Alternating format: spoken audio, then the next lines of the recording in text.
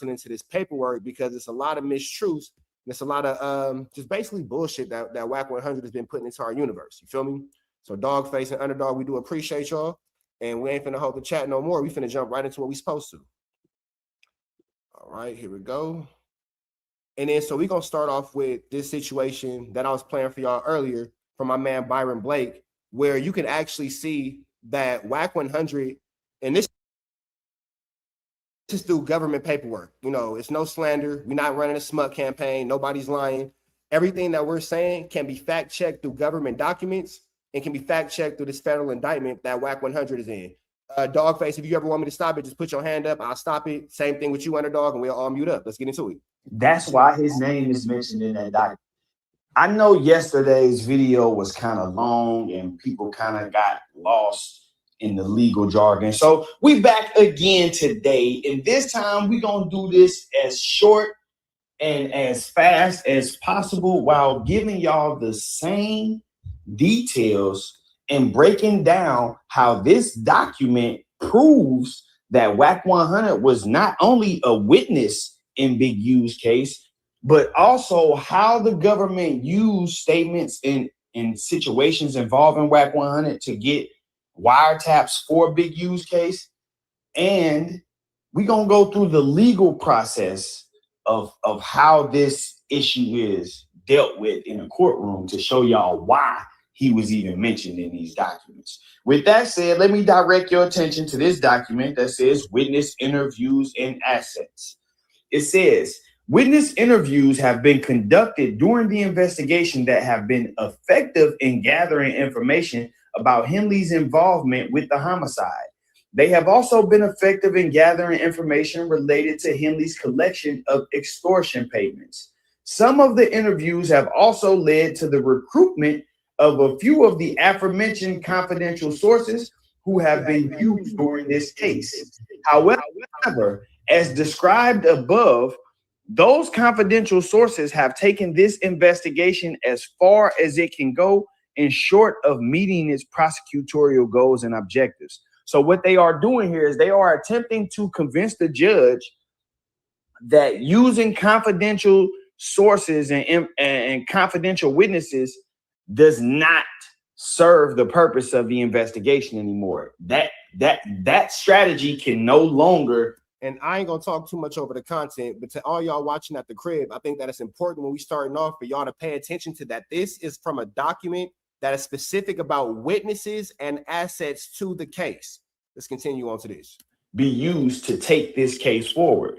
Additionally, in my conversation with CHS-1, CHS-2, and other law enforcement, I have learned that Henley associates with a tight-knit circle of people who have known each other for decades. Continued interviews without court-authorized interception of the target location could unnecessarily alert the targeted communicators to the interests of law enforcement in their illegal activity. So what he's saying is, based on the information that he got from the informants, everybody who is around Big U is very close to him, and it's a tight-knit circle. Therefore, if we continue to try to interview people and try to get these people to come talk to us, then it will alert the people we are investigating that they are being investigated. This is where he starts to talk about how they can get around that and why they should be allowed to get around that. He says the interviews would also have the effect of alerting the targeted communicators and others, thereby compromising the investigation and resulting in possible destruction or concealment of documents and other evidence. Additionally, if the targeted communicators are alerted to the government's investigation, they may flee the jurisdiction in order to avoid apprehension and prosecution. For example, now, do you see it says for example? So this is an example of how an interview could alert the targeted communicator. Hey, so Dogface and Underdog, we was having these conversations before, and remember I was saying that it's this thing called open source reporting. Right. Where these dudes use these interviews. For example, the No Jumper interview where Loose Cannon admitted that he was a part of the robbery was open source reporting. And that open source reporting led to his real life indictment and maybe a real life conviction. and explaining how Wack saying things like "I chase Future through the airport." How you have Wack 100 earlier today on DJ Academics listing out a group of names of people who allegedly attacked Future, despite that information not being in nobody's paperwork, as well as nobody's actually charged with it. You can see how they're using these YouTube videos, songs, interviews, podcasts as evidence in court, and the evidence is standing with the federal government. Yeah, can you hear me? Yeah, we can. Yeah, you good. So exactly what you said is exactly what's going on here. We have a situation where we have somebody trying to recognize responsibility for what they've done by saying their name hasn't directly found in any paperwork. Well, his name is always in the indictment. His name is mentioned second most behind Big U in terms of being mentioned in the indictment. He's mentioned in the first indictment, and he's certainly mentioned in the superseding indictment. One of the things I want to ask you, Rich Trapper, is this. I got a crazy echo going on. Maybe my cut off. Can we mute up? Is it still echoing? No, probably not. So listen, one of the things I want to know is, so we have Wack, who has been behind the scenes committing all manners of chaos behind the scenes. Am I still echoing, y'all? Am I clear right now? No echo? Much better. Okay, yeah. So listen, we have Wack 100 behind the scenes operating as a fixer. He's operating as a person who's helping to arrange people. Now, do we totally blame him for people allowing themselves to be used by him? No, we can't, because we had to put some of the onus and responsibility on the people who are allowing themselves to be used as tools by him. But at the same time, he can no longer, and he will no longer be allowed to say that his fingerprints are not on this indictment. Go ahead, Ms. Trapper. I'm going to mute up. You know what? And because you have to understand the level of the petty person that you're dealing with, you made a really good point. You said that he's, a fixer, and his job is to add people to these situations. So I think for a reference, it's important that we play this. $1,000 every single month. So what I'm about to play you guys is DJ Academics leaking Wax 100's phone call and text messages. Dogface, this is what I was telling you about that just happened. Let me go ahead and play this for y'all so you guys can see an example in real time. Keep in mind, DJ Academics is live right now, so you can see exactly what Dogface is talking about in a real life example. Tag BT Awards party. Like it's old as time, right? Gang members try to attack Future Sierra. Like this is real. This is from 2013. Now keep in mind, all of these situations look like the West Coast was on Future's head. Okay, so they catch him in a club in 2013. They try to do something to him, and Wack supposedly catches him in 2014. So we're gonna get to that. But it says rumors circulating Sierra and Future plans to party after the 2013 BET Awards was ruined, as gang members allegedly tried to beat the brakes out of the Tony Montana rapper. One of his security guards named Roscoe was allegedly caught up in the mess, or got messed up in the melee. He was rushed to a local LA hospital. The club, the Great Soul Manor, was shut down for the night following the incident, and helicopters patrolled the parking lot to make sure the area was safe.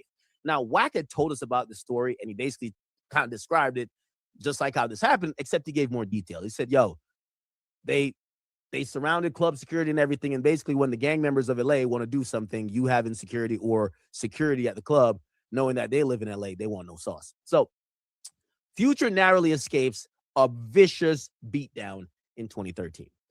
Now, supposedly, like for all we know this happened, and then we knew about Wack chasing him in the airport. But what was confusing is that when we went to the indictment, right? When we went to the indictment said, and let me pull up the indictment. The indictment says after Wack, hold on. Let me just give me a second. The indictment says, let's go to airport. Let's search that. Now, right? So actually, the indictment does not mention the club thing. The club thing happened in 2013. Okay. Now, so if we start thinking, it says and around 2014. Actually, this might be it. Well, anyway. Okay. Oh, here it is. In or around 2014, okay, after Future refused to pay and ceased answering the calls, they Henley's associates and it says Henley and his associates, which means he was there, committed violence against NDC and his associates and security for failing to show respect.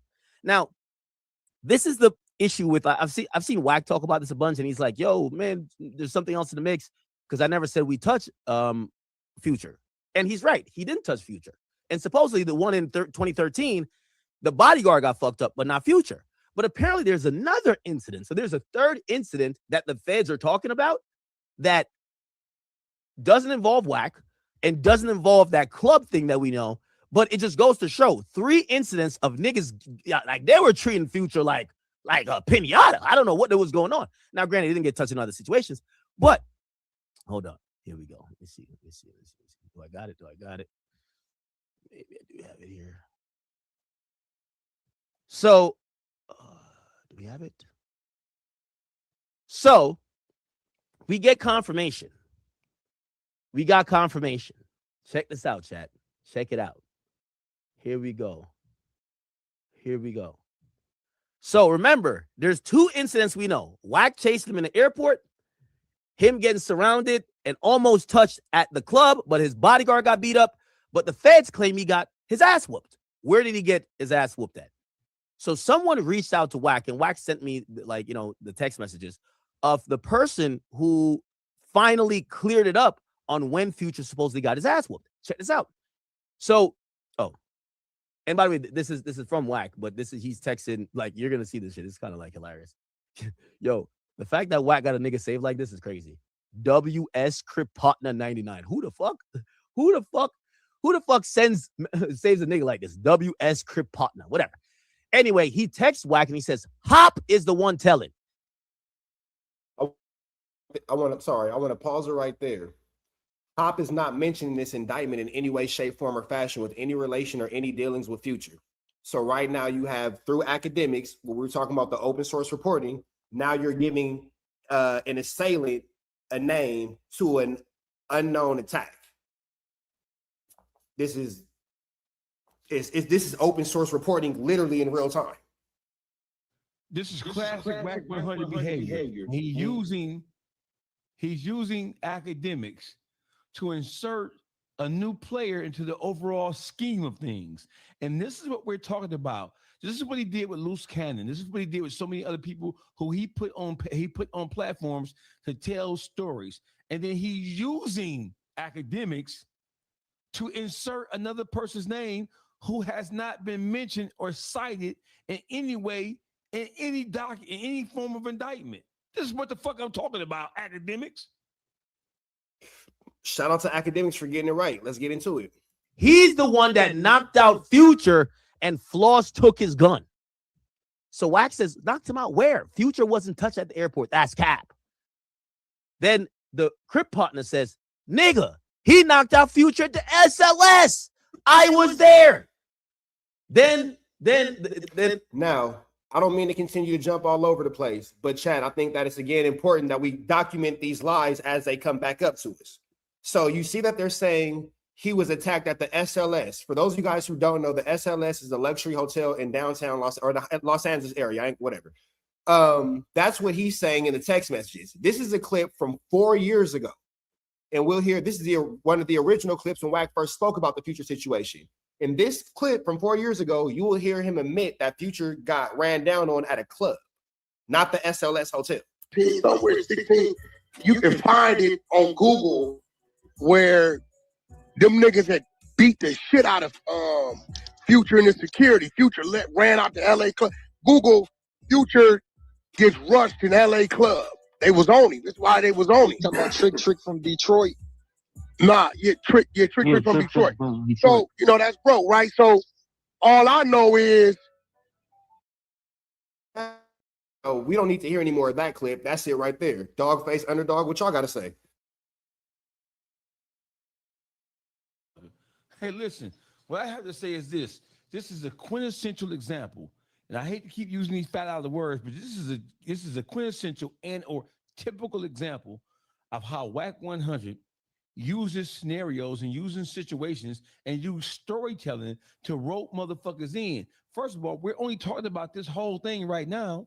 We don't have any proof that the feds had any independent confirmation that this incident took place outside of Wack 100 telling these stories. We don't have a Hop who jumped on social media. We don't have who told the story and somebody picked it up out of no fucking where. We don't have a Hop being mentioned in the original, in the criminal complaint, the original indictment, nor the superseding indictment. You are injecting a new person into this shit using academics to do it. What I think about this is that Wack 100, he knows that he's dealing with people who are operating with a low degree of intelligence. So he has morphed himself into a mighty mutant ninja turtle. He's Master Splinter. This nigga's Master Splinter, and these dumbass niggas to do the telling for him. And then here's what I think. I think that when you say open source, he's talked about these incidents publicly. And then when these incidents get put in the police report, he's saying he's either denying it, that he ever said anything about it at all, or he's saying, hey, well, he's trying to muddy up the waters by saying, well, I ain't the only one who knew this. And that's key. So that's the part that I'm talking about as far as like the activity of dry snitching, right? I believe that this dry snitching approach that Wack is doing is what him and the feds came up with as the way to feed them information, because he can't directly go at them no more because they already got their motherfucking guards up that this nigga suspect, he ratting, he telling. So what he do is he throw it out there in social media in this just I'm being interviewed type form, right? And it's kind of like clickbait too, because some of them give them that motherfucker to defend themselves. Then they get to talking. There's the implication. Put him in the indictment. You see what I'm saying? So to me, this is just like a strategy that him and the feds formed to continue to try to entrap all these suspects or the motherfuckers that they really, really want. And they, you know, that's just like, hey man, they see you keep coming with that damn blue shirt on, put a red one on, put a skirt on, like camouflage yourself. You know what I mean? Put a disguise on. And that dry snitching is the form of a disguise that this motherfucker using. And you best believe, but like in that statement where he mentioned a motherfucker named Hop name, right? That's more of a direct going straight at a motherfucker, trying to implicate him and put him in the fucking indictment, right? Or get an indictment created for him. But his main way of moving at this time that I've been seeing is this dry snitching approach. Oh, I'm just doing an interview. These motherfuckers know, but just like Dogface say, yeah, I don't give a fuck who know. You the one telling it on social media. So you got to claim that. You got to be the author of that, because when nobody else, we didn't know about it until you got to saying something. Hey, watch this, bro. Hey, listen. Hey, Hop, you better run for the border. Hey, Hop, I don't know who you are, but you had better run for them. I'm assuming you're a Crip, because Wack has a thing. He ain't from nowhere. Hop ain't from nowhere. Hey, Hop, I think you need to go lawyer up. And I think you need to, because this guy just sent some text messages. I'm sure, Hop, that you didn't know if these text messages are even real. Because I don't believe shit Wack says. But you know what? Wack has a canning ability to get motherfuckers to talk who shouldn't be talking about the motherfucking thing. So if Hop, is he a real person? Is Hop a real person? So Hop, you better go lawyer up, because this nigga just sent text messages from you and him where you are admitting and acknowledging knowledge of a criminal activity. And Hop, in your text messages, if they are real, hoping they're not, you are admitting that you were there, you had firsthand knowledge, and that you have material information about a crime that has to do with an ongoing fucking indictment. Federal crime. A federal crime. You better run for the fucking border, Hop. And before we get back into this academics clip, I just want you guys to remember too, because I know obviously the three of us being in and out of the legal system, we able to keep up with this in real quick time. Chat, please don't forget that this is not the root of the conversation. The root of the conversation is the paperwork in which we were playing in the very beginning.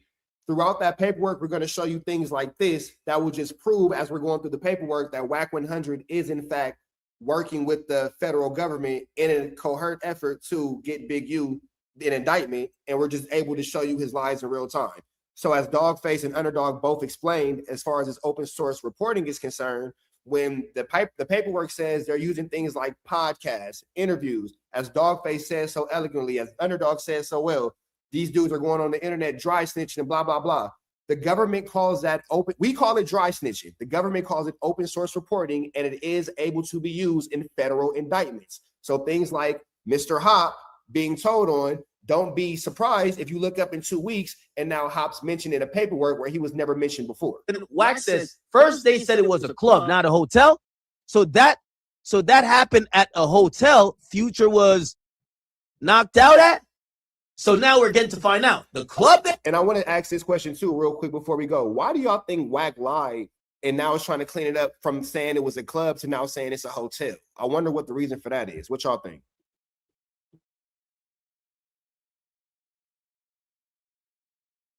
Say the question again, brother. Why do you think that 4 years ago, Wack was so happy to say, yeah, it happened at this club? Now he's trying to change it to present day with it being at the SLS hotel. It's either some information that has come out.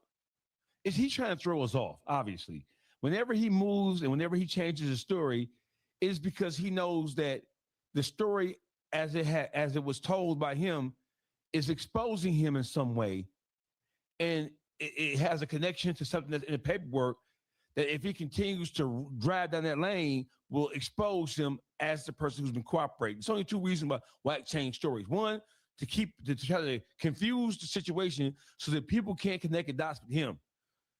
Or when he introduces a new place or a new subject or a new person, he's trying to rope them into the overall equation. That's the only way I see it. They pressed him. He ran out through the kitchen. Then they knock him out in the SLS. And then Wack sees him at the airport and chasing him. I ain't gonna lie to you, bro. They was playing Pac-Man with this nigga Future, bro. I ain't gonna cap. Everybody chasing him. Okay, so they said they knocked him out at the SLS. And he says, I already know what's one of Big U's homies telling. And it says, okay, because he was in touch with me. It says, Hop and Floss. He says, I never knew they caught Future slipping like that. He says, Future security, Hop betted them. So I guess like he put some work in. But I guess they got to Future somehow. He says, Big U was there when this happened? Yes. So that confirms exactly what we just read in the indictment. The indictment says Henley was there with his associates. It didn't say he was there with his associates at the club. It just said Rolling 60s rolled up to the club. So this is a third incident we didn't know about. But apparently, according to the feds and according to WS Crip Partner 99, who's telling Wack this stuff, no, there was another situation that happened where Future supposedly got knocked out. And by the way, you know, I guess this is going into the narrative where Wack is saying there's people within Big U's organization that's telling. That's why these stories are coming to light. Because there's a kind of a question of, did Wack story from Clubhouse or my stream get in a federal indictment because he just said it publicly? Would that not be the definition of what we just said as open source reporting? Yep. Now watch this, right? So now Hop name has not. Can y'all hear me?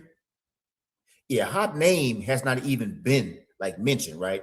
So let's just look at it from a couple angles. One angle could be like maybe he did put in the work and got away with it, right? But according to Wack, you ain't got away with shit because all this is happening in my house, right? So why it takes long to come out? Because that motherfucker gonna always want his cup full of motherfuckers he can tell on. Okay, that's one situation. Now let's just say that Hop ain't got nothing to do with none of this shit, right? But Wack 100 is mentioning him, right? So what Wack does, like say if my name was ringing in this, but they can't prove it.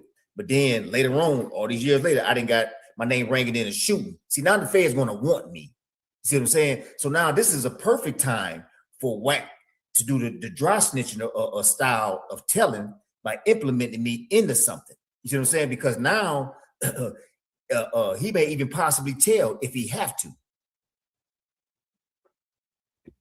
And Dogface,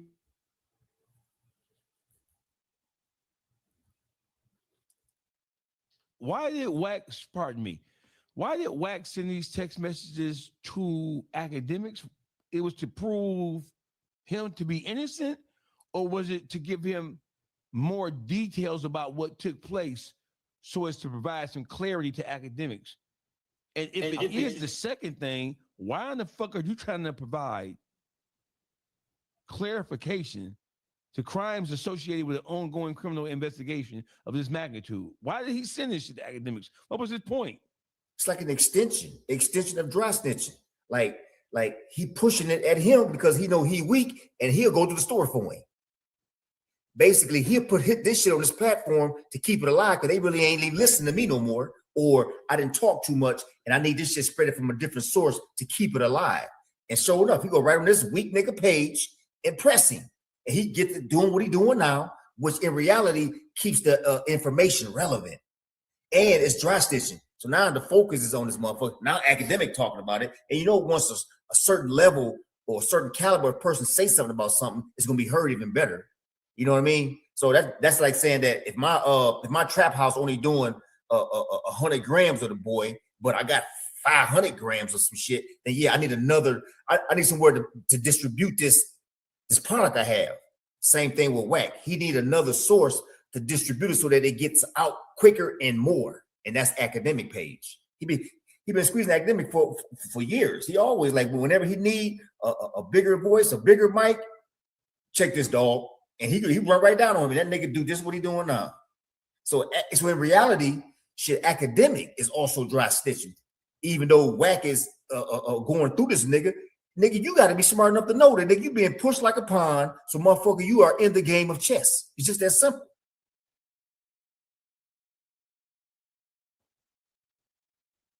and before I start the content back, I'll make it even simpler than that.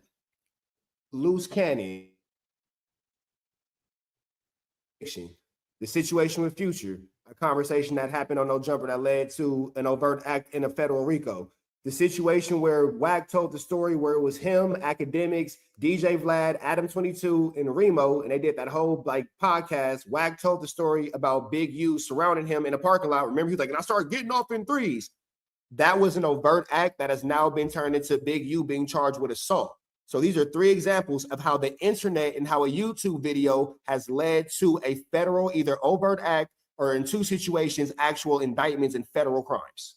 That's why I think he's doing it, because it will continue to lead to the federal crime. We'll get back to the root issue of the problem, but because you two gentlemen have, y'all done live a little bit longer life than I have, but I got enough common sense to know that if you're named in a federal indictment and they're breaking down in a federal indictment what open source reporting is, and you're the only name literally attached to it, and then within the exact same day, now you're naming people in an assault that you put into the internet that were never mentioned into this assault, it would be safe to assume as somebody just having common sense that you're continuing open source reporting.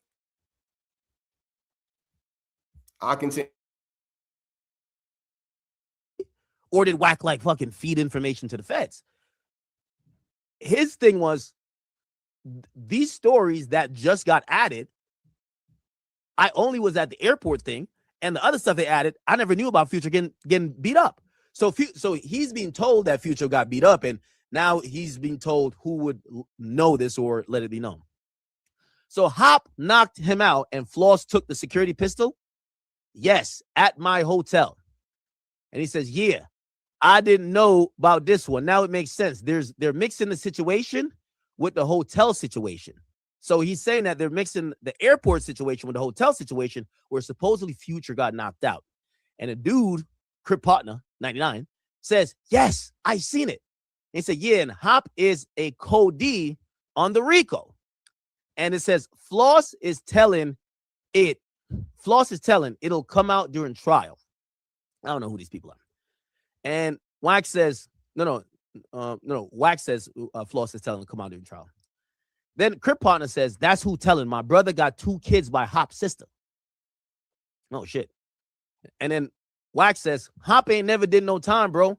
And he got away from Big U. So right now, I could see Hop cooperating. You know, Wack got that like, you know, cooperant radar. You know, like some people got a gaydar, and this nigga got a snitchdar. You feel me? So here we go. And he says, so Crip Partner 99 says, nigga, he is Manny is nigga, he is Manny is they is. Okay, so there's a lot of cooperants. Okay. It says beer call telling too, bro. Loose cannon too. Yo, Wack just throwing a couple more snitches. It's like, nah, this guy snitched too, this guy. And he said, shit, all of them, about 50 more of his homies over the years.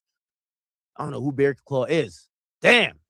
Yo, Crip Partner 99 put a heartbroken inside. You could tell. Now, I want to mention this too. Nowhere in the indictment do you see anything or anywhere about Bear Claw having any type of cooperation with law enforcement. Not one piece. Not one piece. So I don't understand. So this is what I do understand. It's not for the internet, but if someone had maybe not, you know, viewed me as their equal and I wanted to be, it's like, let's look at it like kids. You know, kids on the playground, they want to play Pokemon cards with you, but one kid might be like, nah, your cards ain't good enough. And now you got to go cry in the corner. If the adult version of that happened, and because you just can't simply hang around with somebody, I would feel a way too if you had a chance to, you know, be able to smut them and tear them down. Wack's issue with Bear Claw is Bear Claw never wanted Wack around. It's not because you got beat up. It's not because he took something from you. It's just because sometimes you can smell a rat before they ever eat cheese. That broke him, bro. That broke his heart. Damn. I guess Bear Claw broke his heart. Fuck. They say, yo, Bear Claw told him to stop calling his phone. I think he wanted the extra witnesses. I think he wanted the extra witness tampering charges. He said, Loose Cannon. He said, we all knew Loose Cannon was going to tell. He was like, he was telling people, I bet. Chat. So we got some confirmation according to. Also want to mention too, in the beginning, I don't know if you guys remember, Wack was adamant that Big U and Loose Cannon were both snitching. Neither one of these niggas are telling. Neither one of them. Wack's exclusive source, which is WS Crip Partner 99. Don't know what it means. They're saying, let me see who they say knocked out Future. Yes, they said Hop. Whoever Hop is. It says Hop. Hop knocked out Future at the SLS. So Hop is the one telling, but he knocked out Future at the SLS, and he betted the security and took the security gun. Damn, that's crazy. All right. Okay. Do we see we get moved up? Do we see anywhere where the name Hop is mentioned? Because is there not for nothing like that? Not for nothing like that. So where are we? So how is? So listen. So academics is drawing these conclusions solely from these text messages and having had a conversation with Wack 100. Because if Wack gave him these text messages, he sat down with him, or he was on a FaceTime with him, explaining what these things meant. So now we have a new player in the game, and now in his text strand, he's implicating other people. Two new players, Hop and Floss. He said two names. Yes. So just the fact that academic is getting it off of just text message and spreading it like it's a fucking legal document, that's not okay. But then this is somebody in the chat said this, and it's the same thing that I thought. So you mean to tell me on a random Thursday, Wack decides to say, you know what, academics? Let me out of the blue just send you these messages. Now we also know this too. Yeah. I could text this phone right here. I could say the name Dogface and have a whole conversation with myself, and it'd be like, oh, I was talking to Dogface. Come on, my nigga. We know how this shit works. But academics is about to go off of this. So I want to take y'all back to the original content that we were going into as far as him being proven to be a witness and to be in these being an open source reporting. Chat, I do appreciate y'all for staying focused with us. And I know that we kind of bouncing around a little bit, but the important part that we have, the importance of us showing y'all what we just showed y'all, so you guys can see in real time, not examples from last week of what today looks like when Wack is actually open source reporting, as this is what we're going over in these federal indictments and these paperworks. Example, in July 2022, the FBI Houston division conducted a telephone interview of Cash Jones, aka Wack 100, about his interactions with a subject of their investigation. The FBI Houston division believes C. Jones recorded the interview because the entirety of the interview was posted to YouTube the following day. Based on my training, experience, and knowledge of the investigation, I believe additional interviews of associates of the targeted communicators will not stay private and alert them to LAMTFVG's investigation of the enterprise. So right there, he's saying an example of witnesses leaking information that could alert these targeted people is Cash Jones leaking the information from the investigation with the FBI Houston division. It also says, I believe, additional interviews. So there's already been some interviews. But anyway, let's focus on Cash Jones, right? Because something I want y'all to understand is right here in this moment, they are using Cash Jones leaking of an interview in a separate situation as a foundation for why they should be allowed to get a wiretap in this situation. Legally, you cannot do that. But let me show you how they were able to get around that. Now, first things first, just like I told you, no, the government cannot use a witness leak from a completely different, unrelated case as a generalized legal shortcut to bypass witness interviews or establish necessity for a Title III wiretap in your specific case. Meaning they cannot use the fact that Cash Jones leaked information in an FBI Houston division investigation as a shortcut to bypass witness interviews or establish necessity for a wiretap in Big U's case. They cannot legally do that. Let's look at what these things mean. Title III necessity in case specific proof, meaning in order for them to get the wiretap, they have to prove it's necessary and they have to have case specific proof. So they can't use proof from another case, right? That alone tells you that Wack is connected to this case because they wouldn't have even been able to mention him in this paperwork if it was completely unrelated. Anyway, the necessity requirement under 18 USC 2518 1C, a Title III wiretap application must include a full and complete statement as to whether other normal investigative procedures have been tried and failed or why they reasonably appear to be unlikely to succeed or too dangerous. So in order to get a wiretap, you have to show the judge that other normal procedures have been tried and that they have failed or that they appear to be unlikely to succeed or they may be too dangerous, right? In your case. So in order to get this wiretap from this judge, they had to prove to him that they've already tried other things, which is why they are mentioning, hey, we have tried witness interviews, but the FBI Houston division did an interview with this guy and he leaked the entire interview. So we don't think doing interviews is a good idea over here. But let's keep going. Do y'all remember that conversation he put out about Jay Prince? And he swore to God that he wasn't helping. If you swear to God that it's not helping, you swear to God that this ain't to nobody's detriment, why is it an indictment against somebody? Y'all got more experience with the feds than I do. I'm listening.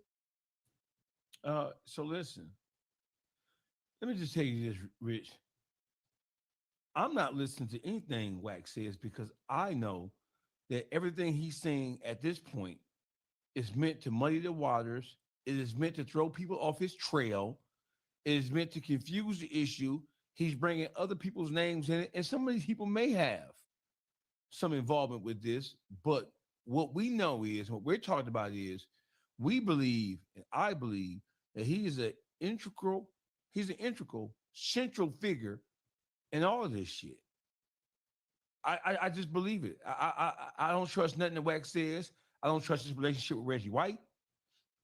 Wack has a long history going back to death row days of knowing how to maneuver into and out of situations, and he's learned how to manipulate situations to his advantage. I'm not listening to nothing Wack says, period.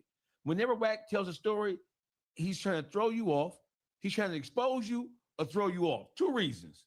That's it. So it's interesting again that you made a point of, you said he's been trying to throw us off since the death row days. I'm gonna let this play for up. You know what? I don't. Here it go. Because the internet never forgets. The internet never forgets, and I'm able to boom. Here it is right here. So just to kind of show the history again, Chad, I appreciate y'all for rocking with us as we bounce around. But this is from 2006, and this is an alleged Wheeler County, Texas case. And according to rumor and legend, they'll say that this is when Wack 100 actually started officially working with the government.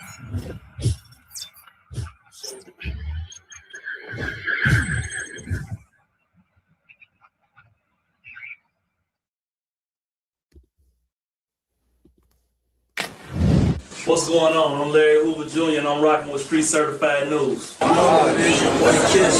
out to Street. Man, smack that up. On hunting, it always seems profit. In part 2, we're really gonna break down this 2006 gun case. Darren Chase, April 16th, 2005. Safety trooper Darren Chase was on a routine patrol on Interstate 40 in Wheeler County, Texas, when he would pull over a 2005 Cadillac for driving 77 in a 70-mile-per-hour speed zone. The driver, later identified as Cash McElroy Jones, stated that he was a truck driver and always ran about 5 miles over the limit. He also stated that he was en route to Tulsa, Oklahoma for a funeral. At some point during the traffic stop, the trooper would ask Cash Jones for permission to search his vehicle. After denying the request, K-9 units were called to the scene. During the search, troopers located a black rifle, black shotgun, a loaded black pistol, along with several clips and large amounts of ammunition for each gun. Following the recovery of the firearms from the vehicle, both Cash Jones and his passenger, who would later go on to be identified as his brother, would be arrested, with both men being charged with unlawful possession of a firearm by a convicted felon. Soon after this arrest, he would be briefly placed on a Fed hold before posting a $10,000 bond. Once out of jail, Wack 100 would travel back to Los Angeles, where he would continue working with Death Row Records and Suge Knight.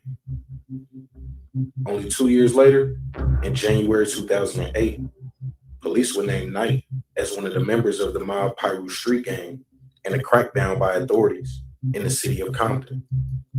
Despite his music industry connections and now managing Ray J and rapper The Game, Wack 100's name would be left out of the crackdown. In that same year, Cash Jones, aka Wack 100, would be caught on wiretap, informing business partner Mark Stevens that the Main Street Mafia Crip leader Liddell Rawls was under investigation for the kidnapping and beating of Robert Ross, aka Stutterbox.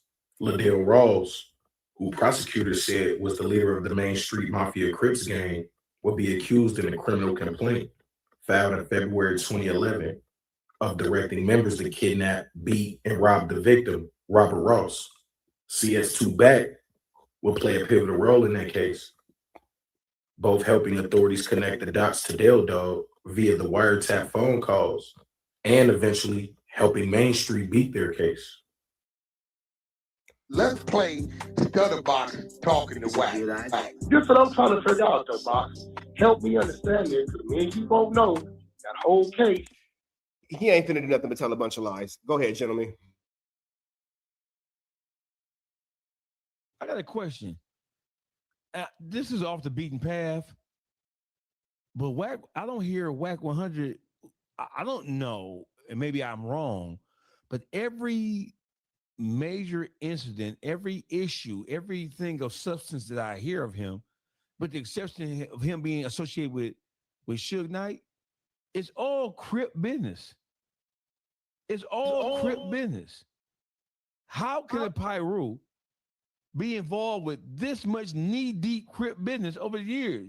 You're going to have to, I'm not from LA, but I'm confused up to this day. So to answer your question direct, to the point, nobody, and when I say nobody, views Wack as a Pyru. What you guys view Wack as outside of the state of California, your business. What you guys view Wack outside of the city of Los Angeles, your business. I do understand how he appears to the world. But if Wack was a piece of jewelry, he's gold with brass in the middle. Period, point blank. Wack is able to be manipulated and to be used. And unfortunately, in a room full of sharks, he's a guppy. We'll just say that for the YouTube guidelines. He's a guppy. And there's nothing wrong with being a guppy because somebody has to be a guppy. They're essential to the ecosystem. But a guppy is meant to be food and or bait. That's the purpose of a guppy. That is the purpose of Wack, to be food and or bait. Suge Knight needs somebody. Wack got the money from driving trucks. Boom, he'll take care of it. The game has some legal problems. Wack may be able to move it around despite making the situation worse, but at the time, boom, he takes care of it. Blueface catches the case and he gets his chain snatched. Boom, Wack goes to the police station and fills out a police report and snitches on the dudes from San Fe 13 about Blueface getting his chain snatched.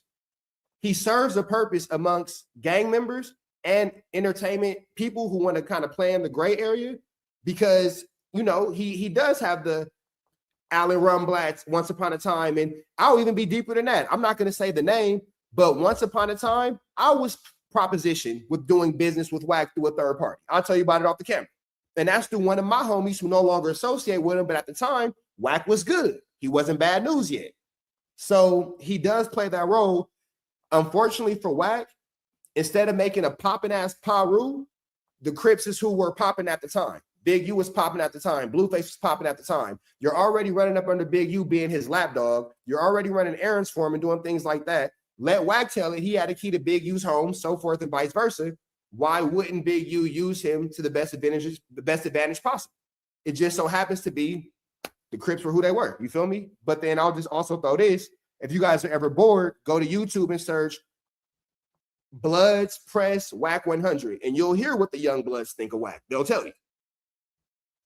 And then I'll kind of close before I jump back into it. That turns into now you get allegedly exposed for having these documents.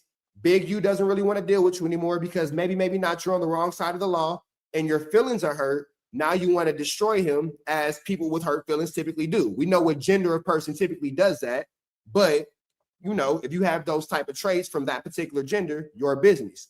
Now Wack is going into a full-blown spiraling out of control mission, and you're looking at it in the terms of a relationship like a scoring eggs. You know how it is when our girl don't want to see you happy with nobody else. Idea over here, but let's keep going. Let's get to the case specific evaluation because I said it. They can't just show that it's necessary. They have to use case specific facts, right? So it can't be this guy leaked information in another case, so we shouldn't have to follow the procedure in our case, right? Boom. The necessity requirement must be demonstrated with facts specific to your specific investigation and the targets named in the application. What this says to me is that the reason why Wack 100 was mentioned in the application, and they mentioned that he leaked information in that other office's investigation, is because he was a witness in this investigation. And they're saying if we go and interview this witness, he's going to do the same thing to us that he did to them. Again, chat, I don't know if y'all really caught what Byron Blake just said. This is the government. This is not my opinion. This is not what I think. This is not what I feel. This is not what I want to be true. This is the United States of America identifying, addressing, and speaking about Cash Wack 100 Jones in the term that they're using as a witness. So I'm not sure if he's unaware of these papers. I'm not sure if he's unaware of these documents. But as far as the United States government is concerned, in the case of Eugene Henley Jr. versus the United States of America, Cash McElroy Jones, aka Wack 100, is in fact named as a witness. Now, he'll argue whether it's true or not. That's not my place to debate that. I'm telling you what's on the paperwork. Named in the application. What this says to me is that the reason why Wack 100 was mentioned in the application, and they mentioned that he leaked information in that other office's investigation, is because he was a witness in this investigation. And they're saying if we go and interview this witness, he's going to do the same thing to us that he did to them. So you should just give us a wiretap. That's what's happening right here. Yeah, as y'all see, it has to be specific to your investigation and the target's name. So if Wack 100 was not connected to Big U, y'all see it got Henley's name at the top. If Wack 100 was not connected to this investigation, if Wack 100 was not a witness in this investigation, if he was not the person that they were using to say, hey, we can't keep using our witnesses, we got to go get a wiretap now. If he was not the person, his name wouldn't even be here. It has to be case specific. So there's no reason for them to mention. And if you look at the earlier part of the document, it mentions CHS1, CHS2, who we know. Dogface, while you stepped away, just to catch you up, I don't know if you want to speak on it, but at this point, again, this is not by my opinion, not by Underdog's opinion, not by your opinion. The United States of America, whether it be true or false, has identified Cash McElroy Jones as a witness and is referring to him as a witness in the Eugene Henley versus United States federal RICO. That was what you walked. That's what you missed. What do you think? How could he not be? So, in my, how could he not be? He has publicly divulged too much firsthand and or secondhand information, meaning he has told too many stories. He's recounted too many stories of having personally been involved with. And let's not, before I even say this, before there was a loose cannon, there was a Wack 100. Wack 100 was Big U's henchman. When you think about the whole thing with the future at the airport, and there's a variety of other conversations that could be had, Wack 100 ran with Crips. He ran with Big U for years before we ever heard of a loose cannon or a brick baby or anybody else. Wack 100 was Big U's right-hand man. So Wack 100 has told too many stories where it appears as if he has firsthand knowledge of criminal activity that has been cited in Big U's indictments. And he has told too many stories where he has secondhand knowledge of things, of people who have things that he have heard, which would still make him a material witness. How can he not be called? How can he not be cited? Wack 100, based on how this thing looks, he is witness number 1 or 1.5. And that's what I think. This is why he names like hot pop up, because if he can't put those situations on who they truly sit on, then they're going to put it on him. The feds. That's what I'm thinking. They're going to put that on him.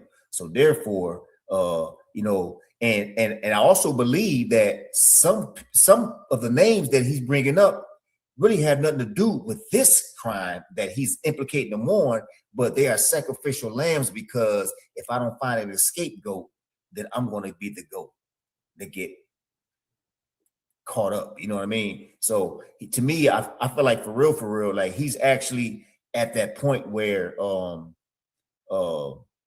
he's basically trying to get like a which is like a sentence reduction or some kind of plea deal, right? And the plea deal may consist of give us something more solid than this, and we'll let your ass stay out here. But if you don't, then we're going to put you in an indictment because if you notice he has not been charged with anything yet, but he knows about everything. Just like, and if you notice, he's always present. Like if you go back some in this right here, he said that they was downstairs jumping on Future at a hotel I was at. Why are you always there, nigga? You know what I mean? So he need to be there. He need to be there. He always there. Hey, at first when he starts talking about the Big U and the LAX story, he was acting like Big U was doing it. But then he got so caught up in telling the story, he said, I pressed Future when he was with Sierra. I was the one that went through the fucking the bridge at the fucking airport. Future made the call, throwed the phone to me. I talked to Stunner Man. He always said so. But that's the implication part right there, where he got like, well, damn, I implicated myself. Or I didn't told him myself. Oh, I'm looking for a sacrificial lamb. He knows so many motherfuckers, and you best believe, So now, why is Big U? That's being added to Big U's indictment. When you tell the story, bitch, you always saying you. You said I. How the fuck that turns into a Big U, Big U, Big U? You said I, bitch. You should be charged at this point. But he's not, and that's crazy. But that's the kind of courtesy that is extended to a significant informant. So, Underdog, to your point, you asked a really good question. Why is he doing this? It's going to be explained into this. Everything you just said is about to come out in his paperwork, so y'all both see what's going to happen. It's going to come out in this clip. I done watched it 10 times. But take it back to the last clip I showed about academics, and Wack is listing off all them fucking names. There you go, the sacrificial lamb that you spoke of. Here go two of them. You gonna say something, Dogface? You want me to get back to it? And he's so smart in his distribution of it. He only gonna give it to him according to stay relevant with them, because as long as he feed them information, I just like if I got $100,000, you say I need $100,000, but if I give it to you right now, it's over with. You want to make a decision on me, so I'm gonna bird feed your ass that $100,000 just so that I stay in the game longer. It's a heavy game plan, but informants in this case, and other law enforcement. And then it mentions none other than Wack 100. But let's keep going, because there's something else that you have to see, which is called the exhaustion of alternatives. Now, when it comes to this, law enforcement must explain why standard techniques such as physical surveillance, grand jury subpoenas, undercover agents, or interviewing specific witnesses will not work or are too dangerous in your case. So once again, they have to list why interviewing specific witnesses will not work or are too dangerous in your case. So when you see Wack 100's name and they saying we can't interview this specific witness, it won't work because he's going to leak the information. That tells you again, Wack 100 is considered a witness. I know I sound repetitive, but I'm going over each category and tying it back to this so y'all can see exactly, how this is coming together. Now, let's discuss why a remote leak does not apply. No blanket exemptions, okay? A leak by a witness in an entirely separate proceeding does not legally or logically prove that a witness in your current distinct case will leak information, or that interviewing people connected to you in your case is inherently unavailable or safe. So you cannot bring in the fact that this happened in another case and use that, because the burden is you have to prove that it won't work in my case. In this specific, in United States versus Henley, they have to prove that interviewing witnesses won't work. The example they are using is, hey, we have this witness that's leaking information. Risk of suppression, right? And this. Y'all people, they keep calling that nigga a witness. Yeah, hey, listen. So when you consider the fact that he ran right to YouTube, ran right to Clubhouse, when the so-called federal agent called to ask him questions about J. Prince Sr., that just really speaks to what this subject is about right here. Right? We can't trust this son of a bitch. This son of a bitch is a wild card. We can't trust him. So maybe I'm missing something. So because we can't trust the normal course of procedure. You seeing what you saying? Right. Because we can't trust the normal course of procedure. We want a wiretap. We want authorization for Title III to get electronic surveillance, because in this situation, we can't use normal means of investigation because we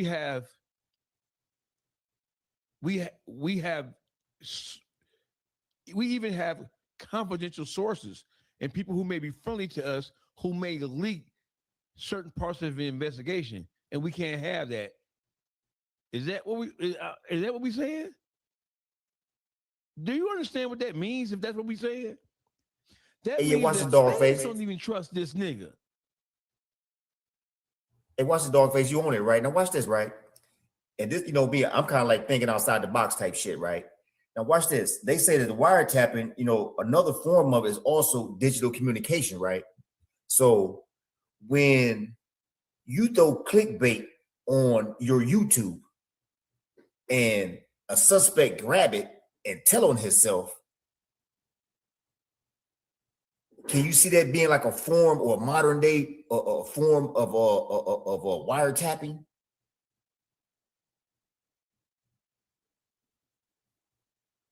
You ain't catch it? Yeah, I mean, so Watch this. What this does is it really showcases how manipulative and how cunning Wack 100 is. This nigga, he was born out of due season. They needed Wack 100s. They needed Wack 100 back in 1961 when they came with the RICO shit. 67 when they needed this nigga back in COINTELPRO days, because this nigga has taken ratting and taken cooperation to a higher level, unlike anything we've ever seen before. We ain't never seen no shit like this before.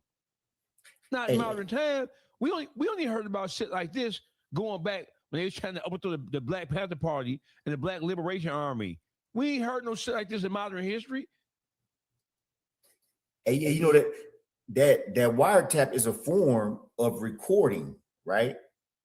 If you get on that motherfucking YouTube talking about a fucking case that I implicated you on, and you in it, that's a recording. It's like an entrapment, but it's like another form of wiretapping, because we have you recorded and you just incriminated yourself.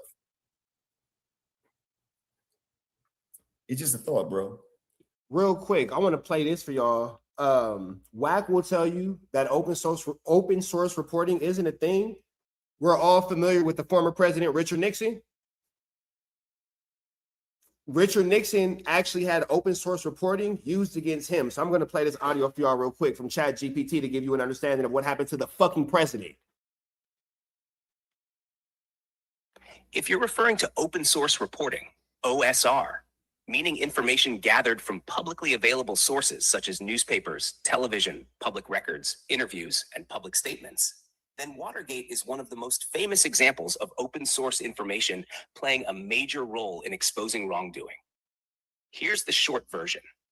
Investigative journalists, most famously Bob Woodward and Carl Bernstein, pieced together information from public records, court filings, interviews, and confidential sources to reveal the Watergate cover-up. Congressional hearings were televised, making witness testimony public and allowing anyone, including investigators, to analyze what was said. Nixon's own public statements were compared against other evidence, and inconsistencies became part of the investigation. Later, White House tape recordings and other official records provided direct evidence that corroborated parts of the investigation and ultimately contributed to Nixon's resignation. So while Nixon was not prosecuted based solely on open source reporting, publicly available information and investigative journalism were crucial in uncovering facts, identifying leads, and helping investigators build the case that was later supported by witness testimony, subpoenas, and official evidence. So to your point, Underdog, the reason why we're seeing this in modern day is because back in Richard Nixon's days, they had newspaper articles which did the same shit that we now just do on YouTube. YouTube just wasn't out yet. That's my point. That's my point right there, bro. That's my point right there. And that's why he's so active. He's so active on that motherfucker, because this is his style. This is his, like I was saying on one of my YouTube page, you got a smart snitch, you got a dumb snitch, you got a cocky and an arrogant snitch, but you also got a dry snitch. This is the platform that this dry snitch is moving on. So I'm about to get back to the content, but I'm going to just say this. For those of y'all who don't believe open source reporting is a real thing, why is it appropriate for Richard Nixon but not Wack 100? This is why I said in my video yesterday that if things went the way Wack wants us to believe that they went, then Big U is about to get this whole wiretap thrown out. If federal agents or prosecutors insert generic boilerplate arguments or rely on unrelated external events to pretend they satisfy the exhaustion requirements of your case without actually evaluating local realities, the defense can move to suppress the wiretap evidence. You see what I'm saying? It has to be specific to your case. The fact that they are mentioning Wack 100 in this paperwork as a reason why they can't interview witnesses, and Wack is not related to this at all, as he claims, then Big U has automatic grounds to get his wiretap suppressed. Again, it says, if federal agents or prosecutors insert generic boilerplate arguments or rely on unrelated external events to pretend they satisfied the exhaustion requirement for your case without actually evaluating local realities, the defense can move to suppress the wiretap evidence for failing the statutory necessity test. So this is statutory. You have to prove necessity. Now ask yourself, how does saying that Wack 100 leaked information in a different investigation prove that it's necessary to skip over interviews and just do wiretaps in this investigation unless Wack is a target as far as being a witness? If Wack is not the witness that they are referring to, not being able to interview. Now, I know some of y'all gonna get lost and say, okay, well, if they saying they can't interview Wack, how is Wack an informant? Let me break this down to you. I want to direct your attention back to the original complaint filed in Big U's case, where it details this alleged robbery that happened to victim 1. And victim 1 was later instructed to pull up on Big U, and Big U told him that's how you rob yourself, and demanded $10,000 from victim 1 to ensure that other robberies did not occur. Of course, this is all after allegedly giving victim 1. And again, they're going to break this down a little bit more, but just for those of you guys who are unaware, this literal indictment is the story from Loose Cannon being on No Jumper, and this is what led to the whole BS in the first place. Back the stuff that he was robbed for. Now, Loose Cannon, who is identified as Williams in this indictment, later admitted to this robbery and the aftermath on a podcast. on the No Jumper podcast, after stating that Williams was Henley's right-hand man, Williams explained, so basically he'll manipulate things. We'll go and do something, and then the same niggas we do it to show up at the house like 10 minutes later as we trying to count everything. So he's basically saying we go hit a lick, and then as soon as we pull the move, the people that we took it from pull up on us. We be confused, like how? Williams then said that Henley would state, well, we just gonna give like 40,000 back. Wack 100, listen to what it says. Wack 100, who is a rival counterpart of Henley's for the Bloods, was also on the podcast. See how they clearly mention his name? It's nothing. They clearly state who they are talking about that said this. Anyway, it says, Wack 100, who is a rival counterpart of Henley's for the Bloods, was also on the podcast and stated, you know why he wanted to give dude back the 40, right? So they using Wack's words to corroborate the MO. Go ahead, Dogface.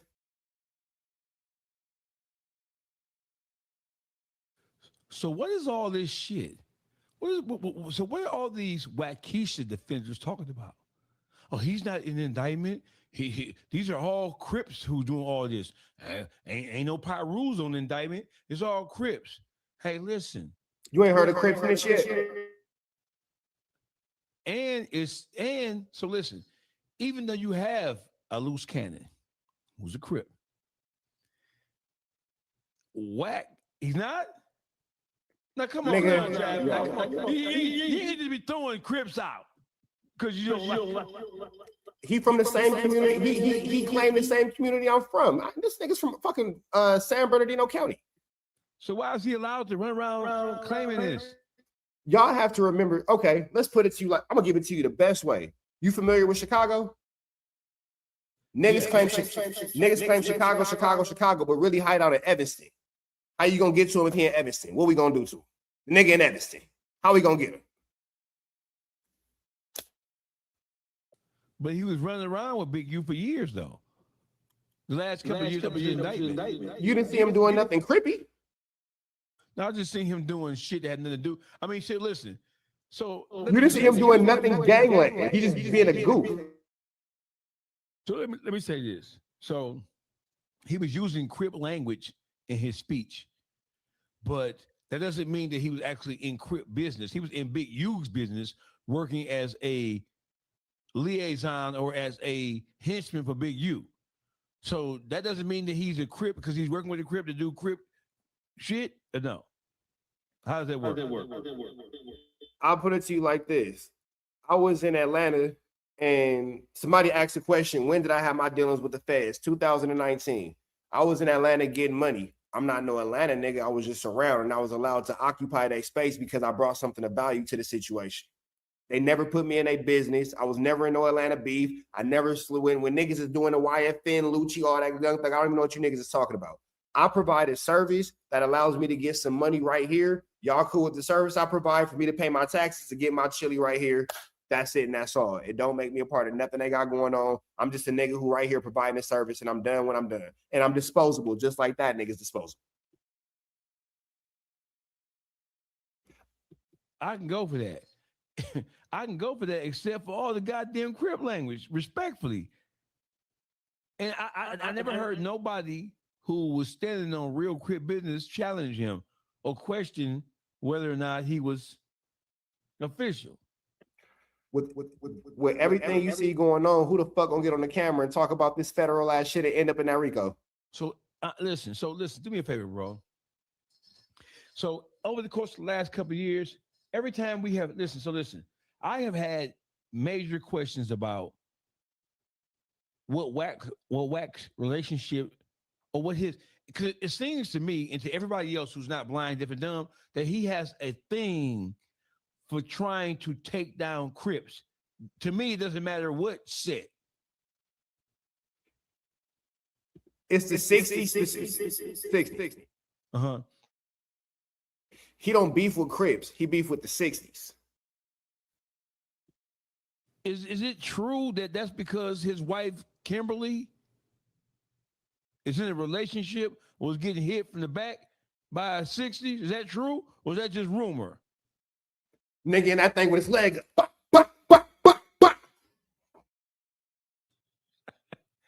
Y'all wrong. Y'all wrong, man. Hitting the Dougie like Rico and paying the fool.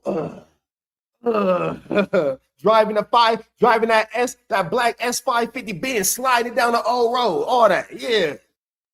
So are you telling me on this podcast here and right now that Wack 100, one of his major motivations is the grudge he's holding against the 60s because somebody from the 60s is fucking his soon-to-be ex-wife? I know you ain't saying no shit like that. Bow, hit it from the back. Bow, hit it from the back.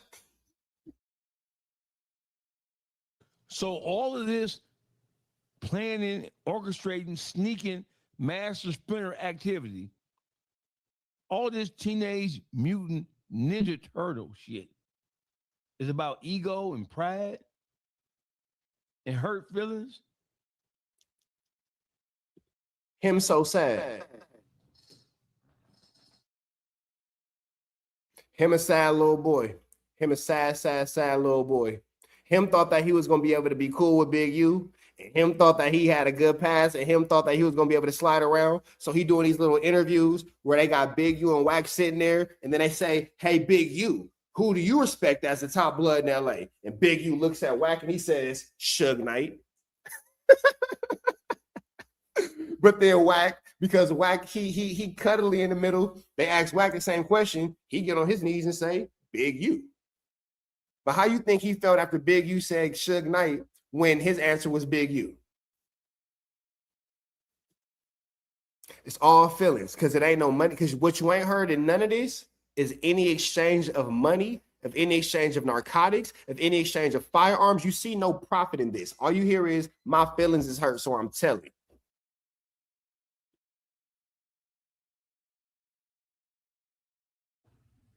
Right here, Wack is explaining to Loose Cannon and the people viewing the podcast why Big U, because Loose is saying, man, he'll be like, well, we just gonna give back 40,000. And now Wack is saying, you know why he was saying why he wanted to give dude the 40, right? Because he was gonna charge him 20 for getting it back. So they're using Wack's words in the original complaint right there. Fast forward to 2026 and a new indictment has been filed. This time, they are clearly using Wack's words, you know, and this is a new overt act that has been added to this racketeering charge. What you have to understand is these are charged acts, but they are charged as acts committed in furtherance of the racketeering. So the racketeering is the actual federal statute that he's charged under. And then that way they can just inculpate all of these different acts and things that he's allegedly done and put them all under one charge instead of having to charge him with 200 different statutes. Anyway, they are clearly using his words and information that he put on the internet once again. This is called open source reporting. Now, this is where it gets really tricky too. Now, let's be very clear about this because I want y'all to know that I know what I'm talking about. And I want y'all to know what y'all talking about when y'all say this. So to answer the questions, yes, if the interview was published in a newspaper, magazine, podcast, TV broadcast, or public website, that's considered open source intelligence. Now, here's how you can tell the difference based on where the government got the quote. It is open source reporting if the interview was public, the witness spoke to a journalist, a blogger, or posted a video online. Do this sound like No Jumper deal? Now let's discuss why it's used. Prosecutors can simply read the article or watch the video and quote it in the indictment. They do not need to interview the person themselves because the person already made the statement publicly. So by all standards, definition, all they have to do is watch your interview. So the prosecutor, the federal government don't need to interview the witness. So we talked about, right? So the prosecutor doesn't need to interview any witnesses. When they hear a story on a platform such as No Jumper, all they have to do is hear it and hear the names associated with it, and then they can use that as justification or as their reasoning why they're incorporating that particular act as is described as the overt act. Man, dry snitching, aka overt act. So that means that his words on these podcasts are even more critical. And he knows this. I said that. I called it dry snitching, but that's not the proper term, but that's exactly what it is. How he using that platform to implicate and entrapping witnesses in there. Because, oh man, that's heavy. Hey, Trap, we need that. We need this clipped out. Because this right here needs to be sent to academics. And let's just say they don't know how their platform has been weaponized. Let's say they don't know. This needs to be clipped out. So can you, what timestamp? 122? This shit needs to be sent to academics, Poetic Flacco, and Adam 22 specifically. So they can't, from this point forward, if they didn't know, they know now. So when they're acting incredulous about, well, what do you mean he's using our like that, bro? That is the rat trap. When they get that, oh my bad, underdog. Way. I said that is the rat trap. That is the ultimate rat trap. Where do the rat run from there? So I spoke with Adam 22 last week on No Jumper. I gave him a call. We spoke about this exact same situation.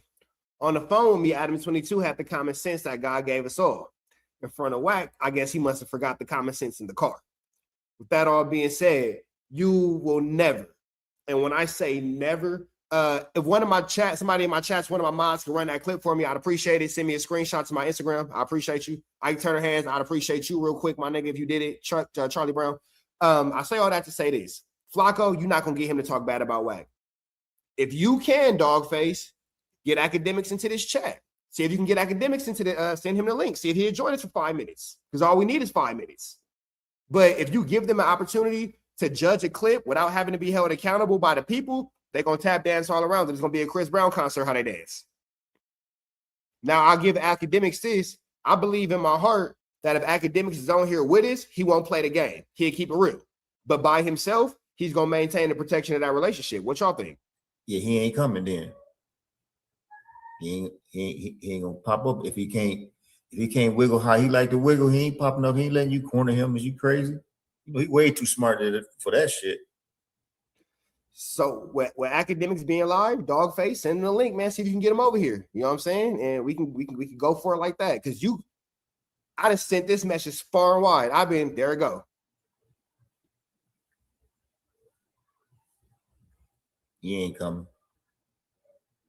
I've been talking about this for the last 4 years. And up until last week or the week before last, everybody was calling me crazy. So God willing. And on the same token, I'll do my part. Let me send it to Adam 22 and we'll keep the content going. Person already made the statement publicly.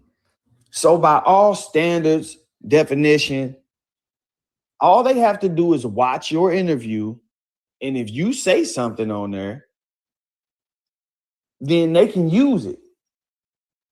They don't have to talk to you at all. But let's keep going, because this statement can be used to establish probable cause in an indictment. And I want to explain to y'all exactly how it's used. And I want y'all to also understand that the the threshold for probable cause for an indictment is not the same as reasonable doubt.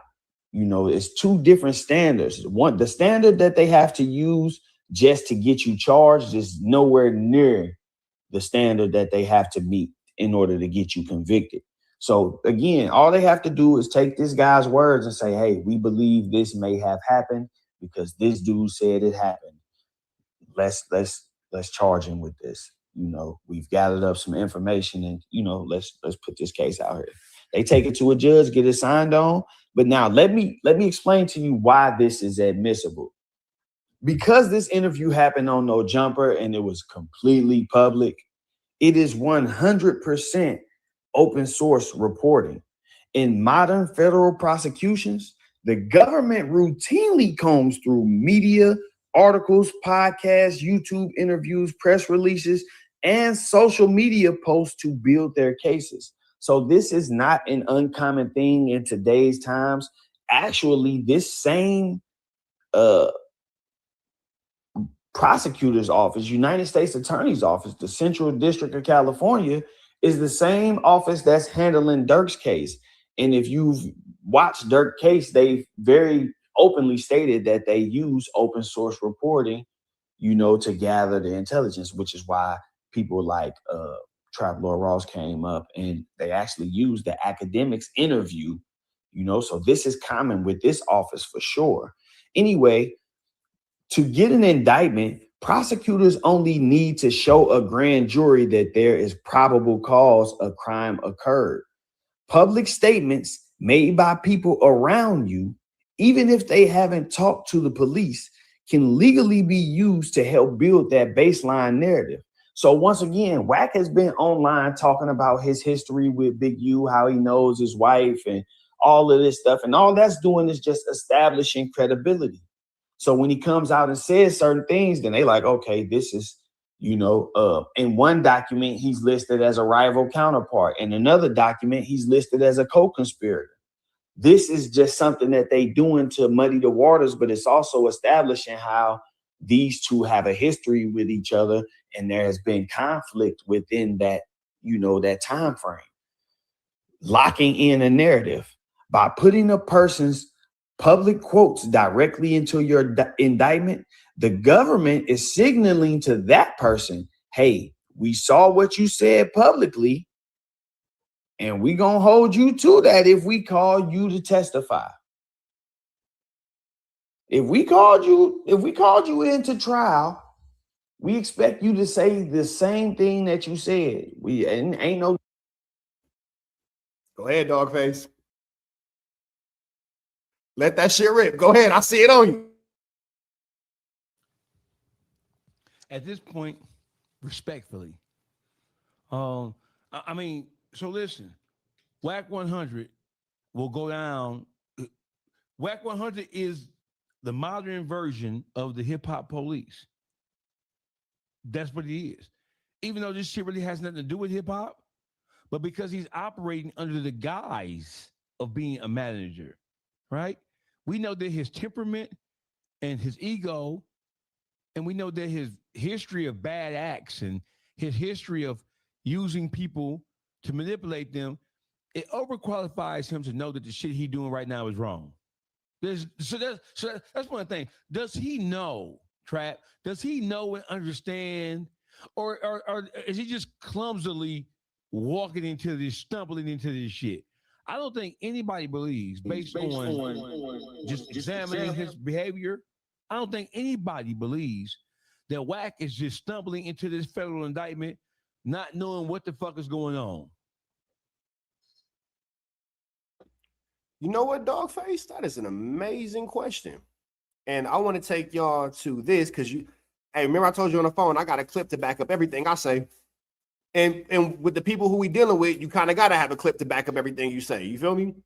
But real quick, let me see. Wack 100 speaks on Munchie B, Draco, KO, Killer.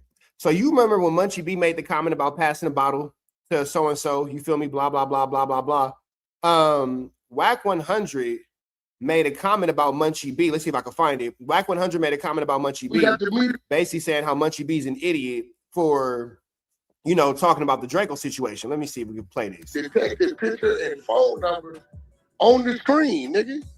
I don't know what the Flacco got going on over there. What I do know is you been running Flacco information. You over there got happy because he was the one helping you get on the No Jumper platform, nigga. You over there, what you telling Flacco? Flacco mentioned the shit about Rose Mo. Nigga, that's 2012. We dropped Jesus Peace 2013. How you trying to put it on everybody but you when everything we talking about came out of your mouth? That was literally the exact quote. Look, Dogface, I've been doing this shit on this nigga so long. I know a video to go to and right to the timestamp. He just said everything Munchie B is wrong for is because it came out of Munchie B's mouth. Well, are we not listening to everything that came out of Wack's mouth?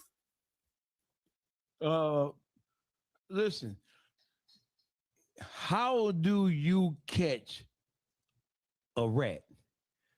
You said rat traps. We know rats are, they don't really, their bones are extremely flexible, right? They can squeeze through the smallest and the tightest places. What has to happen with somebody like Wack is that he has to be cornered like this. You have to be, whenever you're speaking on this shit, right? You have to understand law, one, and you have to understand the streets and how the streets work. If you don't, if you suck at either one of those things, he will slip out of your grasp and scurry up under underground. It's as simple as that.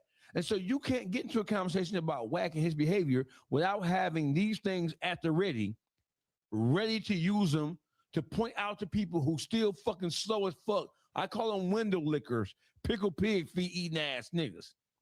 You have to have this, or he gonna spot the grass every time. And again, to the chat, I will constantly apologize because I don't mean to treat y'all like y'all slow. I'm not treating y'all like y'all slow, but like Dogface said, when you have somebody that's so comfortably spinning narratives and has the assistance of the major platforms in our universe, allowing him to spin the narrative, you do have to be able to back up all your claims with facts. It's like what they teach you in school. When you write an essay, you got to cite your sources, and that's all we're doing. But let's continue on. Underdog, you want to say something? Yeah, I just want to say that, you know, when you lay that rat trap, you know, one of the most important things to catch them is to know how they move. You know, once you set that rat trap in that direction that he moves in constantly, that's how you catch him. Because let's just say that, you know, the mice don't never go in the kitchen, but he always in the living room. It ain't gonna make no sense to put the motherfucking mouse trap in the kitchen. He ain't going to no kitchen. That's not how he moves.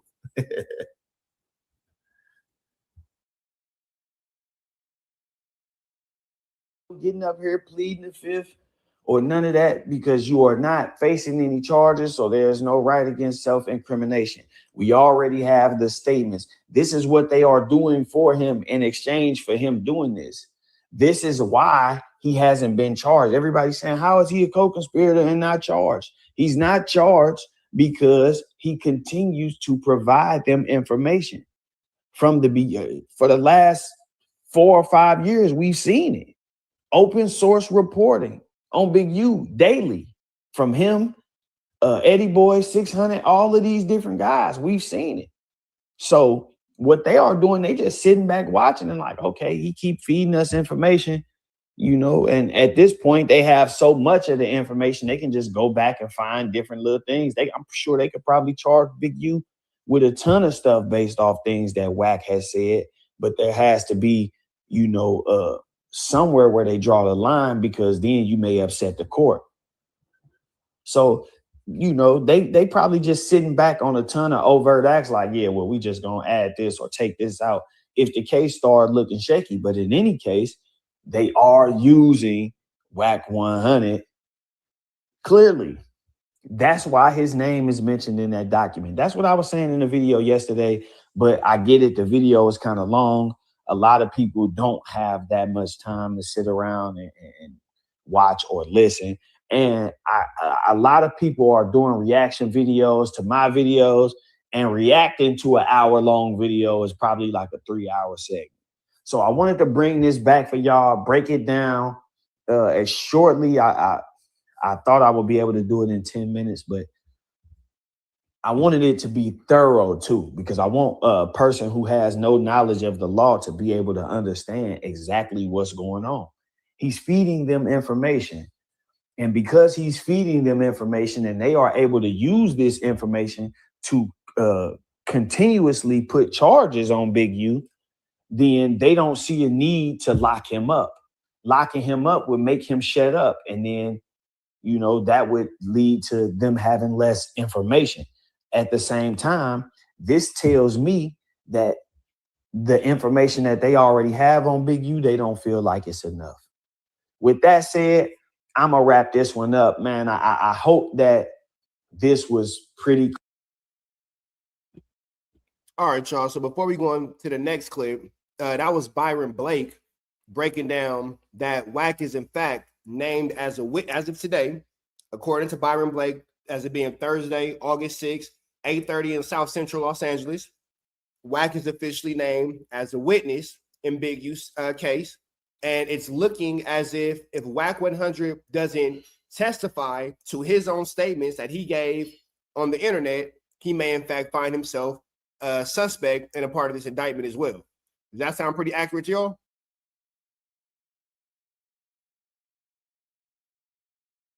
So with that one being said, it's 100% accurate.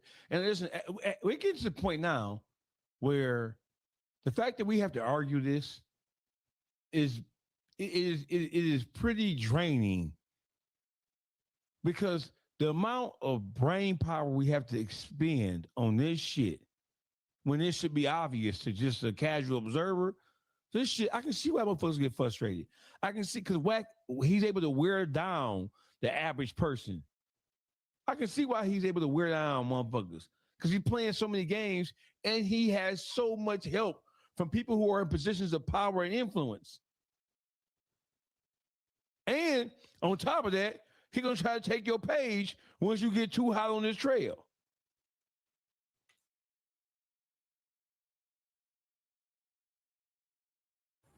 So for the weak, he's intimidating. And that's really how I look at him, because I know that, you know, this shit's so cut and dry. And you wonder why people ain't taking the stance. It's because they weak and he intimidating. And I get it. You know, you can have all the money in the world, but if the bully come, it's like Debo. They put the chain up. They're gonna whack, put the chain up. You know, so like one of his characteristics is to intimidate, and he intimidates you and back you right in the wall, which is where he wants you at, so he can put you in a situation.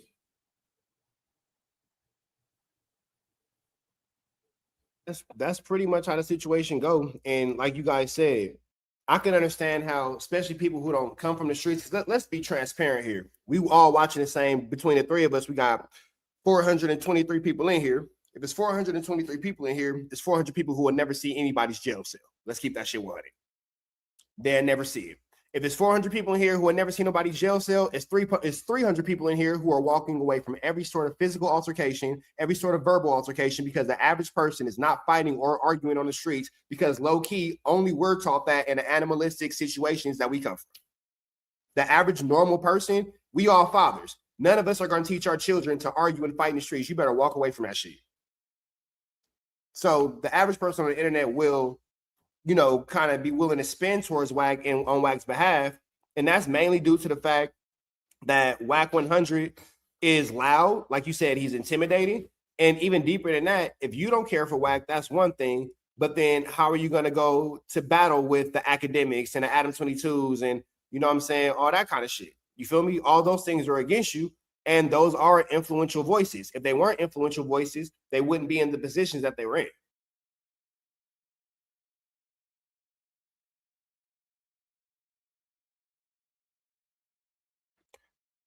All right, y'all. So I'm finna go into this next one before we get up out of here for the night. And don't worry, chat. We'll be back for some more, man. Me and Dogface at exchange information. Underdog, I'm gonna get your information too. You feel me? We're gonna chop it up and we'll be back because it's a lot of things that we could break down about this case, but I know it's a lot to just uncover in one night. But before we get up out of here, I do want to go into one of the hotter topics of Wack 100 chasing Future, because my biggest question is, why is Wack, not being charged with this when he's the one who has the admission of guilt? And he, out of his own mouth, said that, Big U never chased this nigga. You feel me?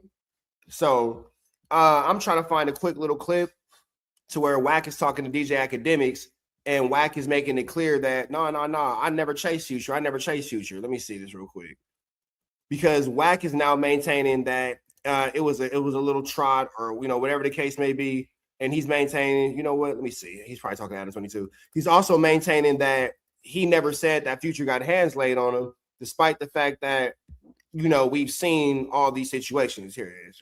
Yo, remember when Wack 100 kept saying Future got? Oh, you know what? That's not it. I'm sorry.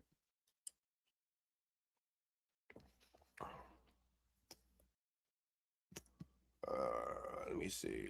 Okay. Why were you pressing Doughboy on Clubhouse, and why did you say fuck him and Future? That was the highlight clip. Well, see, that's what I'm saying. Once again, like, my response is always all they see and all they hear. Uh-huh. So this all goes back to Future and you allegedly getting into an altercation at LAX. What was it? Yeah, I got content I could have showed. I just let it go. But Rockstar from Hip Hop Trends calls me. I'm at home. Bro, what up? Hey man, Doughboy is coming to my room. And real quick, for those of y'all asking why we not playing the Rockstar content, because if I wanted to talk to one of Wack's baby's mamas, I'll just call Kim.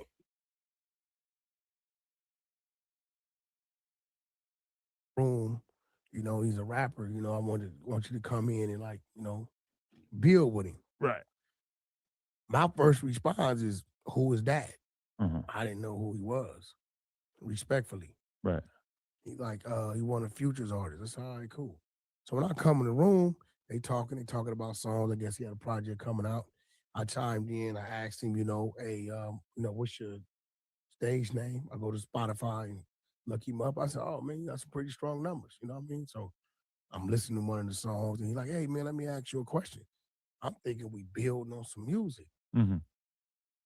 Yo, what's up with you and Pluto? Mm. I'm like, me and who? Right.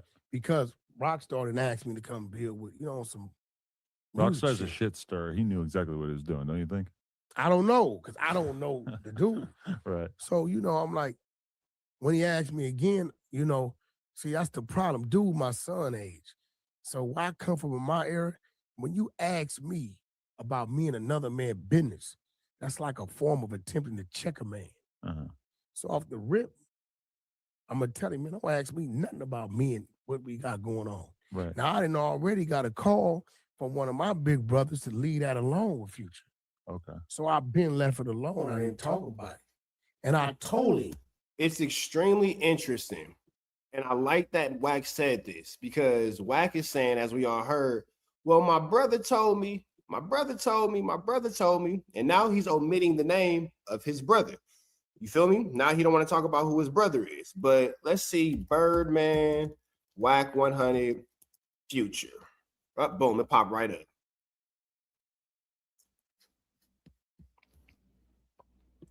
It's a long drop down here, right? He throws the phone at me on speaker. All I hear is Stunner voice. He say, Wack, it's me, Stunner. Talk to me. I say, Stunner, I'm busy right now. He said, yeah, but I don't want you to be, nephew. What's going on? Would he still be considered a gangster if he used to run? But he used to run a heroin empire and he got a ton of people. It's a long drop down here, right? He throws the phone at me on speaker. All I hear is Stunner voice. He say, Wack, it's me, Stunner. Talk to me. I say, Stunner, I'm busy right now. He said, yeah, but I don't want you to be, nephew. What's going on? I say, oh, trick a bag, man. He can't be in our backyard and he don't throw a bag. Either he gonna pay or he finna get ducked and then he gonna pay, right? Trick at home sleep. He don't know what's going on here. So by Wack's own admission, now he's saying my brother, by his admission, he said Stunner's name 3 times. I counted it. Y'all seen me use my fingers. In addition to that, where the extortion comes in, I can loan Dogface $10. Dogface, you gonna pay me back my $10, or I'm gonna F you up, and then you're gonna pay me back my $10. That's what makes it extortion. Oh geez, am I tripping, or did I pretty much make it as simple as it could be made? If it gets any simpler than that, then it's like we slow then. Yeah. It gets simple than that, we slow. Check your text message. I got a surprise in there for you. Thank me later.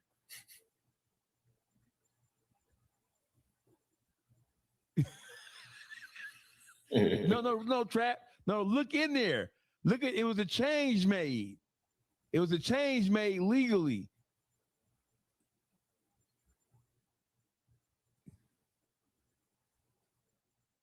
The house has to be in Rakita Bradford's name because if it's in Cash McElroy Jones' name, he has over $20 million worth of debt and they'll seize the house. That's why it was in Kim's name before he took it from her name. No. Look closer. Look close. Landon.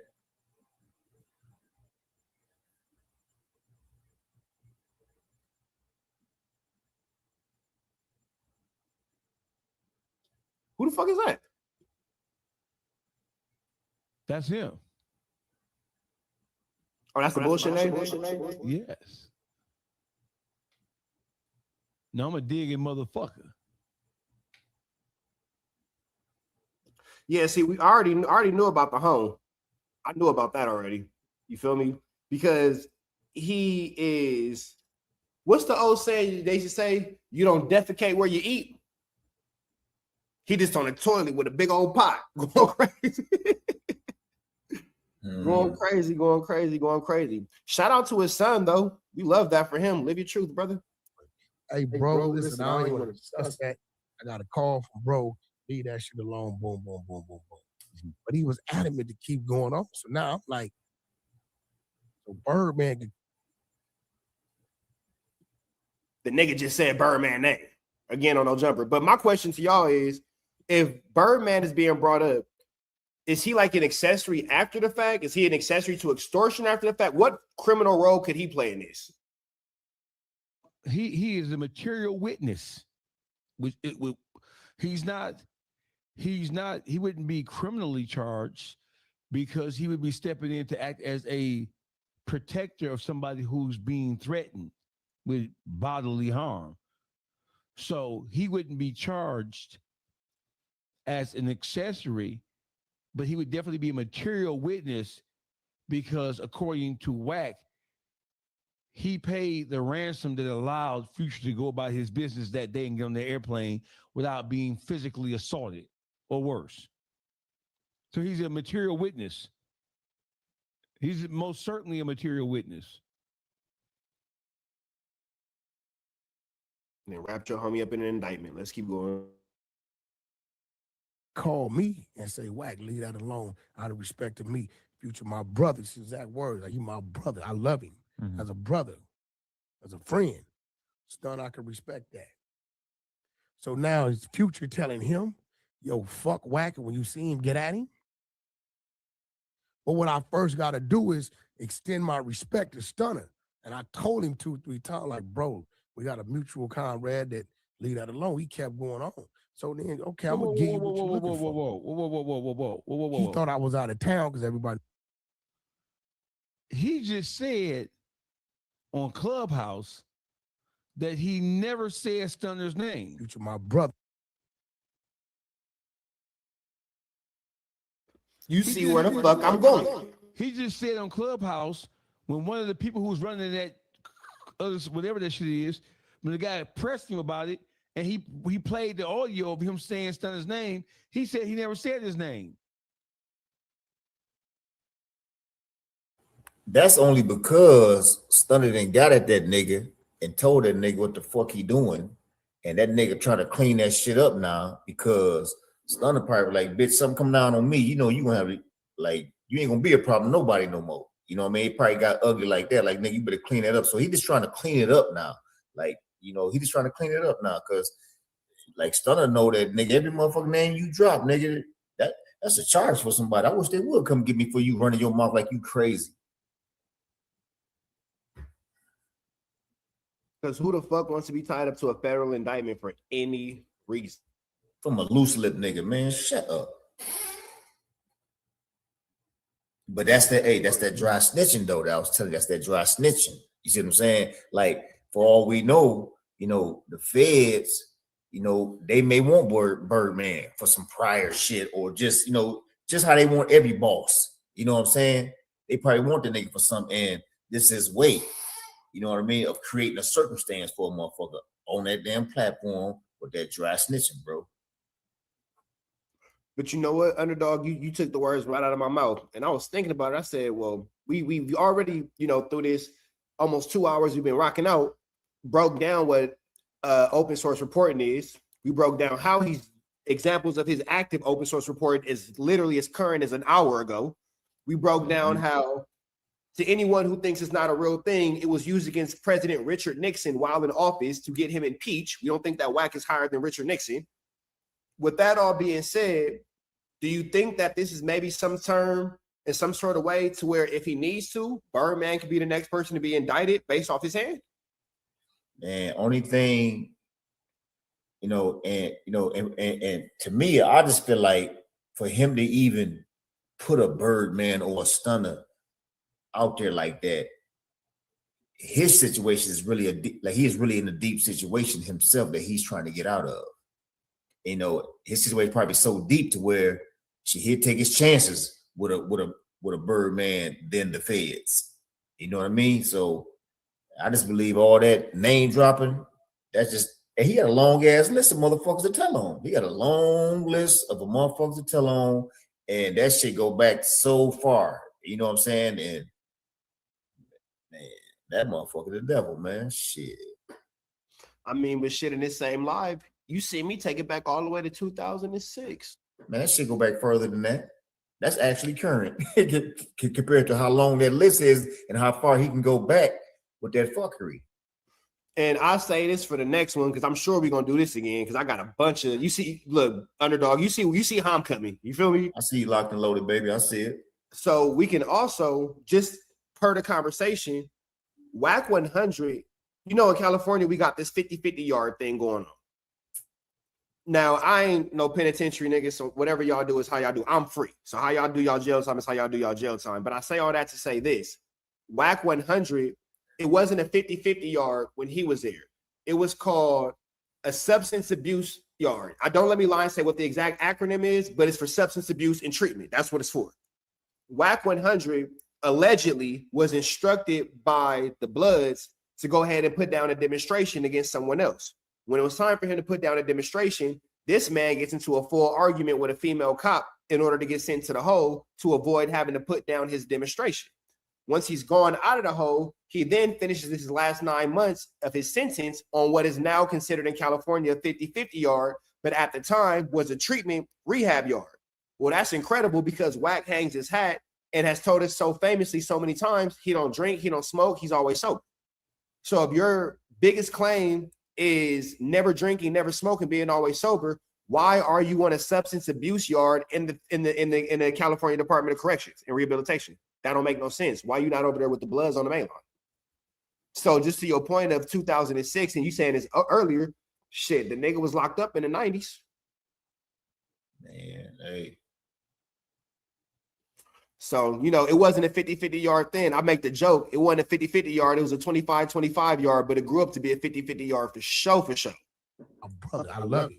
As a brother, as a friend, Stun, I can respect that. So now is Future telling him, yo, fuck Wack, when you see him, get at him? But what I first got to do is extend my respect to Stunner. And I told him 2-3 times, like, bro, we got a mutual comrade that leave that alone. He kept going on. So then, okay, I'm going to give you what you're looking for. He thought I was out of town because everybody knew I was out of town. He didn't know I was back in the studio. So I said, you in LA? Yeah. I said, well, where you at? You were trying to get Doughboy to pull up on you. No, I was going to pull up. Or you were going to pull up. Because he was talking about, oh, homie, I like the face-to-face and all this crazy shit. So Rockstar was on his way to my studio that night. I said, well, Rockstar, this your man. You with him in LA? Yeah. Well, go get him. Pull up. So Rockstar tell me we got off the phone. He like, yo, that's a real address? He like, yeah, that's a real address. We're going to come get you. Nah, I'm cool. So you did all that for what? But another nigga gained off the clout. I just had the homie last night, Munchie B from Inglewood said, Wack, I ain't gonna lie, because Munchie blind, he lost his eyesight. You know, I ain't gonna lie. That nigga won because I didn't know who the nigga was. I learned who he was and started listening to his music. When y'all got into it? Clout. Wait, when I got into it with him? No, when me and this dude, what's the nigga name? Doughboy. Doughboy, right? Right. Guess they tell me from like Ohio. So now you're listening to Doughboy. No. He's a talented No, rapper. not me. I've never. okay. I just went to preview one of his songs that night. Okay. Because Rockstar asked me to come.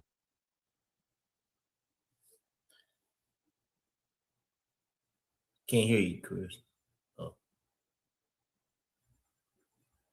But I didn't say you had a charge, though. But I didn't say that. Anybody phone. You got to put it to them. So this is Lush and Wack arguing, and we'll let y'all go after this chat, but this is Lush and Wack arguing where Wack is upset at being compared to Munchie B for the exact same thing. And I think this is a clip where Wack says he never chased Future. You know, he's denying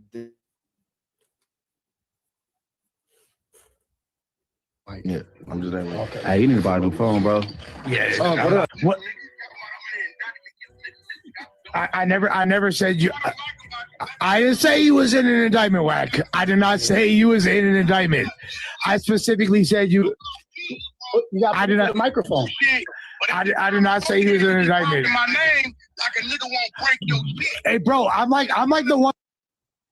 Again, y'all have more knowledge of this, you know, than I do as far as like the feds and all that's concerned. My question is, how the hell is he on the internet sending these type of threats, saying that I'll break your face, I'll do this? Like, how are you not in jail? Hey, listen, bro. Can you hear me? First of all, the content that Wack talk about, don't no real nigga get on live in front of the public and even talk like that, right? So in itself, that makes us ask the question, like, from a real nigga perspective, what the fuck are you doing, right?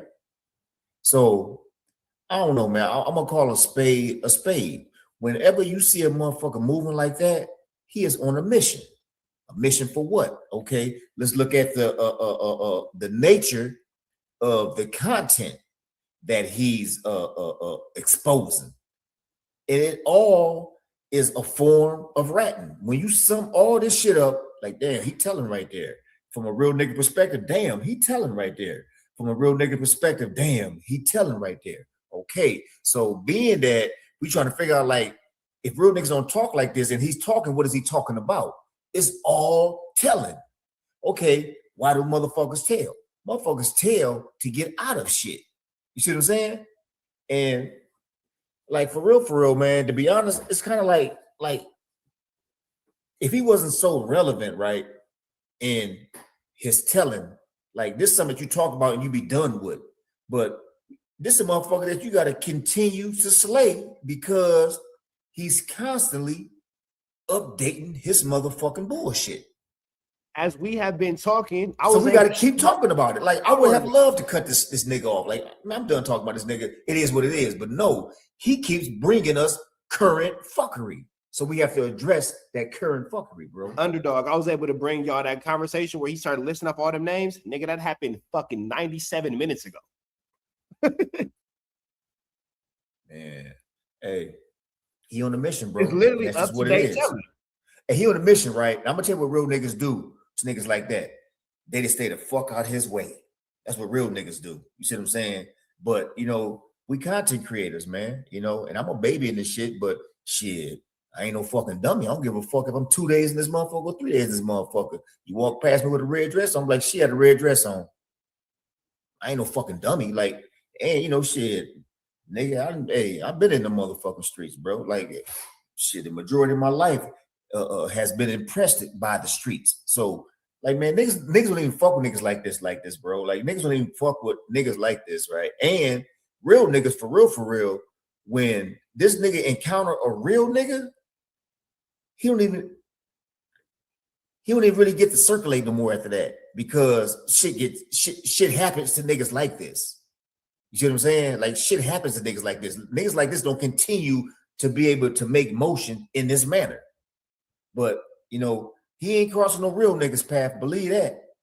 He ain't crossing no real niggas path. That's why, for real, that's why he trying to clean up or implicating a real nigga like Stunner or whatever. Like he's trying to clear that up because he know how ugly that can get for him because ugly niggas deal with niggas like this way different from the clowns that he implementing in all this bullshit. It's amazing how long a nigga like this can even survive, bro. It's amazing. Like I'm like the nigga Wayne. Like damn nigga, you still here? Damn nigga, you still here? Yeah, that nigga still here doing the same bullshit, bro. Hey, almost pretty much with no recourse. The only real big problem he has is if he can't feed the feds. If he ever gets to the point to where he has nothing to feed the feds gonna dog him like he dogging everybody else. That's the real true day of reckoning for his ass right there.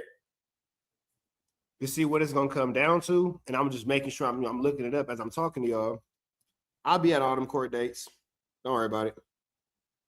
Because what we can't do is depend on these dudes to give us their version of what happened when I could just give you guys what actually happened. And for those of you guys who are not familiar with what I have going on, I've actually been following the situation with Wack 100, doing investigative reporting docuseries for the last 4 years. So if you guys are interested in any of the things that I'm talking about, go ahead and check my YouTube channel, Trap News Network, TRAPNEWS NETWORX. Make sure you go ahead and tap in that. But you guys can check out everything that we're talking about. I'll show paperwork. I'll show pictures. I'll show proof of him being in certain places and blah, blah, blah. And don't get it twisted. As me, Underdog, and Dogface continue, we'll bring y'all this way more. This is like one of an unknown number series because it's so much more to break down. You feel me? Go ahead, Dogface. Hey, listen, I want to thank everybody for joining us tonight. So I want you guys to know the next time y'all see us, we going up top with the visuals. We're going up top with everything. So just be aware of that. And sorry, and I apologize for any complications with the sound, the echoes that made some parts kind of like rough to listen to. When we come back to spank ass. Pause. So we'll give y'all this last little round, and then we'll let y'all enjoy y'all night. But it's important that y'all see this. I'm like speaking unbiasedly and defending you. I'm like, but I'm not talking bad. Like you could save this preamble, but I'm not like talking bad about you. Hey, bitch, do you know what a court action is versus a charge? No one said you had a charge though. No one said that. No, I didn't. No, I did not say you had a charge. I never said that.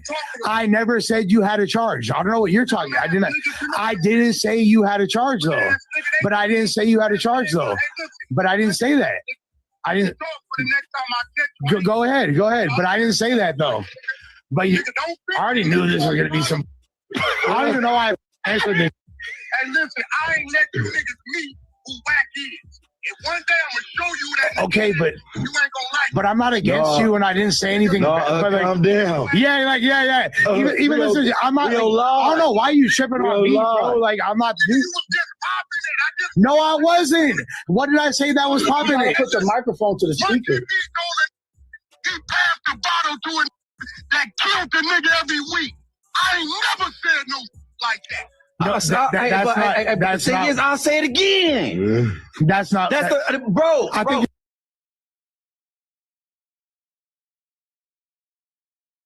My bad, y'all.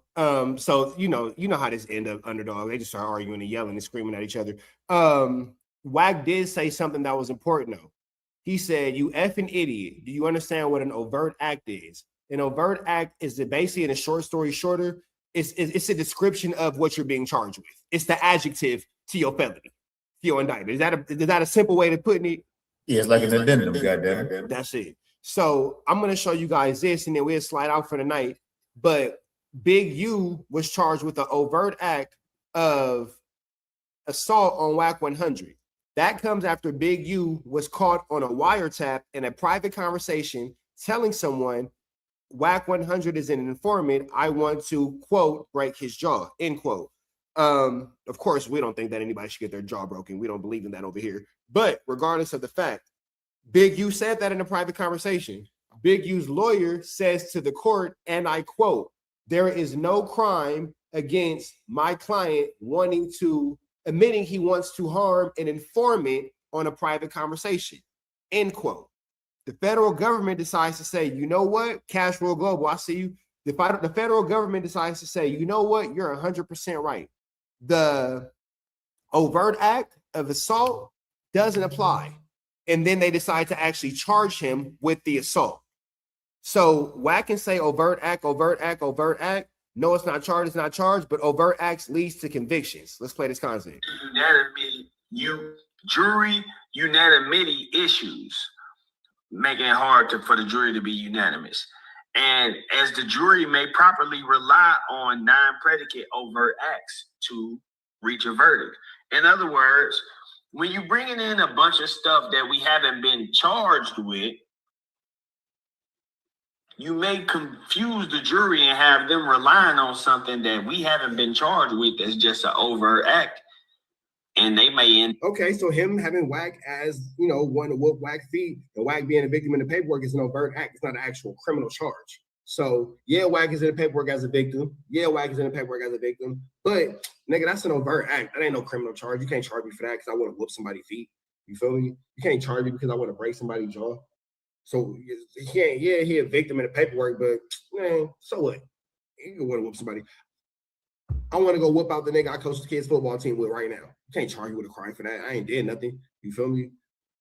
They're finding us guilty on that.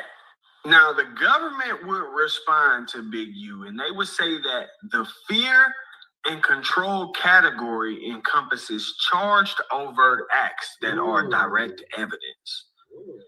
They would go on to say the defendant's motion challenges dozens of overt acts alleged in the first superseding indictment, styled as Rule 404B concerns. That framing is backwards. The government is entitled to prove the overt acts charged in its own indictment. These are not uncharged other acts. They are part of the charged RICO conspiracy, and proof of charged overt acts requires no 404B justification. Now, the reason I was emphasizing uncharged in the last stuff that I was. And again, Wack just said an overt act is something uncharged. Let's see where this situation goes. Was reading from Big U is because I was seeing that they were locked in on that. He kept saying, y'all saying I threatened Wack 100. I'm not charged with that. Y'all saying that I said I wanted to beat up Wack 100. I'm not charged with that. The government is now coming back and saying that, yes, you are. The fear and control. Big U is being charged with wanting to whoop Wack 1. Tenderism. Pick the blind up, put the blind down, pick the blind up, put the blind down, pick the blind up, put the blind down. Big U, Reg Dog. Big U has officially been charged with man. Hey, Big Rich, they got the canine dogs. And if you do something to harm that canine dog, they'll charge you. If you do something to fuck with that informant, they'll charge you. So, like we should never question whether or not he is an informant or not. And if he's an informant and you fucking with him, then it's cool. You just land in bed with an informant. Hey, it's your prerogative. You know what I'm saying? And Wack is a victim in the case. I said it. I told y'all. Wack was a victim in the case. Nigga, I beat the feds, nigga. I beat the feds, nigga. I keep trying to tell you niggas, bro. I beat these niggas. And I never fucked up again in life, nigga. I got off by the skin of my teeth. Nigga, I beat these niggas, bro. I told y'all. Hold on, let me write it back. Let me put the thing down, flip it in reverse here. From Big U is because I I was seeing that they were locked in on that. He kept saying, y'all saying I threatened Wack 100. I'm not charged with that. Y'all saying that I said I wanted to beat up Wack 100. I'm not charged with that. The government is now coming back and saying that, yes, you are. The fear and control category that Big U was talking about encompasses charged overt acts that are direct evidence.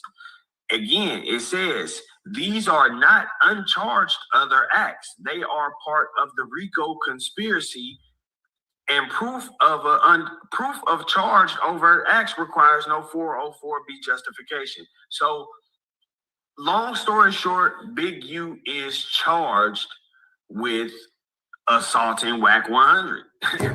It says it right here in the paper. Big U is charged with assaulting Wack 100. I didn't make it up. But when I said it, niggas wanted to take shots at my character. Oh, niggas drug my name through the mud to hide this shit, bro. Niggas drug my name through the mud. Niggas lied. Niggas tried. Oh. Sorry about that, y'all. I was really passionate that day. I've been telling niggas some shit for 4 years and it finally hit. But with that all being said, man, Dogface is gone. Underdog, I'm gonna tap in. Hit me on Instagram, and I'm gonna send. Tell Dogface to give you my number, and then we'll figure it out from there. All right, I think I already put that follow in on there, so we're good on Instagram. Send me a DM because I don't be looking at that shit, but I go look at my request right now.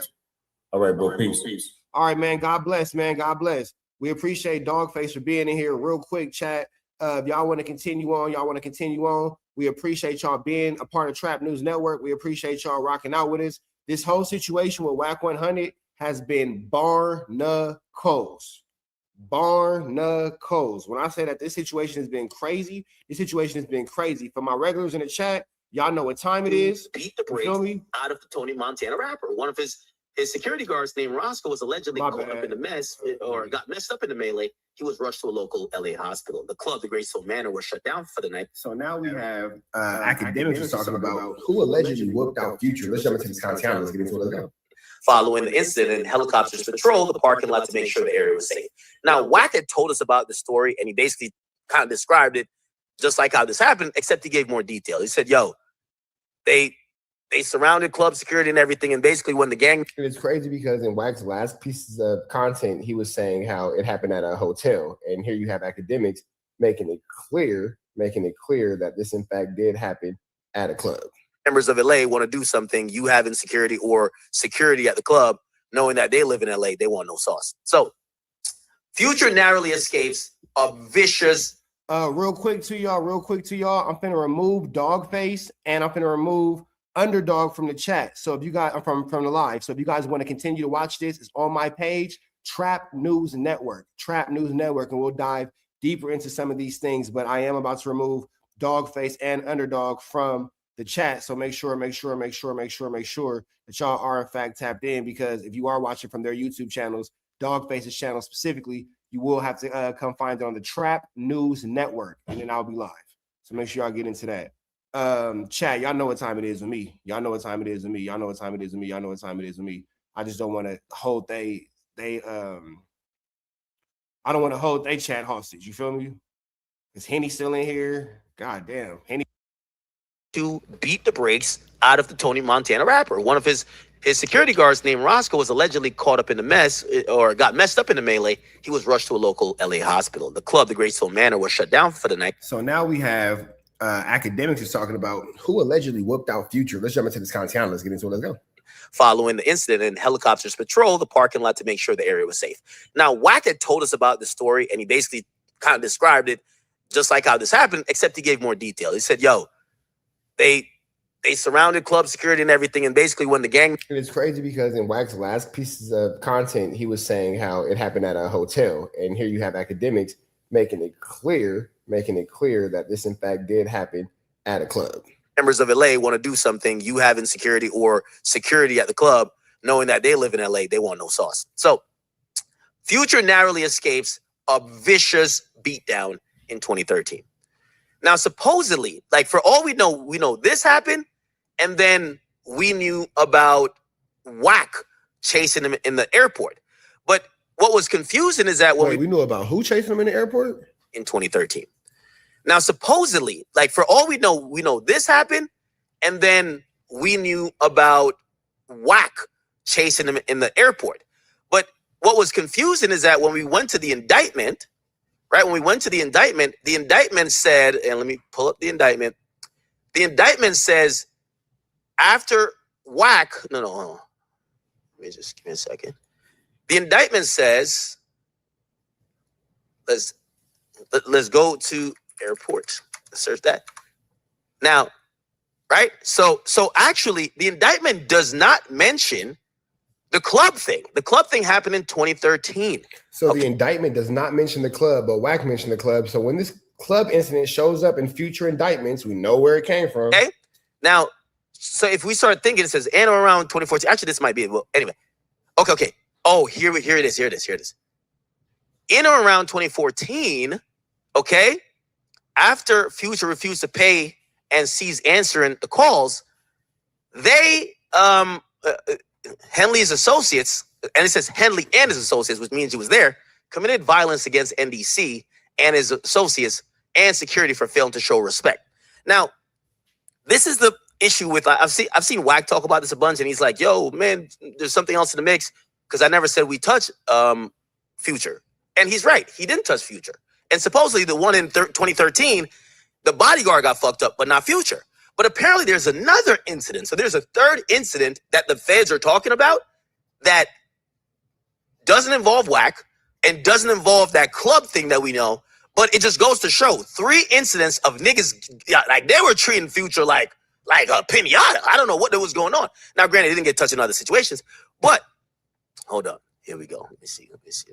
Do I got it? Maybe I do have it here.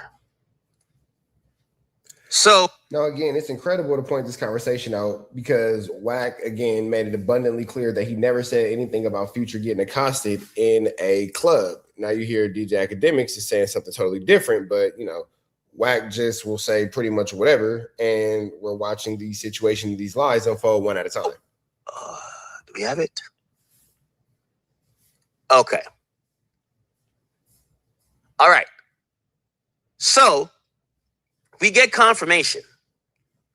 We got confirmation. Check this out, chat. Check it out. Here we go.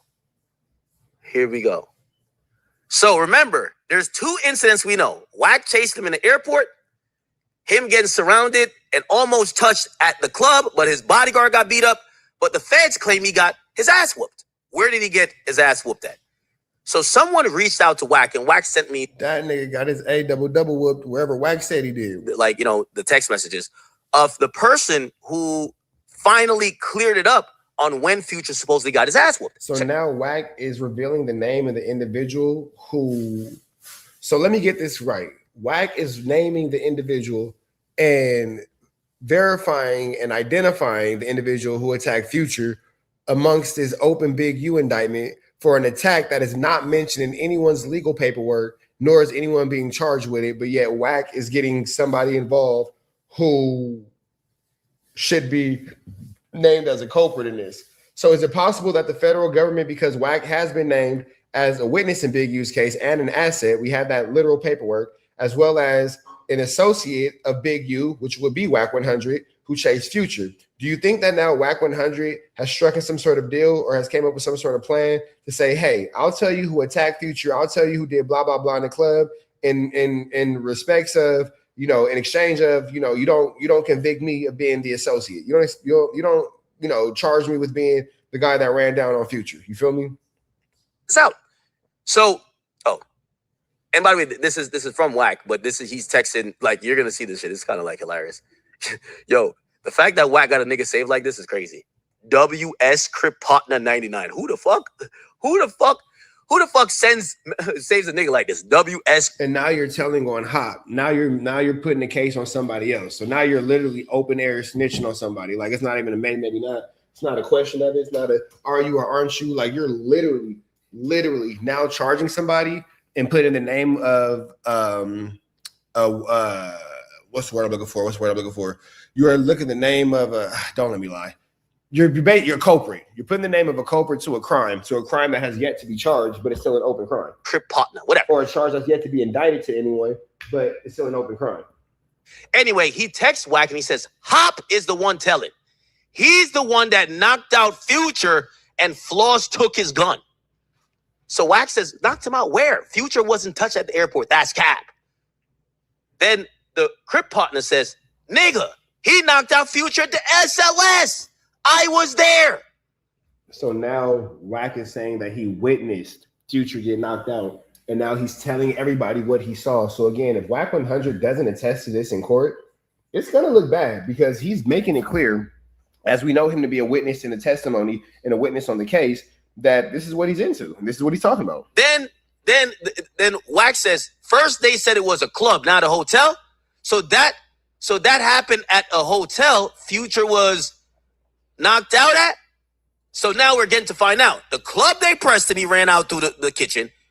Then they knocked him out in the SLS. And then Wack sees him at the airport and chasing him. I ain't gonna lie to you, bro. They was playing Pac-Man with this nigga Future, bro. I ain't gonna cap. Everybody chasing him. Okay, so they said they knocked him out at the SLS. And he says, I already know what's one of Big U's homies telling. And it says, okay, because he was in touch with me. He says, Hop and Floss. He says, I never knew they caught Future slipping like that. He says, Future security, Hop betted them. So I guess like he put some work in. But I guess they got to Future somehow. He says, Big U was there when this happened? Yes. So that confirms exactly what we just read in the indictment. The indictment says Henley was there with his associates. So do you hear how Wack 100 is making a point to confirm what is in an overt act in an indictment? That way it can be charged with an actual realistic 1-2 step like Sierra crime. The overt act of assault has already been charged on Big U, and Wack 100 is the victim of that assault. Now Wack 100 is basically just making sure that all these overt acts stack up and Big U gets charged, because let's hear what DJ Academic said one more time. They caught Future slipping like that. He says Future security, Hop betted them. So I guess like he put some work in. But I guess they got to Future somehow. He says Big U was there when this happened? Yes. So that confirms exactly what we just read in the indictment. The indictment says Henley was there with his associates. It didn't say he was there with his associates at the club. It just said Rolling 60s rolled up to the club. So now, when it's all said and done, look how crazy it is when you have Wack 100, busting these moves and doing these things, when you can clearly see he is just at this point helping out with the legal team, man. It's just crazy, bro. It's very insane. It's very insane. It's very insane. It's very insane how the situation is working. That's all I can tell you, brother. And we're watching it real time. Somebody who came into this internet space as a super banged out gang member, super blooded up, all this and all that. We're watching him literally give away an indictment right before our very eyes. This is a third incident we didn't know about, but apparently, according to the feds and according to WS Crip Partner 99, who's telling Wack this stuff, no, there was another situation that happened where Future supposedly got knocked out. And by the way, I guess this is going into the narrative where Wack is saying there's people within Big U's organization that's telling. That's why these stories are coming to light. Because there's a kind of a question of, did Wack story from Clubhouse or my stream get in a federal indictment?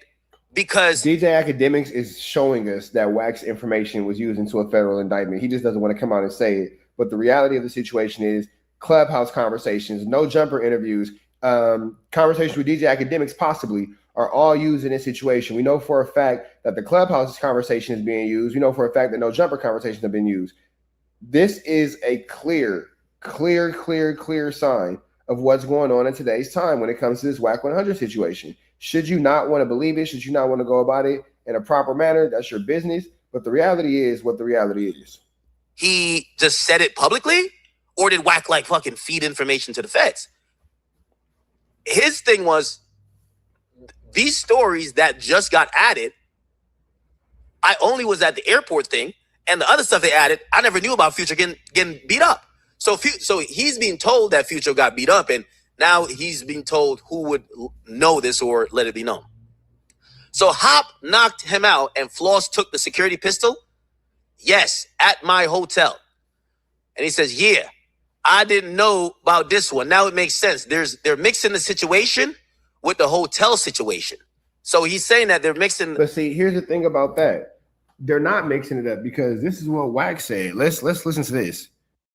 So Wack is trying to attribute it to this hotel situation, but the actuality of the situation is Wack is talking about this. This is what he actually said. Them niggas that beat the shit out of somewhere 16. You can find it on Google where them niggas that beat the shit out of Future and the security. Future ran out the LA club. Google Future gets rushed in LA club. They was on him. That's why they was on him. Talking about Trick from Detroit. Nah. So this is Wack saying that they was on Future in the LA club. So I don't know where this hotel story is coming back because 4 years ago you said it was a club. So now you're just lying, trying to backtrack and walk back your statement. Mixing the airport situation with the hotel situation where supposedly Future got knocked out. They sold him a dream. They told him, yo, keep. Oh, my bad, y'all. But that's again because that's how Wack 100 is presenting the situation. Hold on, let me run it back. That was a lie. Check this out. I'm ready to. My bad, but yeah, that's the way Wack is telling the story. And Wack is telling the story in a very conflated manner in order to confuse the public. He's doing it in a way to cause chaos, flu, flammery, skullduggery, and larceny. Man, we know the games that Wack plays. So when it comes down to the situation, it's all BS, bro. It's all BS. And he says, I already know what's one of Big U's homies telling. And it says, okay, because he was in touch with me. He says, Hop and Floss. He says, I never knew they caught Future slipping like that. He says, Future security, Hop betted them. So I guess like he put some work in. But I guess they got to Future somehow. He says, Big U was there when this happened? Yes. So that confirms exactly what we just read in the indictment. The indictment says Henley was there with his associates. It didn't say he was there with his associates at the club. It just said Rolling 60s rolled up to the club. So this is a third incident we didn't know about. But apparently, according to the feds and according to WS Crip Partner 99, who's telling Wack this stuff, no, there was another situation. That we know that WS Crip Partner 99 is like the most trusted source ever. And now he's being told who would know this or let it be known. So Hop knocked him out and Floss took the security pistol? Yes, at my hotel. And he says, yeah, I didn't know about this one. Now it makes sense. They're mixing the situation with the hotel situation. So he's saying that they're mixing the airport situation with the hotel situation where supposedly Future got knocked out. And a dude, Crip Partner 99, says, yes, I seen it. He said, yeah, and Hop is a co-D on the RICO. And it says, Floss is telling it'll come out during trial. I don't know who these people are. And Wack says, well, what's going to come out in trial is actually Wack is the one telling. So that's what's actually going to come out in the trial is Wack 100 is actually, in fact, the person that has been cooperating and working with these individuals to accost Big U. We see how much more information that Wack is giving. Now he's giving out the exact people who were, blah, blah, blah, blah, blah, blah, blah, blah, blah. He calls himself leaking these text messages by way of giving them to DJ Academics so DJ Academics can read it. That way, when it comes out, he'll be like, oh, I never told DJ Academics to do that. I know it told DJ Academics to put out this information and blah, blah, blah, this and blah, blah, blah, that. DJ Academics is so wrong. Oh, my God, DJ Academics. But in reality, in actuality, Wack is playing his game. Wack is the one going back and forth with these guys. Wack is the one flu, flamming, skullduggery, and larceny. Wack is the one doing all these things. You feel me? It's all a game with this guy. No, Wack says Floss is telling him to come out of the trial. Then Crip Partner says, that's who telling. My brother got 2 kids by Hop's sister. Oh, shit. And then Wack says, Hop ain't never did no time, bro. And he got away from Big U. So right now, I could see Hop cooperating. Wack got that, cooperant radar. Like some people got a gaydar. This nigga got a snitchdar. You feel me? Wack has all three. Cooperative dar, gaydar, snitchdar. He's just a big old darling. So here we go.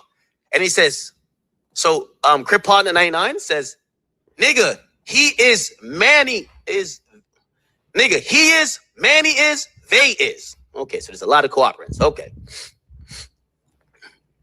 It says beer call telling 2, bro. Loose cannon 2. Yo, Wack just throwing a couple more stitches. It's like, nah, this guy snitched 2, this guy.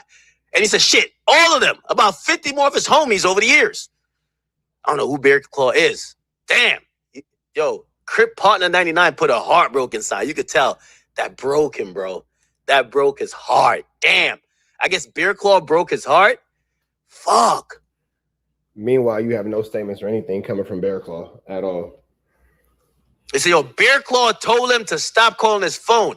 I think he wanted the extra witnesses. I think he wanted the extra witness tampering charges. I said, Loose Cannon. He said, we all knew Loose Cannon was going to tell. He was like, he was telling people, I bet.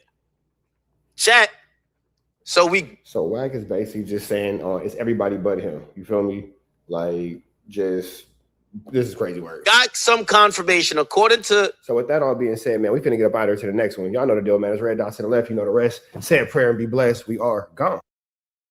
So big shout out to my man Byron Blake. Byron Blake giving it to us when it's great. Hit him with a like, comment, subscribe. We finna jump into this, man. His new page is 618 Gaming Zone. Tap in with the tap in, man. Hit that like, hit that comment, hit that get subscribe button. Notification bell here. All tap in. What he got going on? Let's see what's going on. He says paperwork party. This document proves Wack 100 assisted the feds in getting Big U indicted. Let's jump into this content. Let's get into it. Let's go. Video was kind of long and people kind of got lost in the legal jargon. So we back again today, and this time we gonna do this as short and as fast as possible while giving y'all the same details and breaking down how this document proves that Wack 100 was not only a witness in Big U's case, but also how the government used statements in situations involving Wack 100 to get wiretaps for Big U's case. And we're going to go through the legal process of how this issue is dealt with in a courtroom to show y'all why he was even mentioned in these documents. With that said, let me direct your attention to this document that says witness interviews and assets. It says witness interviews have been conducted. Crazy.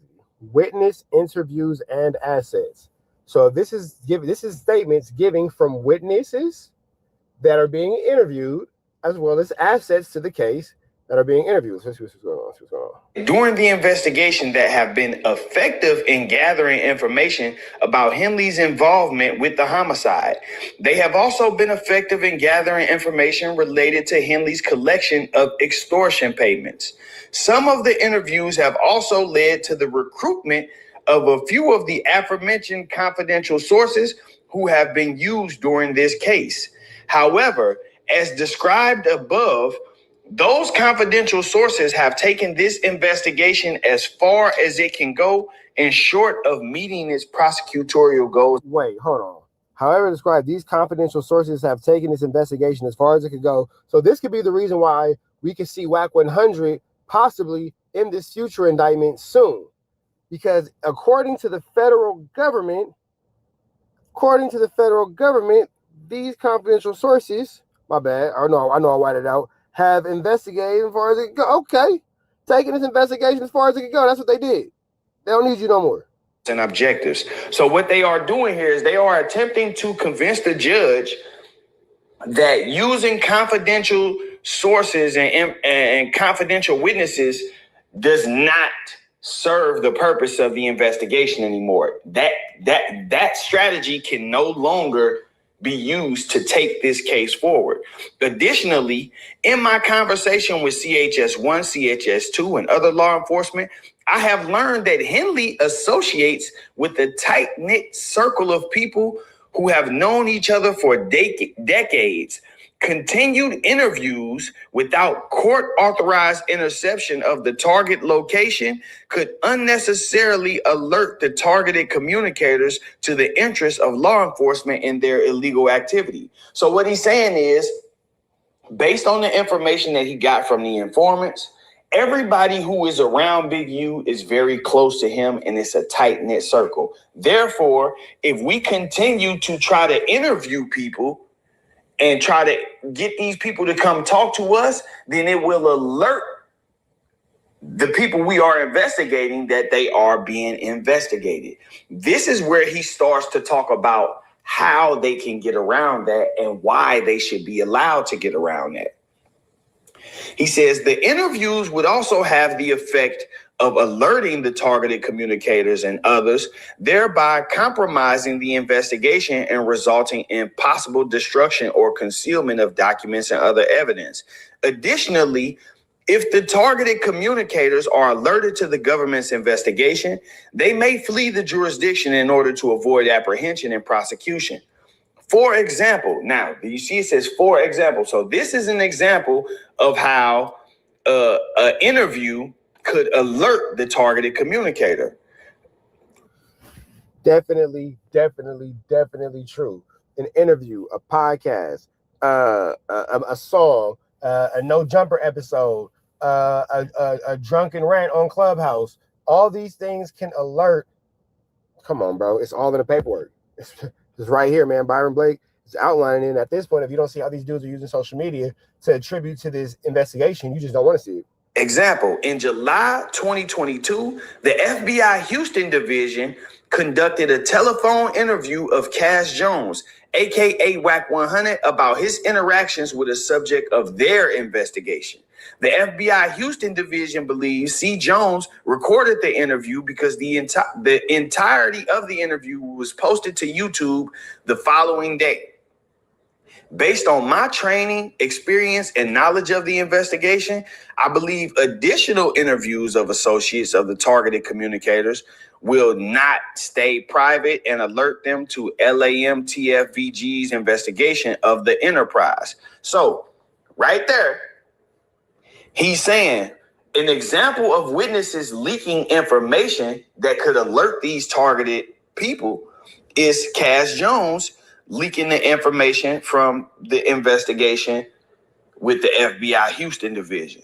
It also says, I believe, additional interviews. So there's already been some interviews. But anyway, let's focus on Cash Jones, right? Because something I want y'all to understand is right here in this moment, they are using Cash Jones leaking of an interview. And it's crazy because Wack will swear to God that he is not actually involved in this investigation and in this this federal indictment, but here he is. Like, he's literally right there in the indictment, in Big U's indictment.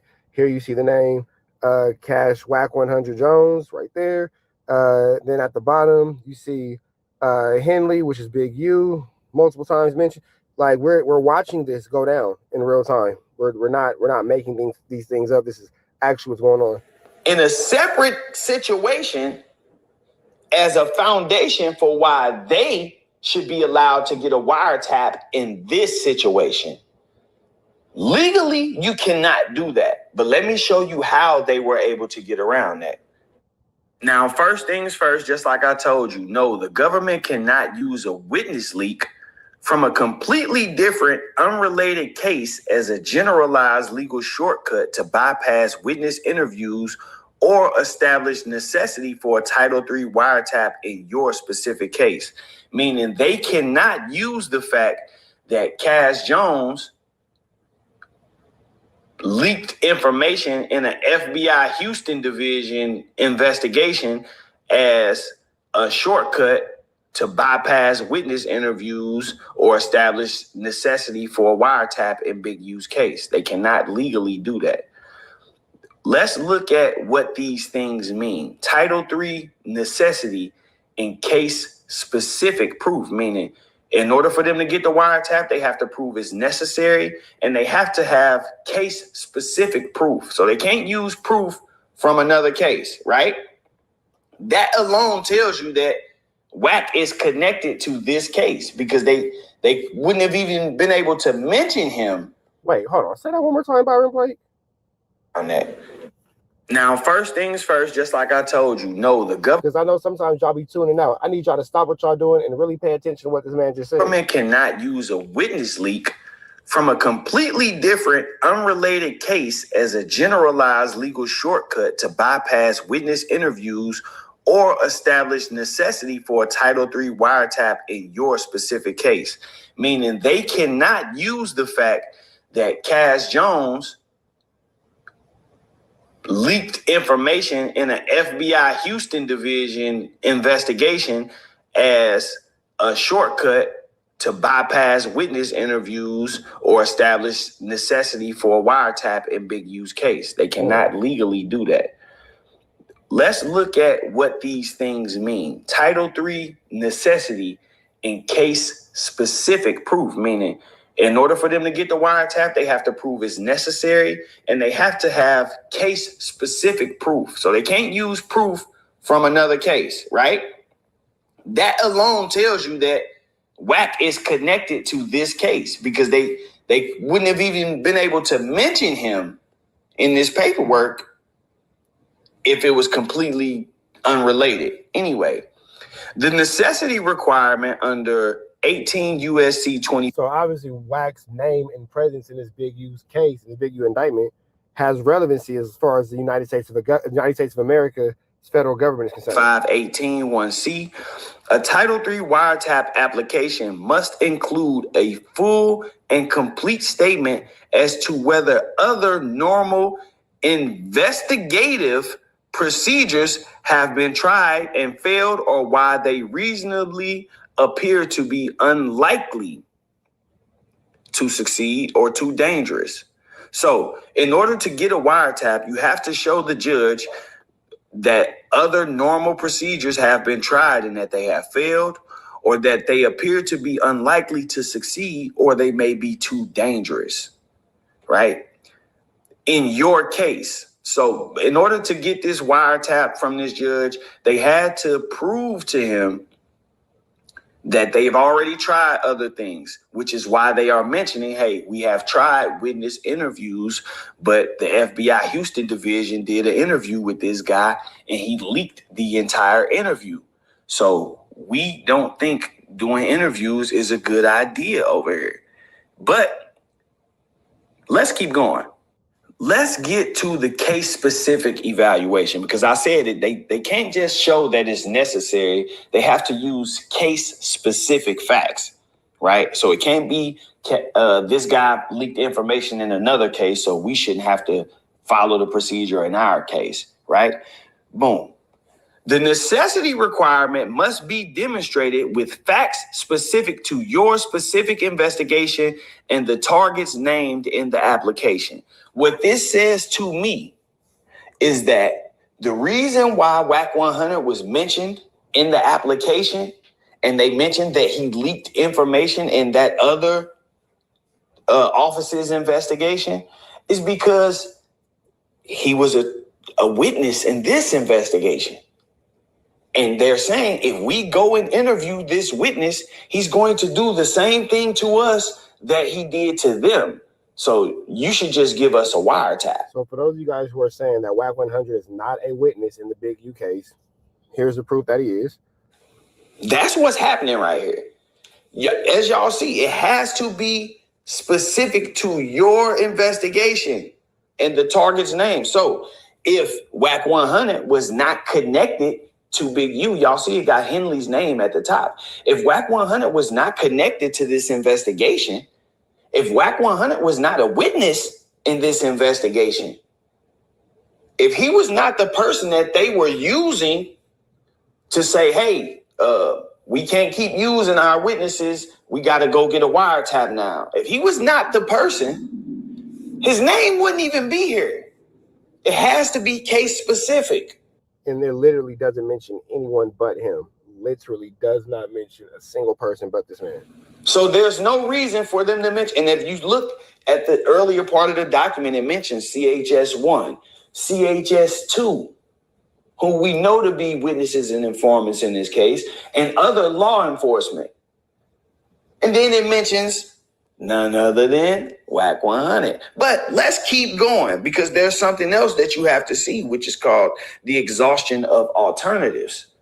Now, when it comes to this, law enforcement must explain why standard techniques such as physical surveillance, grand jury subpoena. I mean, again, this is just, over and over showing his involvement in it. If by no other fact, there's literally, again, nobody mentioned but Wack 100 in this over and over. Undercover agents or interviewing specific witnesses will not work or are too dangerous in your case. So once again, they have to list why interviewing specific witnesses will not work or too dangerous in your case. So when you see Wack 100's name and they saying we can't interview this specific witness, it won't work because he's going to leak the information that tells you again, Wack 100 is considered a witness. I know I sound repetitive, but I'm going over each category and tying it back to this so y'all can see exactly, how this is coming together. Now, let's discuss why a remote leak does not apply. No blanket exemptions. Okay, a leak by a witness in an entirely separate proceeding does not legally or logically prove that a witness in your current distinct case will leak information or that interviewing people connected to you in your case is inherently unavailable or safe. So you cannot bring in the fact that this happened in another case and use that, because the burden is you have to prove that it won't work in my case. In this specific, in United States versus Henley, they have to prove that interviewing witnesses won't work. The example they are using is, hey, we have this witness that's leaking information. Risk of suppression, right? And this is why I said in my video yesterday that if things went the way Wack wants us to believe that they went, then Big U is about to get this whole wiretap thrown out.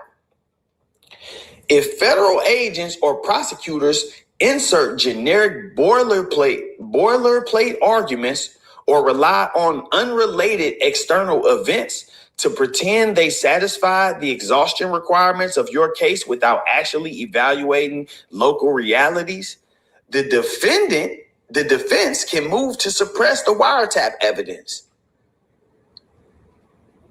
You see what I'm saying? Now, it's funny that Wack has mentioned so many other times in so many other ways. Like, for example, where Big U is now charged with assault against him, Wack 100 would like to blame that on a wiretap, despite the obvious of it being attached to a No Jumper interview that Wack 100 did alongside Adam 22, DJ Academics, Vlad TV, Trap Lord Ross, and Remo. We're not hearing anything from Wack about this particular wiretap. We're not hearing anything from Wack about this particular set of circumstances that allow him to, kind of poorly but snakishly maneuver through the situation. It has to be specific to your case. The fact that they are mentioning Wack 100 in this paperwork as a reason why they can't interview witnesses, and Wack is not related to this at all, as he claims, then Big U has automatic grounds to get his wiretap suppressed. Again, it says, if federal agents or prosecutors insert generic boilerplate arguments or rely on unrelated external events to pretend they satisfied the exhaustion requirement for your case without actually evaluating local realities, the defense can move to suppress the wiretap evidence for failing the statutory necessity test. So this is statutory. You have to prove necessity. Now ask yourself, how does saying that Wack 100 leaked information in a different investigation prove that it's necessary to skip over interviews and just do wiretaps in this investigation unless Wack is a target as far as being a witness? If Wack is not the witness that they are referring to, not being able to interview. Now, I know some of y'all are going to get lost and say, okay, well, if they saying they can't interview Wack,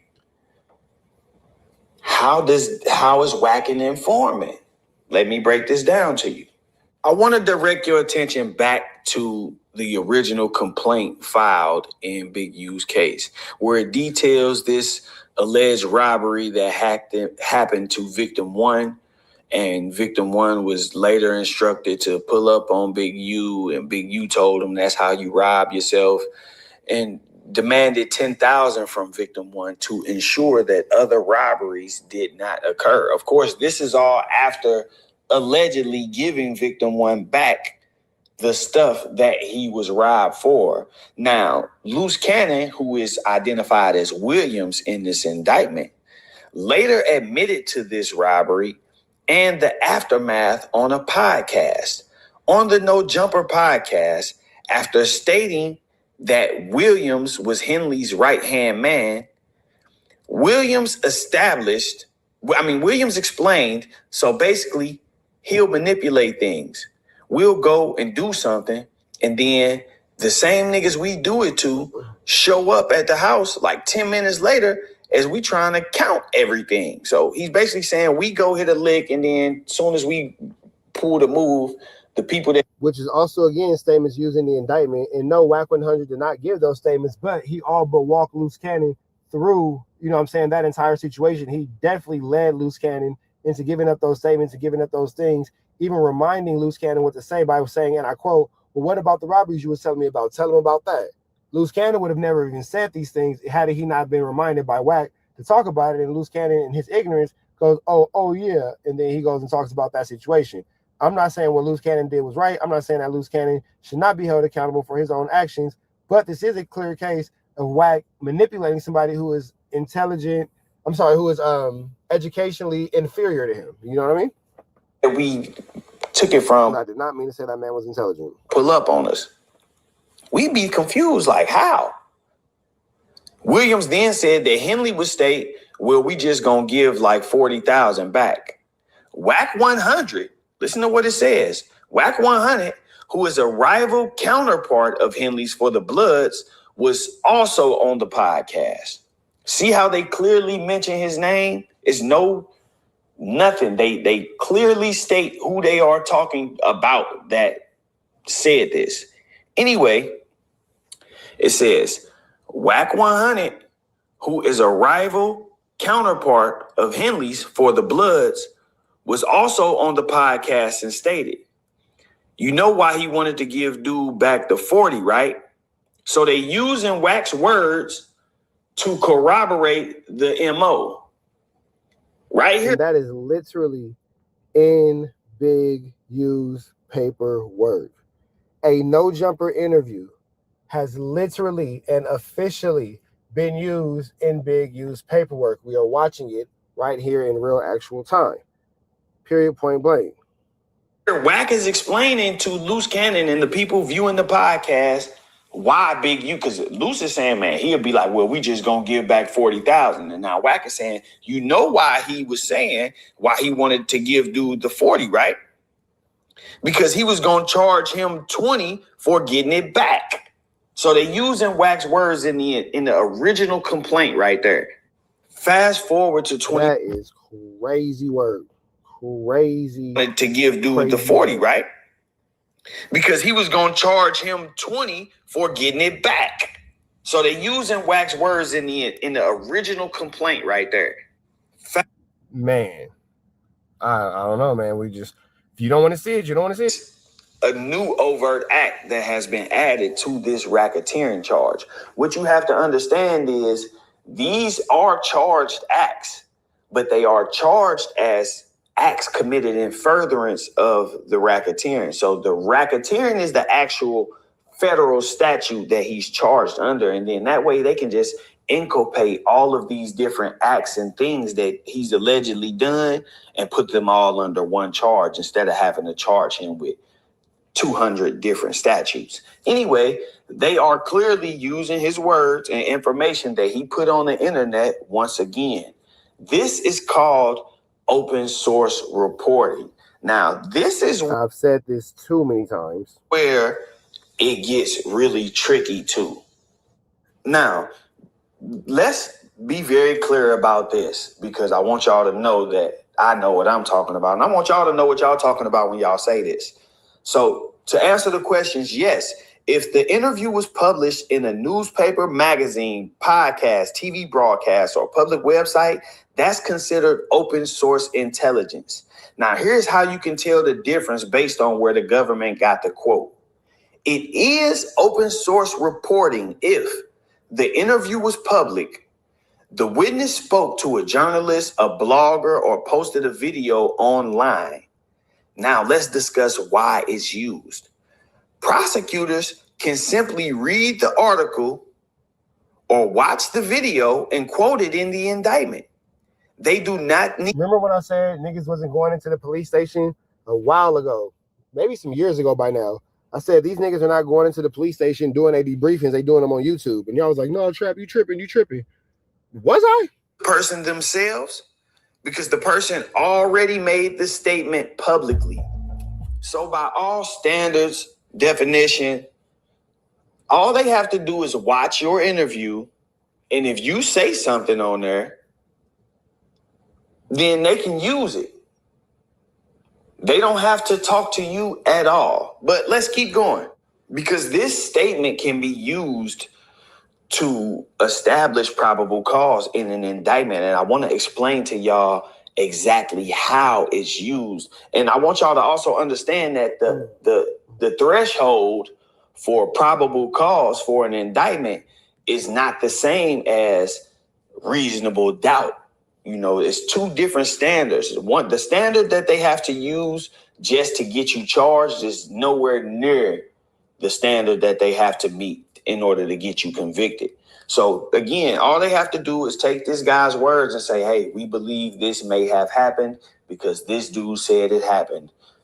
Let's charge him with this. You know, we've gathered up some information and, you know, let's put this case out here. They take it to a judge, get it signed on. But now let me explain to you why this is admissible. Because this interview happened on No Jumper and it was completely public, it is 100% open source reporting. In modern federal prosecutions, the government routinely combs through media, articles, podcasts, YouTube interviews, press releases, and social media posts to build their cases. So this is not an uncommon thing in today's times. Actually, this same prosecutor's office, United States Attorney's Office, the Central District of California, is the same office that's handling Dirk's case. And if you've watched Dirk's case, they very openly stated that they use open source reporting, you know, to gather the intelligence, which is why people like Traveler Ross came up. And yeah, because you niggas are doing these podcasts and you niggas are doing these YouTube documentaries and y'all putting all this stuff together and you are essentially doing the police's jobs for them. So they're like, hey, good looking. I'll just watch this shit and see what this kid put together and then go back and check it, go back and fact check it. And if these things all, you know, kind of play out together, then shit, we got a case. They actually use the academics interview, you know, so this is common with this office for sure. Anyway, to get an indictment, prosecutors only need to show a grand jury that there is probable cause a crime occurred. Public statements made by people around you, even if they haven't talked to the police, can legally be used to help build that baseline narrative. So once again, Wack has been online talking about his history with Big U, how he knows his wife and all of this stuff. And all that's doing is just establishing credibility. So when he comes out and says certain things, then they like, okay, this is, you know, in one document, he's listed as a rival counterpart. In another document, he's listed as a co-conspirator. This is just something that they doing to muddy the waters, but it's also establishing how these two have a history with each other. And there has been conflict within that, you know, that time frame. Locking in a narrative by putting a person's public quotes directly into your indictment, the government is signaling to that person, hey, we saw what you said publicly, and we gonna hold you to that if we call you to testify. If we called you into trial, we expect you to say the same thing that you said. The exact same thing that you said in these quotes, in these indictments that we are all listening to. Ain't no getting up here pleading the fifth or none of that, because you are not facing any charges, so there's no right against self-incrimination. We already. And here's the thing: Wack is going to be in a situation where if he does it, I said it from the beginning. I said it from the very beginning. We're going to see a situation come across where either Wack is going to have to testify against Big U or go to jail for breaking his end of the agreement of his whatchamacallit with the 1-2 step like Sierra with the whoppers. You feel me? Call what I said there. If you didn't, don't even worry about it. Have the statements. This is what they are doing for him in exchange for him doing this. This is why he hasn't been charged. Everybody's saying, how is he a co-conspirator and not charged? He's not charged because he continues to provide them information. For the last 4 or 5 years, we've seen it.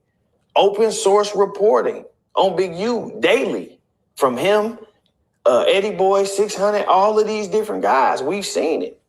So what they are doing, they just sitting back watching and like, okay, he keep feeding us information, and at this point they have so much of the information, they can just go back and find different little things. I'm sure they could probably charge Big U with a ton of stuff based off things that Wack has said, but there has to be, somewhere where they draw the line, because then you may upset the court. So they probably just sitting back on a ton of overt acts like, yeah, well, we just gonna add this or take this out if the case started looking shaky. But in any case, they are using Wack 100 clearly. That's why his name is mentioned in that document. That's what I was saying in the video yesterday, but I get it. The video is kind of long. A lot of people don't have that much. That all being said, man, we finna get up out of here to the next one. Make sure y'all show some love to Byron Blake. Red dots to the left, the rest. Say a prayer and be blessed. We go. To be very careful before he gets hit with a recall. Damn, Flacco, now you telling on James Harden? Golly. You don't got no boundaries. There are stories of people accusing James Harden of putting a hit on them currently going viral on social media. So the son of an NBA legend called Moses Malone, he just did an interview with Dogface where he's breaking down how James Harden put a hit on him because James Harden didn't like a Facebook post. Now, he would also claim James Harden said, I'm with the business. That James Harden has put hits on multiple people that he's aware of. Kevin, dog, let me ask you this, right? Because I always see these people that say, oh, James Harden's a basketball player. He's not a street. Well, if he's ordered and paid for 2 hits, we know that he paid Blunt, right? He paid these come outside. He sent them. Damn, James Harden, you went from Artesia High School basketball to this? Outside for me, right? That's one. Now he did this to Adrian Broner, too, right? He did the same Adrian Broner when Adrian Broner hit him on the dice. He called Big U, paid Big U to go Adrian Broner. He's a basketball player, but he crossed over into the street. So now he's a street basketball player, okay? He's not a civilian, and he's not just a basketball player. He's committing crimes. He's committing crimes, and James Harden said, I'm catching hats like I work at Liz, nigga. Stop playing with me. He's ordering hits. A civilian doesn't order hits. If I ordered a hit on somebody, I'm not a street no more. My civilian card is gone. James Harden is flying too close to the sun, and it's going to backfire at some point. He was already in Big U Rolling 60 RICO indictment paperwork where they're claiming that he was being extorted, and people are claiming that he's telling on Big U. So things are starting to hit the fan and backfire because James Harden decided he wanted to turn into a street ninja after making $500 million. Like what's wrong with you? It's just dumb. So apparently this entire beef started with James Harden and this dude, because dude made a Facebook post about James Harden charging people $400 to attend a camp. Some of these situations began, and I'm talking about the situation with James Harden. Like, how did that start? Okay, so this is how it started. Just one day, I was well, typically these baseball and basketball, football and soccer camps cost money, so it's not uncommon for these things to be, monetary profiteering towards a Flu Flammer Skull Douglas and larcenies situation, because you ain't never seen a scam until you seen youth football. Home, I had some parents call me, underprivileged parents that their parents can't pay to go to camp and stuff, And these ladies literally called me crying, saying, my son wants to go to James Harden's camp, but we can't afford it. He's charging $399 for a day and a half. Why didn't he go downtown to do a camp for free for underprivileged kids? I got about 2 or 3 of these calls, right? James Harden has the right to charge whatever he wants to charge for his camp. If he feels like, yo, my time is worth this, my resources is worth this. Yeah, he can charge what he want to charge. That has nothing to do with anything. Right, my expertise is worth this. I want to break even. I have the gym set up. I have several things set up. I want to make a profit. He has a right to make a profit or break even or lose money if he wants to lose money. However, people have a right to critique you, and you don't have a right to try to silence them. So after the third call, I went on my Facebook post. And I posted his flyer, and I put, James Harden, why aren't you pretty much looking out for underprivileged kids? You're charging $399 for a camp. And there's a football player named Donald Driver that was doing a camp for free. I said, don't you make more money, way more money than Donald Driver? I said, don't become your Hollywood. Don't forget where you came from. How are you telling him how to make his money? It just sounds like you're a hater, honestly. But saying, do something for the underprivileged kids in the ghetto. Why are you doing a camp with white people in Kingwood for $399 when you're, I don't like count people's money, but goddamn, you know what this motherfucker's making. So I just made that statement, okay? And maybe about 200 likes, 200 comments. Everybody was in agreement with me. And then I get a call from my then bodyguard. Okay, he goes by Big Miami. And he calls me. He's like, hey, man, what you post on Facebook? I was like, what you mean? I told him. He's like, man, James' bodyguard, Tony, called me, and he said James is pissed off you posted something on Facebook. And I said, are you serious? Like I said, James Harden is mad about what I'm not thinking in my mind, why me and James Harden ain't friends on Facebook? Why does he care about what I'm posting on Facebook? He gets talked about every day. You know what I'm saying? So he's like, man, whatever it is, man, please take it down, bro. Just to be fair, if James Harden would have taken a camp to the hood and charged the kids $300, they would have called him names. So he took it to where somebody can economically afford $300. And then if James Harden is from the hood, what's wrong with him now taking his resources to the suburbs and bleeding them kids? I don't get it. They came to the suburbs and charged him $300, and they still calling him names. Possibility that James Harden will see a post criticizing him from Moses Malone II, right? Because they're probably all in the NBA circles. I assume NBA players probably follow him on Facebook, or they're friends with him on Facebook, or NBA. I assume they have their gossip and their little chatty patties and their little social groups and all that kind of little stuff, the same as we do. They just do it amongst their peer group as we do it amongst our peer group. It ain't no real difference to the situation. Or NBA scouts, or people who are involved in the NBA in general, probably follows a guy named Moses Malone II, right? So that's not out of the realm of possibility. Now, James Harden being upset that this dude is critiquing him on Facebook is absurd, bro. If I'm up $200 million, the last thing I'm concerned about is what people on Facebook are saying about me. Bro. Flacco, let you tell it, you make $100,000 a month off YouTube and you care all about what people talk about. According to you, you make $100,000 a month. $100,000 a month, according to you, off YouTube. So I'm not really sure what you mean when you say you wouldn't care what people think about you, because you care a lot about what people think about you. And it's even deeper than that. You care about what people who have no real formal education, live in poverty, are desperate to keep positions at no jumper. You care what those people think about you. Bro, listen, bro. I'm poor right now. Okay? I'm poor, and I still ain't concerned about what folks got to say about me, bro. Let Moose Man say your name right now. You going to go off.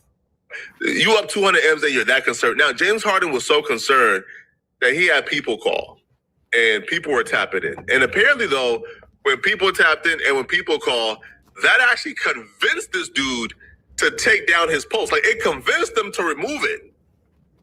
Problem should have been solved there, right? Apparently not. Apparently, him taking down the post where he's critiquing James Harden was not enough. I have a friend named Herb Baker. Herb Baker calls me because he's friends with James Harden's cousin, or his brother-in-law. Look at you putting names involved. God damn, what in the I'm telling everybody is this? Lennox that was like married to his sister, James Harden's sister. And he's like, Lennox is telling him, man, you need to talk to your boy Mo. I don't know what they got going on, but James is mad about this Facebook post and Mo need to chill or something like that. And my boy Herb is like, no, man, they're tripping about that. Like, y'all, we should sit down, let them smoke a blunt with each other, talk this and be over with. And he's like, all right, I'm gonna go back to James. He goes back to James and tells James this. James tells that, man, you sound like you sleeping with the enemy. And he told that, this was his exact words. He said, you tell that my money go forever. That's what he said, right? So I'm like, I'm thinking this, all right, cool. Maybe this is over with. So Herb's like, man, don't worry about that. And, he'll get over it. But I'm going to say this, and I hope you listen, bro. If your enemy is a man who's up $500 million. Flacco said that he is exposing any and everything that has to do with this Big U case to keep all attention off of the fact that Wack 100 is named in it. Why are we not talking about the fact that Wack was chasing Future through the airport? Why hasn't Flacco spoken about this? Why hasn't Back on Fig spoken about this? Why hasn't Community spoken on this? Why hasn't No Jumper spoken on this? Why do we not have any real coverage from these major platforms about this situation? Yeah, we're talking about Moses Malone's son with James Harden in today's episode of things that nobody really genuinely gives a fuck about. With a vengeance against you, you probably don't want to sleep good at night, right? You probably don't want to sleep too well. You probably want to keep your eyes open. That's a man who could touch you and enact whatever revenge he wants to enact against you, especially in Houston. But James Harden is like the mayor of Houston. James Harden is not an NBA player like LeBron James who goes home to his family, who does corporate things. No, James Harden is in the trenches with literal killers and gang members while up $500 million. Do you understand how much they worship James Harden in that city? So for you to piss that guy off in that city and move around as if it's all good is crazy. But he was moving around as if it's all good. Right? He goes to the club that night, and while at the club, he gets confronted by one of James Harden's guys. Pull up to the club. I had a parking spot in the front. As soon as I'm paying the valet person, I turn around, and it's a Blunt. The Blunt. Darian Blunt, he's walking from the club with 15 other guys, right? Literally 12 to 15 guys. They circle me. They all pull out their guns. They didn't have just regular guns. They had guns with drums, AKs out there, Uzis. I seen the guns. Like, they came for me like I was Tony Montana. Oh, so they came at you with them blammers, with them blow-outs. Good sticky ickies. And I see DJ Eric to the left of me. He's recording. He has his phone out, recording this, right? I thought he was recording, but it gets better. The first thing Blunt says to me, So if James Harden is doing all this, I have a hard time believing that he was being extorted by Big U. That is not really logical. The same person that is being described in this story doesn't sound like somebody who's being extorted. On Facebook talking about James Harden. And I looked at it like, bro, are you serious? That's exactly what I said. Are you serious? Yeah, you on Facebook talking about James Harden. You're going to end up dead out here. You're going to end up dead, so we talking all this. And I'm just looking at Blunt. Now, Blunt, remind you, was 5'9", 350 pounds with a stomach like he's 18 months pregnant, okay? Literally, like with twins, dog, with twins, okay? This is how fat he is. I'll punish Blunt. Pretty fat. So when I see all them guns, I do like this. And I look at them like that, and I do like this. Like, kind of smirk at them, like, damn well, if you was out here by yourself, you get your ass whooped. That's how I looked at them, right? And then that, like, get him. And then, some punched me, another punched me, they ripped my earrings out my ear. Somebody ran my pockets. They twist me. Yeah, that sounds you got put to bed, big dog. If your pockets got ran, that means that you got put to slizzy. Around and with me here, pulled a gun out like he was about to shoot me, and then I heard somebody, damn, nigga, James Harden got you done like that? Say, no. And then he turned the gun around and hit me in the back of the head, right? Then I fell on the ground. And then they was finna smoke you, big dog. They was finna take you up, take you through there. Somebody kicked me in my stomach, then the other dude kicked me in my face. All right. While this is going on, James Harden is actually in the club in his section. So when they get imagine James Harden popping bottles, and the meanwhile the parking lot niggas get whooped out. done whooping on him or doing this to him, these dummies go back in the club and then go to James Harden's section. Oh yeah, that's bad. Which is probably why we see the James Harden deposition, right, where they're questioning him about this because, bro, you know, if you pull a gun out on somebody, pistol whip them, beat them up, rob them.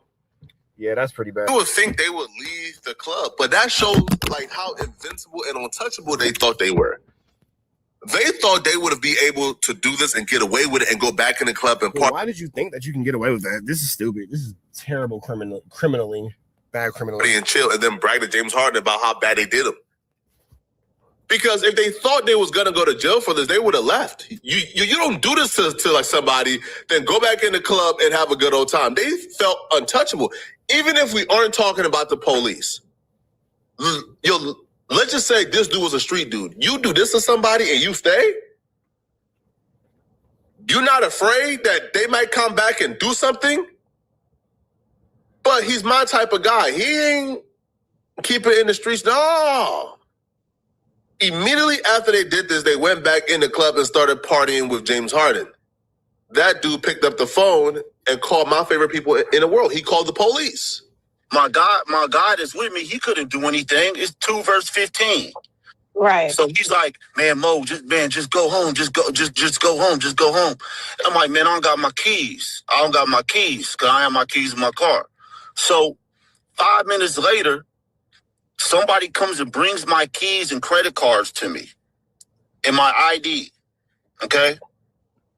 And I tell that John, he's like, bro, all them that did the situation is in James Harden's section right now. I said, what? I said, all right. I said, give me your phone and go back in and follow them. Right?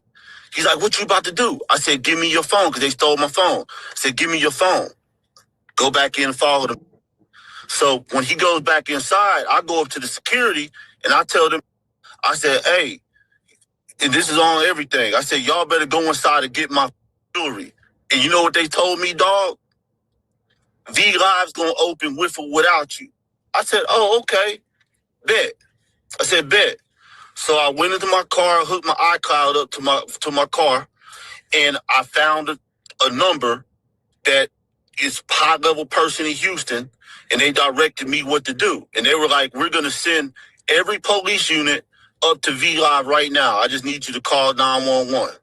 So I called 911 and I put cases on all you ninjas. You niggas will be playing basketball in Pelican Bay. They come up to the club. First 2 cops pull up. I see the security guard in the front dash on the inside. He must have went to go tell Blunt that the police was there, right? Mm-hmm. But by the time Blunt took the tapes out the back, went through the back door. Well, by the time the police got there, dog, they had like 40 to 50 cars out there. People thought that somebody died. They had both sides of the street. You couldn't get up and down the street. That's how many cop cars were there. They locked everybody in the building. There's a officer named Officer Bettinger. When I'm standing outside, he comes running from the back. He's out of breath. His first day he says is, I just had to give chase to James Harden. I caught him running out the back door trying to get in his Sprinter. And I made him go back in the club. Ultimately, the guys who beat him up, they got arrested. James Harden was not arrested that night. However, I think James Harden is being sued for this. There's deposition of James Harden answering questions in regards to. That just goes to show that they didn't want no criminal anything done to them. They just want to make him pay financially. They turn it into a payday because if it's him being sued for it, then that just means they take it to a civil matter. They never put it in front of criminal charges as far as a judge. So they didn't want retribution through the law. They wanted retribution through the bank. This. So all in all, bruh, James Harden got to be careful, bruh. This is like the second or third, maybe the 4th incident we've heard with James Harden's name in some gangster stuff or James Harden name in some gang stuff. And eventually, bruh, it's going to catch up to him. You're either going to do enough dirt to the wrong person where they're going to come and get you, or the police is going to get sick and tired of hearing your name come up in every single incident they come to investigate, bruh. you were involved with Big U and the Crips. You're involved with some Bloods in Houston. Like, it's like, all right, come on, bro. Not, at some point they're gonna say, you're using your money to fund a criminal enterprise. Be careful, bro. Stop flying too close to the sun. Y'all let me know in the comment section, what do you guys think about this, man? If you're still watching this video and you want to watch another good video, click on this video. That's a Mickey, Icky, Vicky, Tricky, Sticky situation, bro. That's what I do know. And I do know that the situation with James Harden is going to make it worse by the day when it comes to that situation with Big U, especially with Flacco on the case. Because with Flacco on the case, ain't nobody getting away. Red dots to the left, you know the rest. Say a prayer and be blessed. We go. Now, Wack 100 is talking about Big U being charged with trying to unalive a witness and all that kind of stuff. But Vlad, that's not really the content we want from Wack. The content we want from Wack is for you to ask him why Big U's name in this same superseding indictment amongst these 7 counts, one is which Big U is alleged accosting Future with a co-conspirator. And we all know that Wack 100 is the one who said that he was with Big U when Wack 100, out of his own admission, decided to chase Future through the airport and through, whatever they had going on and all that, blah, blah, blah, blah, blah, blah. So with that all being said, when it's already said and done, you just will see that the selective politicking on behalf of Wack 100 is bar none Kelly's. Vlad, we trust you as a source. We trust you as a powerhouse in this hip-hop industry, this hip-hop media. We need you to ask the questions that matter because we need you to be the voice that you are. Let's jump into this content around no further do's or don'ts. Big shout out to Vlad TV. Give him a like, comment, subscribe if you would like to continue to check out what he has going on. And let's jump into it. Well, Big U now has a superseding indictment. 7 counts. 7 counts. You got the 7? Hold on a second. Let me look it up because there was a whole bunch of shit. It's really 2 or 3 different things. It's just. Now we got to trust Wack to bring it up. Now we got to trust Wack to talk about it. Now we have to trust Wack to tell us the truth. Nah, brother. We can't trust a guy with a cash money pendant on that doesn't bling bling. That's just barbaric. That's preposterous. 7 damn counts. 3 of them is like tax stuff. Yeah. 2 of them is murder for hire. Oh.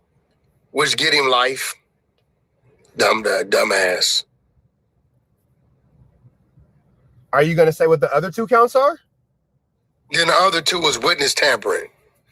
Right. So see, here's the thing about that though. One of those you're not breaking down is a situation with Future. You're omitting the fact that you on a Clubhouse app, Clubhouse room, gave us all the information necessary in order for Big U to be charged with this indictment.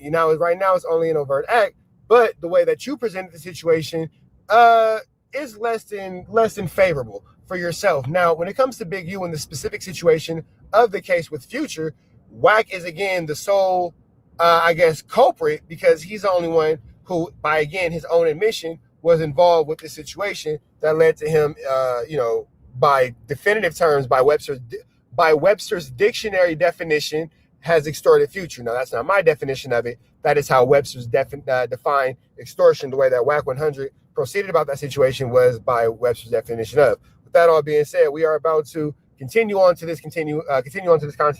Let's see what's going on. Yes, the big one that I saw was that he allegedly tried to have another inmate kill a witness. Okay. Remember the main guy, Monster. Now, again, I don't understand how Wack is saying who's doing what. How would Wack have awareness or information of who Big U has tried to accost or remove from the planet while incarcerated, unless Wack 100 is being fed information from the penitentiary? Now, if Wack is in fact being fed information from the federal penitentiary and he did not report that to the federal authorities, and they're talking about witnesses being unalived and things like that, that is in fact a federal crime. Now, if he did report that to the federal authorities and all that, that would make him a federal informant. With that all being said, man, it's a lot of 1-2-steppery going on here, and it's a lot of tricky wordplay. But let's continue on. The one where they had him extorting. Remember, the feds were actually giving Monster the money. Okay. And then Big U or his cronies was on the phone, making him paid, which I believe is a debt. I think it was all a setup. And Big U just don't want to lay it out. But Monster got in trouble in 2020. Trying to ship drugs to like Ohio or something. So since 2020, he's been. Which is interesting because Wack got in trouble in 2001 for not trying to ship firearms, but for driving firearms from what he called Wheeler County, Texas, up into Oklahoma.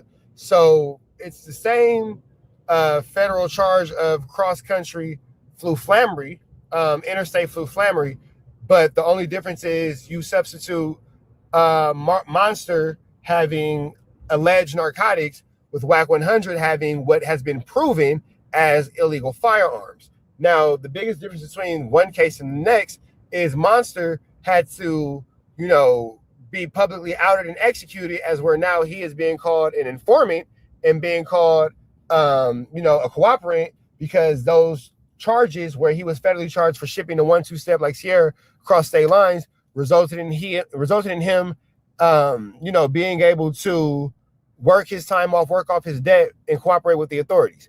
Meanwhile, you have Wack 100, who's in a very similar situation, and it's firearms, and people have rumored and speculated, especially because his case was dismissed within the interest of justice from Wheeler County, Texas in the early 2000s, that he is in fact working under the same level of cooperation as Monster. The only difference is there's nobody screaming from the mountaintops on big platforms like Vlad TV about Wack as he is about Monster. That doesn't change the fact that there have been multiple sources and multiple proven records throughout, YouTubers and, different commentators explaining that Wack is in fact guilty of these things, but, regardless of. Out, cooperate, working, trying to get time off.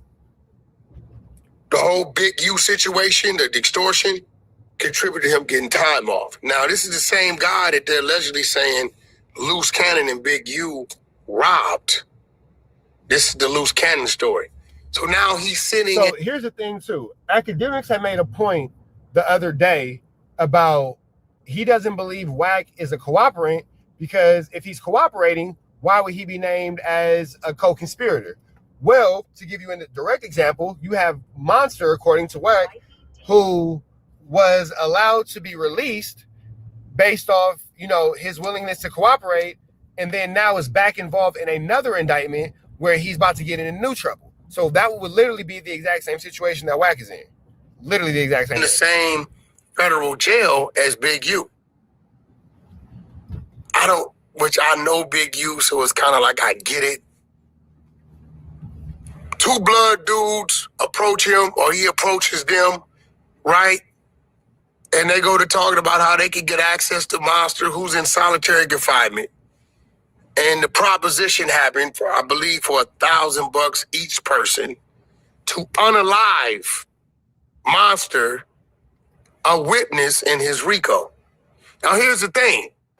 There's 26,000 pages of wiretaps, over 1 million different documented pages of physical evidence, and they got surveillance of the extortion that went on over the years. Even if they would have succeeded, the AUSA has enough to present in court anyway. So now what they've done is Monster's testimony may be a little shabby. He's a CI, he has another case. Maybe Big U's defense attorneys are strong enough to kind of like shut this down. Now they have 7 more counts, which 2 of them bring you life. So it's kind of like they just reinforced all the other allegations and charges they have against him. So where I've caught the blues at, here goes the attack. I told a story maybe about 4 years ago, a future situation. I might have told the story. Shout out to Wack 100 for watching Trap News Network, because I'm the only one keeping a chronological timeline and said that this was 4 years ago. Or the YouTube as well. So, okay, so let's break down the future situation. Yeah. Let's start at the beginning. So were you and Big U at the airport? Yeah, LAX. On our way to Atlanta. That red-eye Delta flight. Okay. And Future owed Trick money? Well, it was business. He he had been paid to do something, and I guess he just didn't do it, right? Like a show or what was it? I'll let you know. What I'm seeing tricking is crazy because I don't know why these dudes like start lying about shit that's just real legal business. It makes it look like it's... No, you're the one that said that you chased Future and he was spooked. You literally out your mouth said that he was running for his life. That's a direct quote. You are trying to change what you said because you don't want to get caught up in this RICO, but it looks like you are on your way out, brother. Some other shit, right? Okay. So because it was a real wire. Like it wasn't cash. Yeah, it's like under the table. Wasn't no protection fee or else fee. It was like you really kind of owe some money that you ran off with to do a service. You said, and I quote, either he gonna pay the money back or he gonna get effed up and then pay the money back because he cannot be in your backyard owing trick money is what you said. Red dots to the left, you know the rest. Say a prayer and be blessed. We got.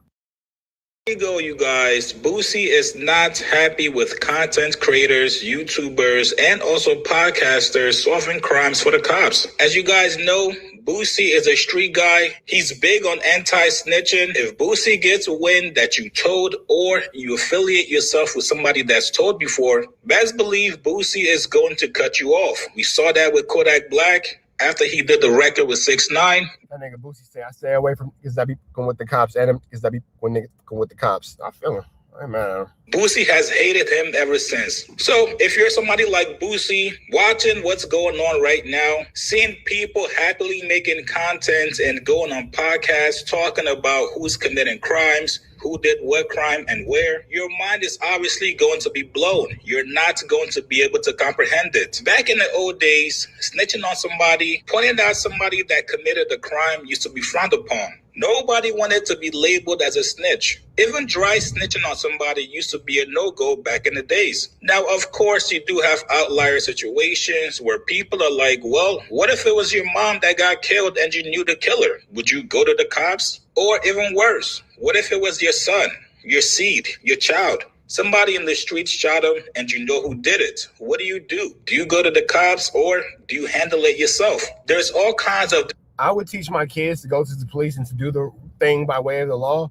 I'm going to handle it myself. But as a parent, I teach my children to be better than me. Different examples and situations, but when it comes to hip-hop, snitching or dry snitching on somebody is an absolute no-go. Now, speaking of hip-hop, the latest news in hip-hop is this YG and Draco the Ruler situation. 2 weeks ago, before his verses with The Game, YG was actually detained and questioned by the cops. Now, ever since then, there's been a bunch of content creators basically pointing fingers towards YG. Those three people are Wack 100, Poetic Flacco. Countdown to YG's RICO for the murder of Draco the Ruler.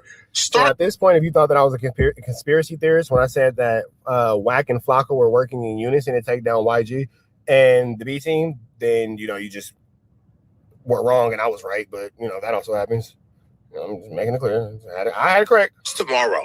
Here's why. Something very important is happening tomorrow that's going to cause a domino effect that I believe will ultimately seal the fate for YG. So tomorrow, Draco's alleged killer, Frankenstone, the man who is being accused of actually taking a knife and stabbing Draco in his neck, he goes back to court. But here's the thing. He's not going to court for Draco the Ruler's death.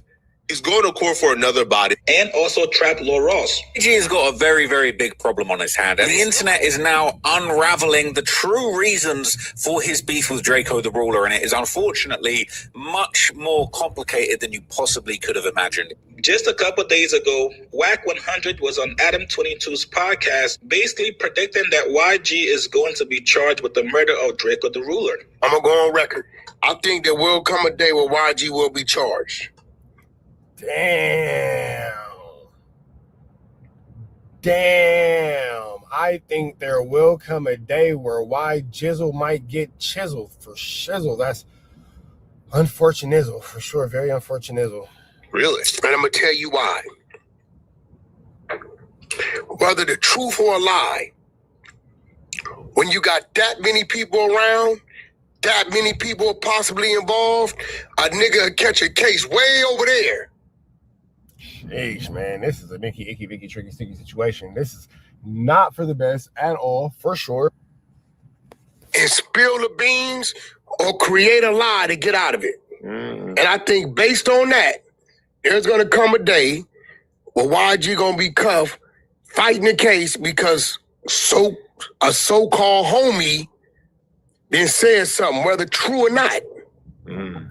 I got a lot of homies that did 20, 30 years because a homie just straight lied on homie Lil Buttons.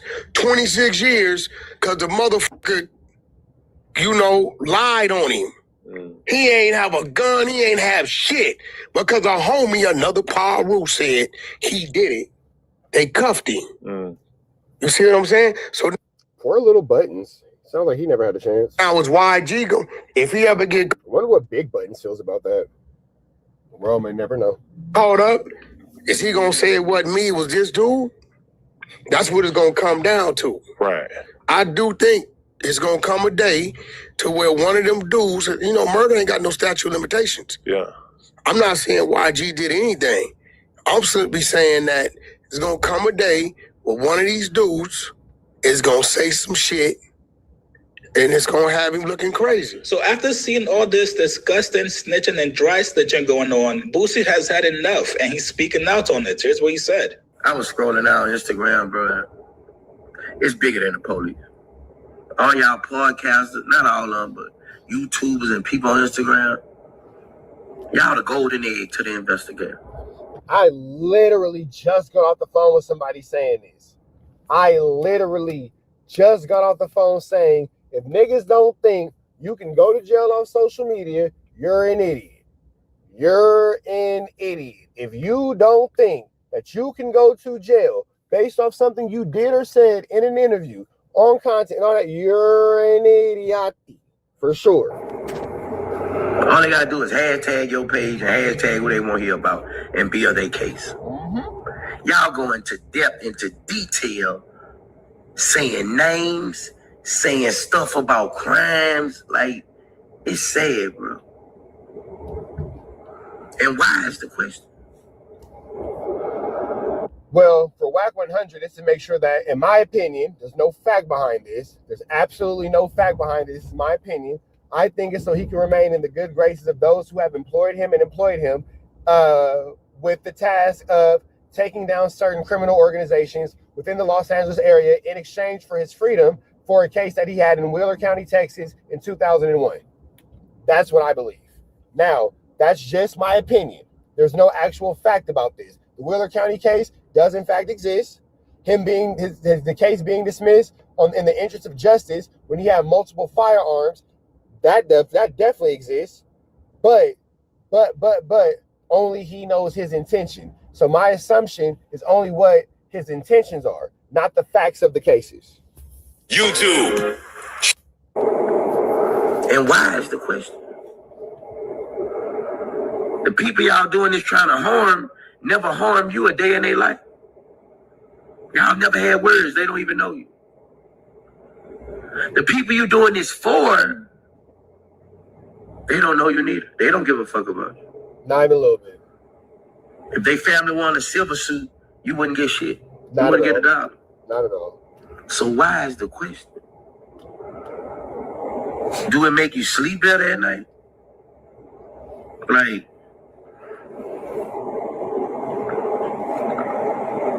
why are we so happy in the world with someone's downfall? And why is always us doing this to us? You never see a white man doing this to a white artist.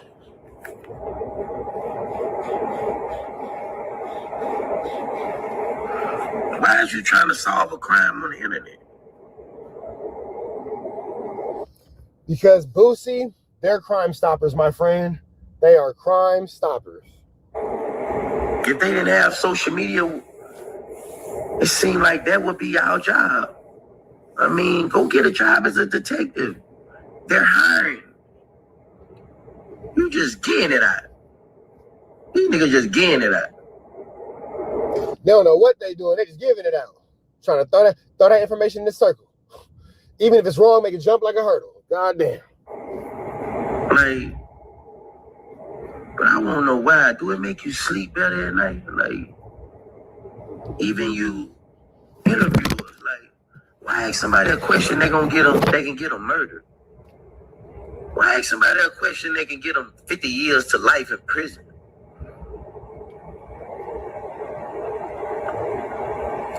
Give me a Ricky Smiley interview, bro. Give me a Ricky Smiley interview. Put me up with Steve Harvey. Down with Shay Shay, because you niggas is Christ.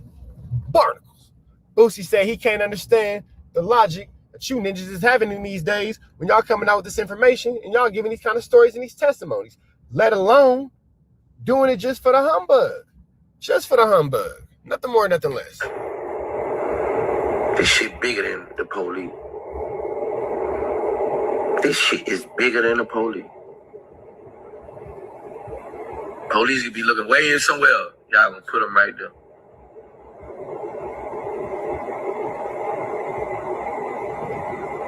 It's sad. It really is, man. And the question is, why? Just cuz, Boosie. Just cuz. Nobody from both sides know you. It's sad, bro. Listen, man, unfortunately for Boosie, this is looking like it's going to be the norm moving forward. The most obvious short answer to Boosie's question is money. A lot of these YouTubers, a lot of these content creators are making a ton of money by talking about crimes and also solving crimes. That's the bottom line. Money motivates people to keep putting out content, and really the only way that you can stop it is if somebody takes legal action. Until then, because people have freedom of speech, you're going to be seeing a lot more of this kind of content, which means if you're somebody on the streets, if you're somebody that's tied to a celebrity, a rapper, anybody that's in the limelight, please make sure you are not committing any crimes. That's why I was trying to let YG's B team know, do not tap in with him. You're going to get caught and you're going to prison.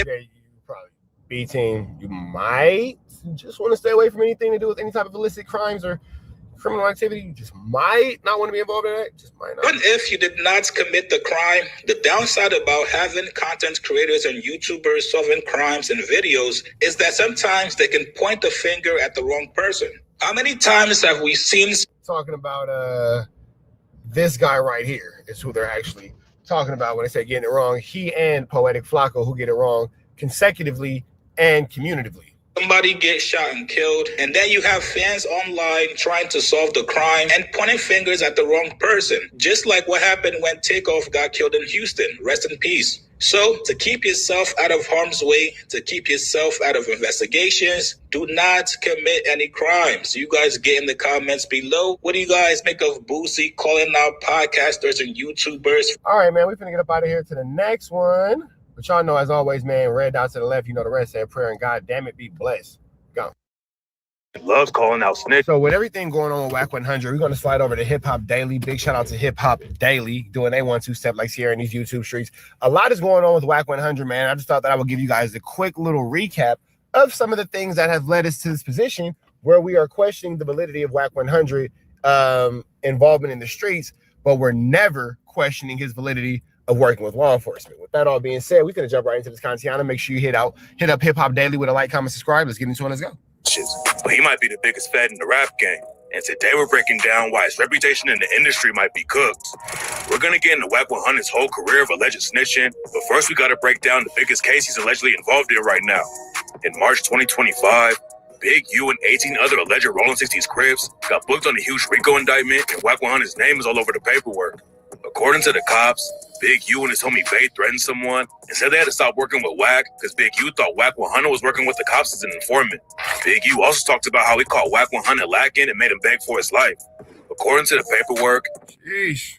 Now, here's the thing about that. Big U actually never said he caught Wack 100 lacking and made him beg for his life. Wack 100 actually went on No Jumper and actually gave out that story himself. So that's what we're actually here to, just give you guys quick little recaps. Big U had like 22s with him when they caught Wack 100 out with his wife and daughter.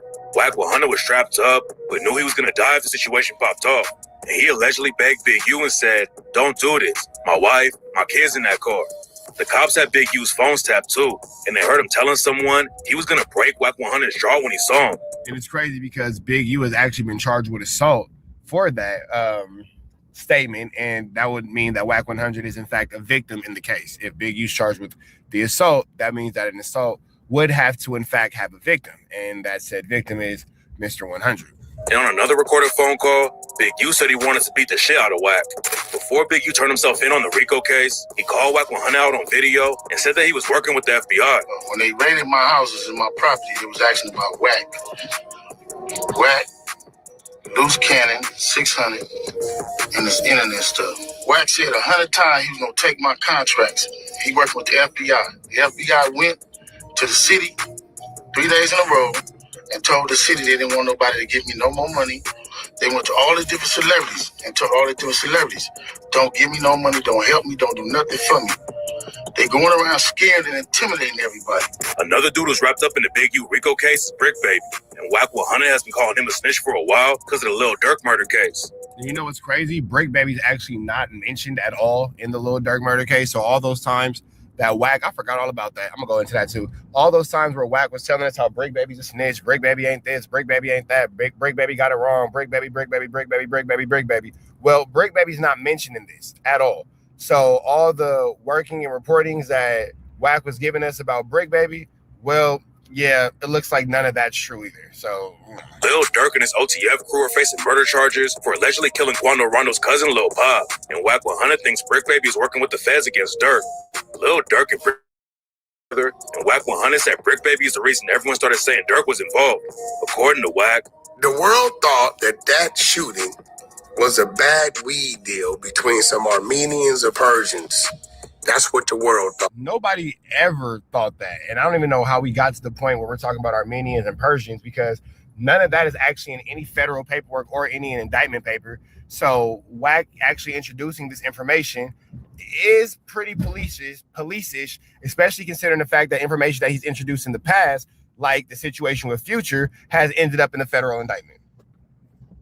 but then Brick Baby went on No Jumper and dry snitch on Lil Durk and his crew. It's Sly Favon, right? Yeah. They say you can't say that no more. No, I can't defend that. That was just terrible for Brick to say. I can't defend that. I can't defend that. Why? Oh yeah, because of no. Like, who died? You can't say that no more. Oh, because of FVG Cash? Oh, who? Nah, because Lil Pop. Then a few months later, the feds raided Brick Baby's crib and found an AK-47. It looked like it was just a gun. So here's the thing too. The crib was raided and it never found an AK-47. An AK-47, a firearm, a pistol, a hell pup that fires AK-47 rounds was found.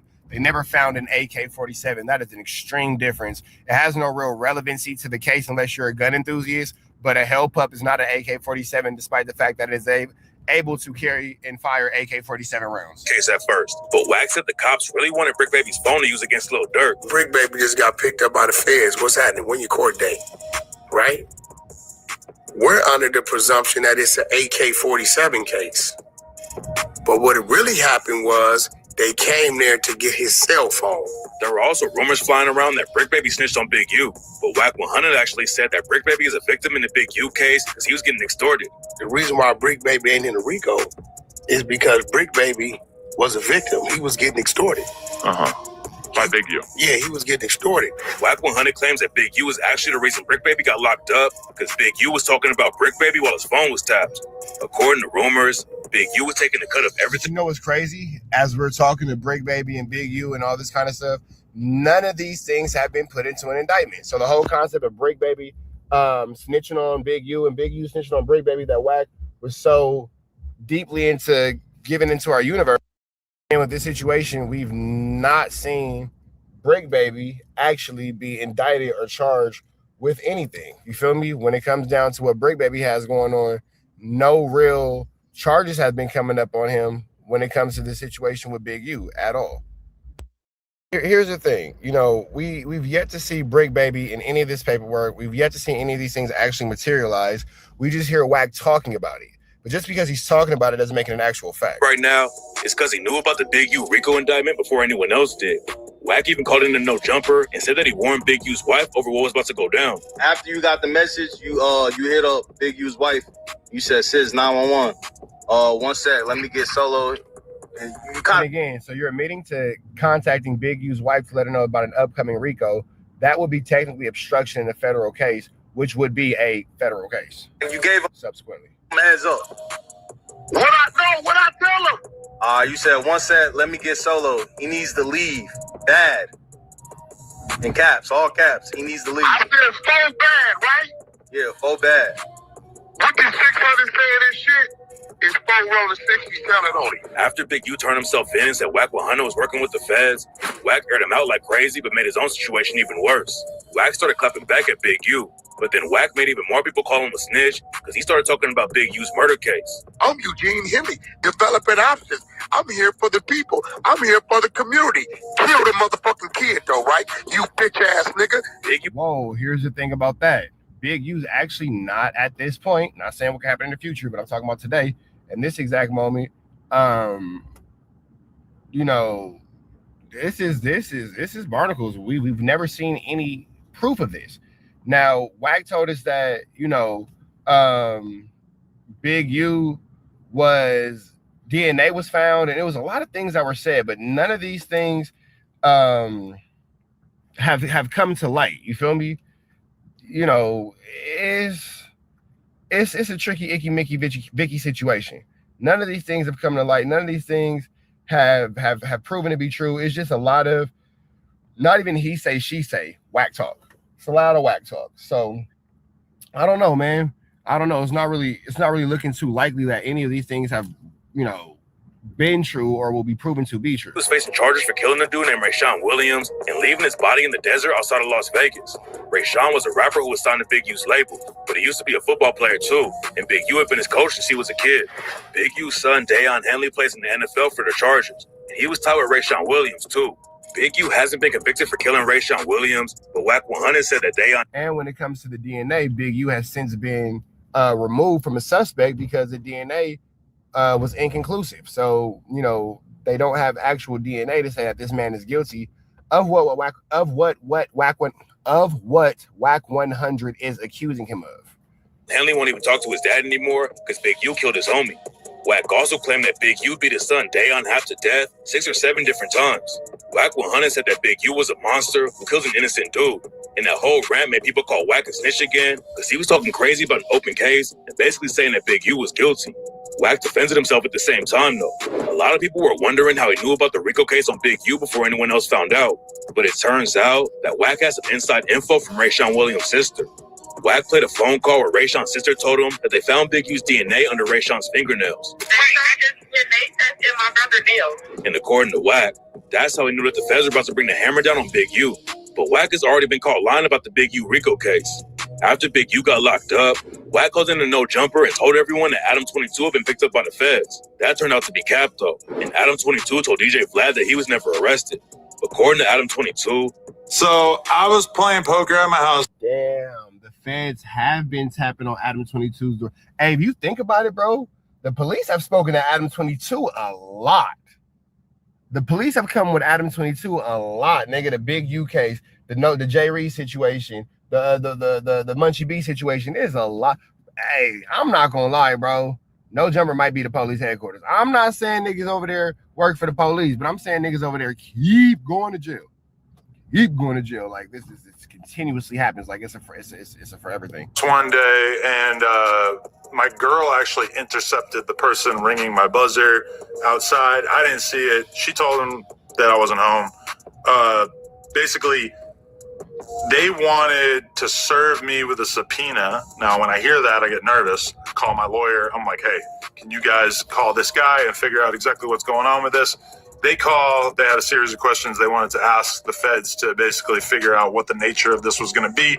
And I never even ended up having a conversation with him. Everyone's talking about Wack 100 and the Big U RICO, but this isn't the first time they beefed about snitching. Back in 2024, a documentary came out on World Star Hip Hop that allegedly exposed Wack for being a snitch. Wack and his legal team sued. It's crazy because Wack and his legal team sued World Star, but World Star was able to prove in court that all the information that they had was founded, and was able to prove that they wasn't making nothing up. World Star was like, we're not making this up. We're not just coming out of nowhere with this. This is a whole thing that this nigga's doing. to get the video taken down. And Wack claims that Big U was the one who paid World Star Hip Hop to show the video. That was Big Q that did it. How And do you this know? stupid motherfucker, let me tell you How what do you this- know? I know because he got a contract with World Star. World Star, I trusted, right? He called and get it put up. Because he emotional, because we've been exposing his paperwork to his writing, so it's different, right? So, and I'm gonna kind of stop it right there, as we've heard a lot of flu, flammery, skullduggery, and larceny from Wack 100, because the paperwork on Big U has actually never came out, so we've never seen any of the things that he's talking about. But I don't know, man. We're gonna continue to keep you guys posted of the situation, and more continues to develop. We finna go ahead and get up out of here to the next one, though, man. Red dots to the left, you know the rest. Say a prayer and be blessed. We go. DE finally reveals why Kendrick Lamar absolutely hates the game, and it all played out earlier today. There's been a quiet beef and war between Kendrick Lamar and the game. If you guys haven't noticed, go on Twitter. You see Kendrick Lamar associates dissing game on any given day. But the game feels like Kendrick Lamar hasn't liked him for quite a while now. The game has accused Kendrick Lamar of dissing him on multiple other songs well before this Drake and Kendrick beef, where the game hopped into beef and took Drake backface against other rappers who was dissing Drake. So Kendrick Lamar hasn't liked the game for a while now. Because he would say it when. Now we're jumping into this Kantiana, man. For those of you guys who don't know what actually has looked like, the game and Kendrick Lamar have had a little bit of a back and forth, a little bit of a 1-2 step like Sierra. It does appear to me as if they're not having the greatest time when it comes to, dealing with one another. And with that all being said, who better than Flacco to give us some flu, flammery, skullduggery, and an awful lot of larceny? With that all being said, we finna jump right into this Kantiana and see exactly what is going on with Kendrick Lamar in the game. Let's slide into this content. Let's get into it. Let's go. Kendrick said, "I see dead people" on the beginning of what song was that? Not like us. When he said that in the beginning of the That's the same as the One Blood intro. song, we did a song where Game said that in the beginning. Dre did the beat. One Blood. No, not One Blood. It's another song. Yes, it was One Blood, right? Oh, and then we did another song where we No, it's definitely One Blood. said that. Game thought Kendrick was subliminally dissing him. I spoke to Game for over an hour. I told Top Dog this. This is a fact. I spoke to him for over an hour, convincing him that Kendrick was not dissing him. When Kendrick did, I think it might. I took it as a homage. I thought Kendrick was showing love. That's how I interpret it. But I could be wrong. I could be entirely wrong. that one where he was talking about Big Sean or all that, Game asked me, was he dissing him in that song? What element? The Heart. Oh, the Heart. Okay. I went and talked to Kendrick about it. Kendrick was like, "Man, I would never diss him. What's he talking about?" I told Chuck this, and I reminded him that on that conversation. I said, "Dog, these you like chill out. This is real." But in his mind, he like is throwing shots at me. So this is what I'm trying to tell y'all. Conversations that me and this man be having. This is real. I am his conscience.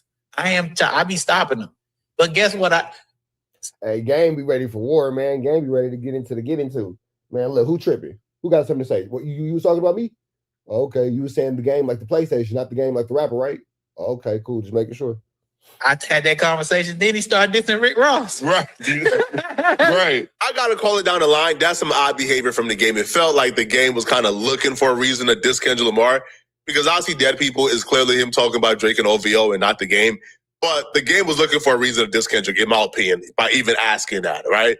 But clearly, when the game stepped into the beef, now, if Kendrick Lamar didn't like the game before this battle, he clearly didn't like the game after this battle, because the game stepped in and dissed Rick Ross on behalf of Drake, because it was Drake versus 20 people, right? A$AP Rocky, Future, Metro Boomin, Rick Ross, Kendrick Lamar, The Weeknd, like among others, right? It was literally, they were jumping him. Now, the game of Drake is cool. Game is from Gangland. So Game is only thinking in gang rules, which is if my man is getting jumped, I'm jumping in. So he jumped in. Now, it may be for clout reasons as well, but he jumped in and started attacking other rappers who were dissing Drake. Kendrick Lamar felt like Game picked a side by stepping in and dissing rappers on behalf of Drake, even though the game never dissed Kendrick Lamar. And that was the game mentality. The game mentality was... Yeah, I don't really see the Kendrick Lamar, like, I don't really see it like at all. You feel me? I can see how from Game's perspective, I never took the time to look at it before now, but from Game's perspective, I can see how he could feel this way. But nah, I don't see that one. Because if I didn't But then again, too, I'm outside looking in. You feel me? So who knows? Niggas be knowing things that I don't. Kendrick Lamar, why is he tripping? Like, why is he tripping? Like, if I stepped in and I'm dissing Rick Ross, a dude who I probably don't like anyways, on behalf of Drake, then why is Kendrick Lamar tripping? But Kendrick Lamar and TDE felt it don't matter. If you stepped into this battle and took Drake's side, you are now an op and an enemy. But here's where you will learn a little later in this video.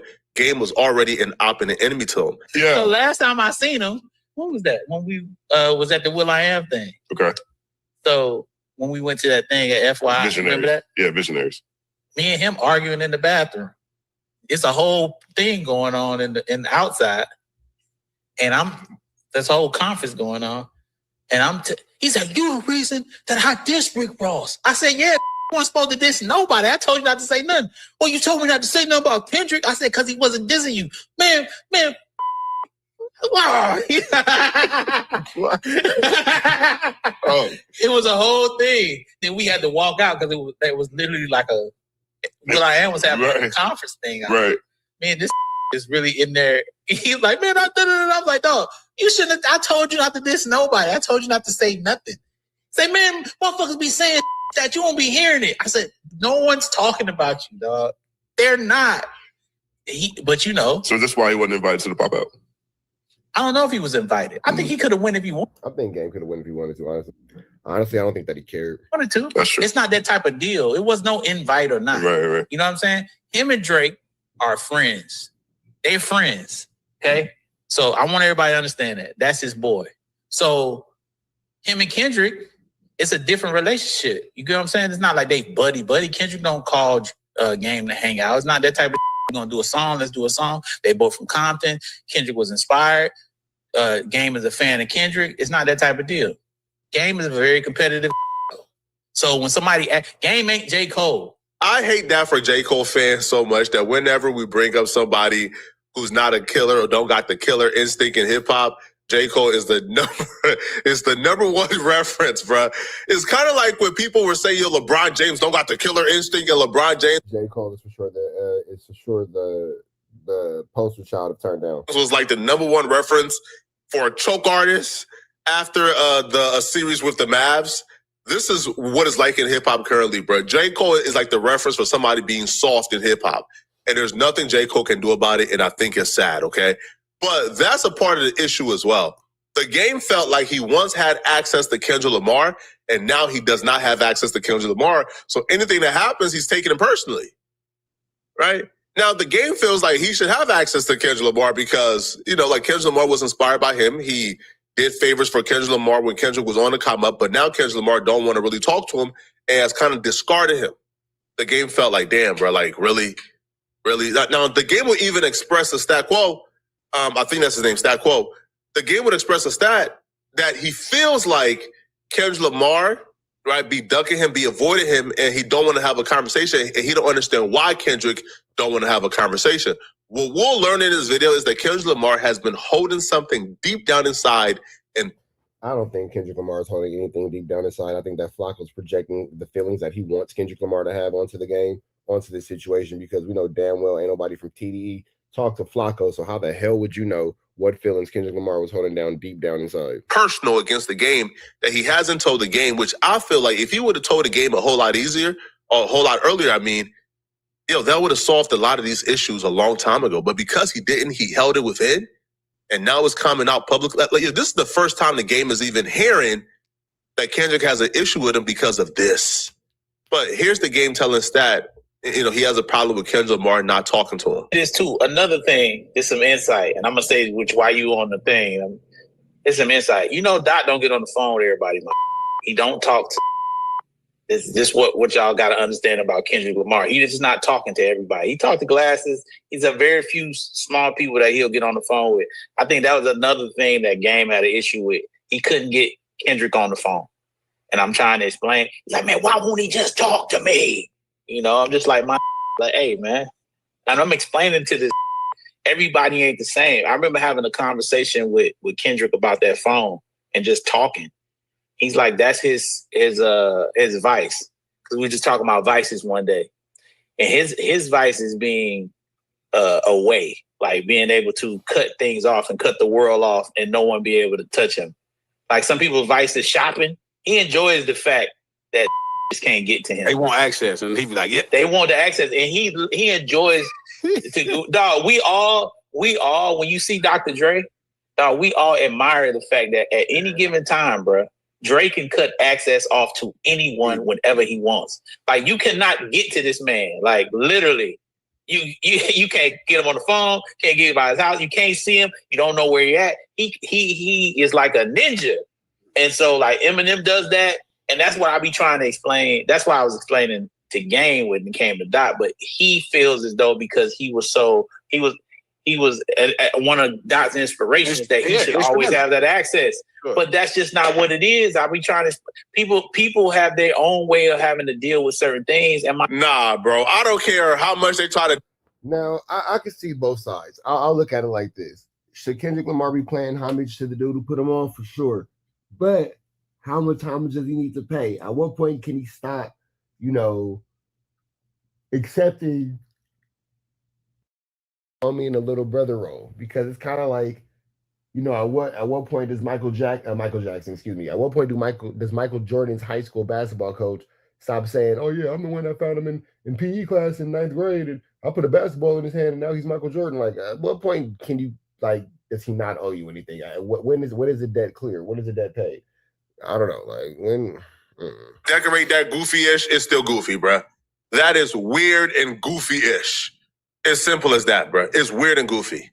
If you and this man had a relationship and you now like want to cut him off, then tell him. Don't duck his calls, bro. Like, bro, that makes no sense. If Kendrick Lamar had a relationship with the Game when the Game was somebody that he needed, when the Game was showing love to Kendrick, putting his arms around him, taking him on tour, right? Like doing things that big. Yo, if the Game is helping usher you into the industry and showing you mad love when he didn't need to, I feel like the least you owe him is hey, bro, I don't rock with you because of this.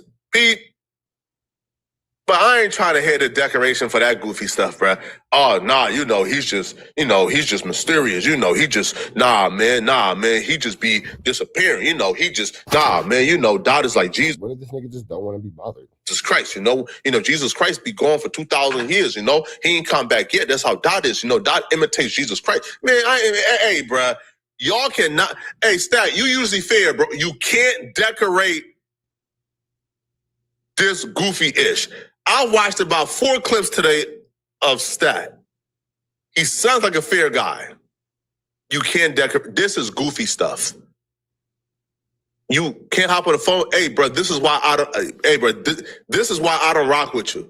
Especially if y'all had a relationship in a rapport. I don't agree with that goofy stuff. Well, that's Flacco's dissertation. I'm not really sure about that one. Flacco's saying a lot of things, and none of them really are substantiated by anything outside of his just talking. With that all being said, man, we're about to get up out of here to the next one. Red dots to the left, you know the rest. Their prayer be blessed. We are gone. Okay. It says, this is in the Big U indictment. It says the LAMTFG has developed information that Henley is victimizing professional athletes. CH1 and CW have were both advised that Henley is extorting professional athletes. The FBI Houston division has interviewed multiple professional athletes who LAMTFG believes are victims of extortion. Now, let me stop right there. And there you have it, man. Apparently, James Harden is named in Big U's indictment, and James Harden is saying that Big U extorted him. Now, I'm not 100% sure about this, but we finna slide right to Scantiana and get exactly into it and see what's going on with it, because apparently James Harden has been a victim of extortion and is a part of the Big U RICO. Now, we knew about this earlier. We just haven't had time to go about it, considering the fact that Wack 100 has been so generous with his information to law enforcement. We've been covering that. But with that all being said, man, let's jump into the Scantiana. That's what it was. The real story is your ass was scared. And for Big U's trouble, that's how the 100,000 got on. Big U was looking out for you. It wasn't no goddamn extortion shit happening or anything like that. They're using that to paint Big U as this evil monster who walks around and beats on his chest like King Kong. When you're one of the greatest scorers to ever touch a basketball, and an 11-time All-Star, a former MVP, you're supposed to be untouchable. But James Harden just found out the hard way that no amount of money, no amount of fame, and no amount of buckets is going to protect you when the streets of Los Angeles come knocking. The LA Crips have officially sent James Harden a chilling message, and the streets are saying this thing just got real. Now, if you've been paying attention to everything going down with Eugene Big U Henley's federal RICO case, you already knew this moment was coming, because the word circulating right now, and I'm talking from sources deep in the LA streets, is that James Harden cooperated with federal investigators. And in those circles, that's not just a problem, that's a death sentence for your reputation. And here's what I want you to think about for a second. A lot of people were confused when Harden pushed his way out of Los Angeles earlier this year to go to Cleveland, of all places, Cleveland. A man who loves LA nightlife, loves the LA scene, has deep roots in that city, and he's suddenly packing his bags for Ohio in the middle of the season. That wasn't just about basketball. And today, we're going to break down exactly why. Because the full story is even wilder than you think. Let's get into it. To understand why the Crips are sending messages to James. But this is the same situation when Wack 100 put the Main Street Crips onto Shaq.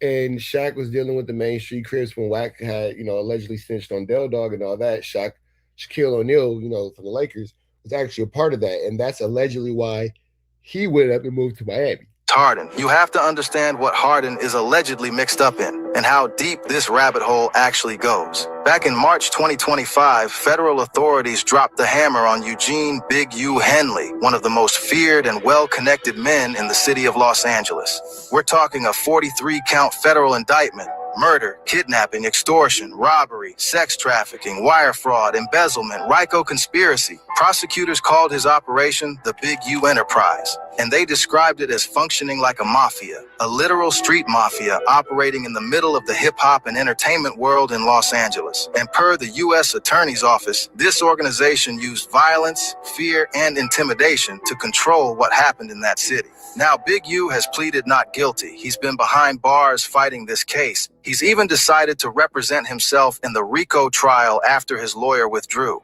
This man is not going down without a fight. But here's where James Harden walks right into the middle of this. Because according to federal court documents, 2 NBA All-Stars were directly victimized by Big U's operation. And multiple sources close to the situation have pointed directly at Harden as one of those players. And if Harden talked to the feds, in that world, that changes everything. Now, to understand why Harden is potentially wrapped up in this as a witness, we need to go back to June 2019, because that's when this whole situation started. So James Harden is apparently in a situation where he has caught himself extremely flamorous. James Harden wanted to hang around the thugs. James Harden is known to be in LA nightlife. James Harden wanted to hang around the Crips. He is from the Compton area, I believe. I know he's from Los Angeles County because he went to Artesia High School around the time where I was at Cerritos Gar in Tracy High School. I got kicked out of a lot of schools. James Harden went to one. And, he had a lot of things going on then too, associated with some guys, blah, blah, blah, blah, blah, blah, who are playing around in the streets. Now, when it comes to this situation, it is looking extremely bad for James Harden. I'm not going to lie, especially with the current up and leave to Cleveland, because who the fuck wants to go to Cleveland? But with that all being said, man, let's jump back into this content. And shout out to Hooper Threads YT. According to court documents from the Big U federal indictment, there was a high-stakes dice game set up in Los Angeles. And this wasn't some casual backroom gambling. This was an organized, pre-planned setup designed to rob some of the wealthiest athletes in the world. At this game, 2 prominent NBA All-Stars. And sitting across from them, a professional boxer identified in the documents only as AB, who has since been widely reported to be none other than Adrian Broner. Now, here's the thing about Adrian Broner. The man is a 4-division world champion. He knows how to take. He also knows how to run a con. Because according to the FBI's cooperating witness, AB and his associates walked into that dice game with loaded dice, teased dice, rigged to manipulate the outcome. And by the end of that night, one current NBA All-Star had lost a staggering $1.5 million. A former All-Star, $5 million. We're talking $6.5 million in total. That is enough to get the feds involved for sure. Stolen in a single night with a pair of fixed dice. Now think about that for a second. These are some of the wealthiest athletes in the world. Men who have earned hundreds of millions of dollars playing basketball. And they got completely played in a rigged dice game in Los Angeles. But here's where it gets complicated. Because when they realized they'd been set up, they didn't call the police. They called Big U. And that right there is the moment that changed everything. Now why would James Harden... Now that's tricky. That's tricky. You playing in the streets. So you get, flu-flammed in the streets, and instead of going to the police, instead of doing the right thing and letting, the legal system be the legal system, you get the streets involved. Okay, well, I got some Crips that's going to take care of this for me, says James Harden. And then James Harden ends up in himself in a situation where he, got to deal with the Crips, because if you think that the Crips help come for free, then you are completely, just not smart. Or any NBA player for that matter, call Big U to handle a situation like this. You have to understand the world Big U operated in. Because in Los Angeles, Eugene Henley wasn't just a music executive. He wasn't just a reformed gang member doing community work. According to federal investigators, he was the unofficial gatekeeper of the city. The check-in system, this is the key to the whole case. Prosecutors describe it as a scheme where entertainers, athletes, and celebrities visiting or operating in Los Angeles were required to pay a tax, a fee for protection and clearance. And they weren't just paying for real protection. According to the feds, Big U and his organization were manufacturing the very threats they claimed to be protecting people from. The FBI special agent on the case put it plainly. Members of the Big U enterprise used Henley's history and reputation to control Los Angeles through violence, fear, and intimidation. So when those NBA players got scammed out of $6.5 million, they turned to the one man in LA who they believed could get it back. The man who supposedly had the power to make things right. Big U, and here's where it gets grimly ironic, because according to the court documents, Big U didn't just go handle the situation out of the goodness of his heart. He sent his Rolling 60s associates to press AB and rough him up for not checking in, which was a violation of Big U's rule. Damn. So AB got hit with the flu flare? But that just goes to show that even when it comes to AB being a boxer and having all those things going for him, nigga, you are not exempt from the Crips. You know what I'm saying? Apparently AB, nigga, you better fall in line. You better play the situation appropriately, because you are not exempt from the check-in. That the world titles are not going to stop you from getting this pack out. And then in a recorded conversation, Henley was caught saying that he and AB should charge the victimized players $100,000 just to initiate getting their money back. He turned the victims into another revenue stream. Let that sink in. Harden and the other player allegedly... That makes sense, though, because why do you think that, these guys are just supposed to, for lack of better words, just put their whole selves on the line, put their gangs and all that stuff on the line for these basketball players and these athletes, just so they can get their stuff back with nothing? Like, there should be no form of payment, there should be no retribution, there should be no nothing. Just go help James Harden get his stuff back, and that's just the end of it. Why the fuck am I doing that? Why the fuck am I doing that? Why do I care about James Harden getting booked by Adrian Broner when nobody's doing anything for me?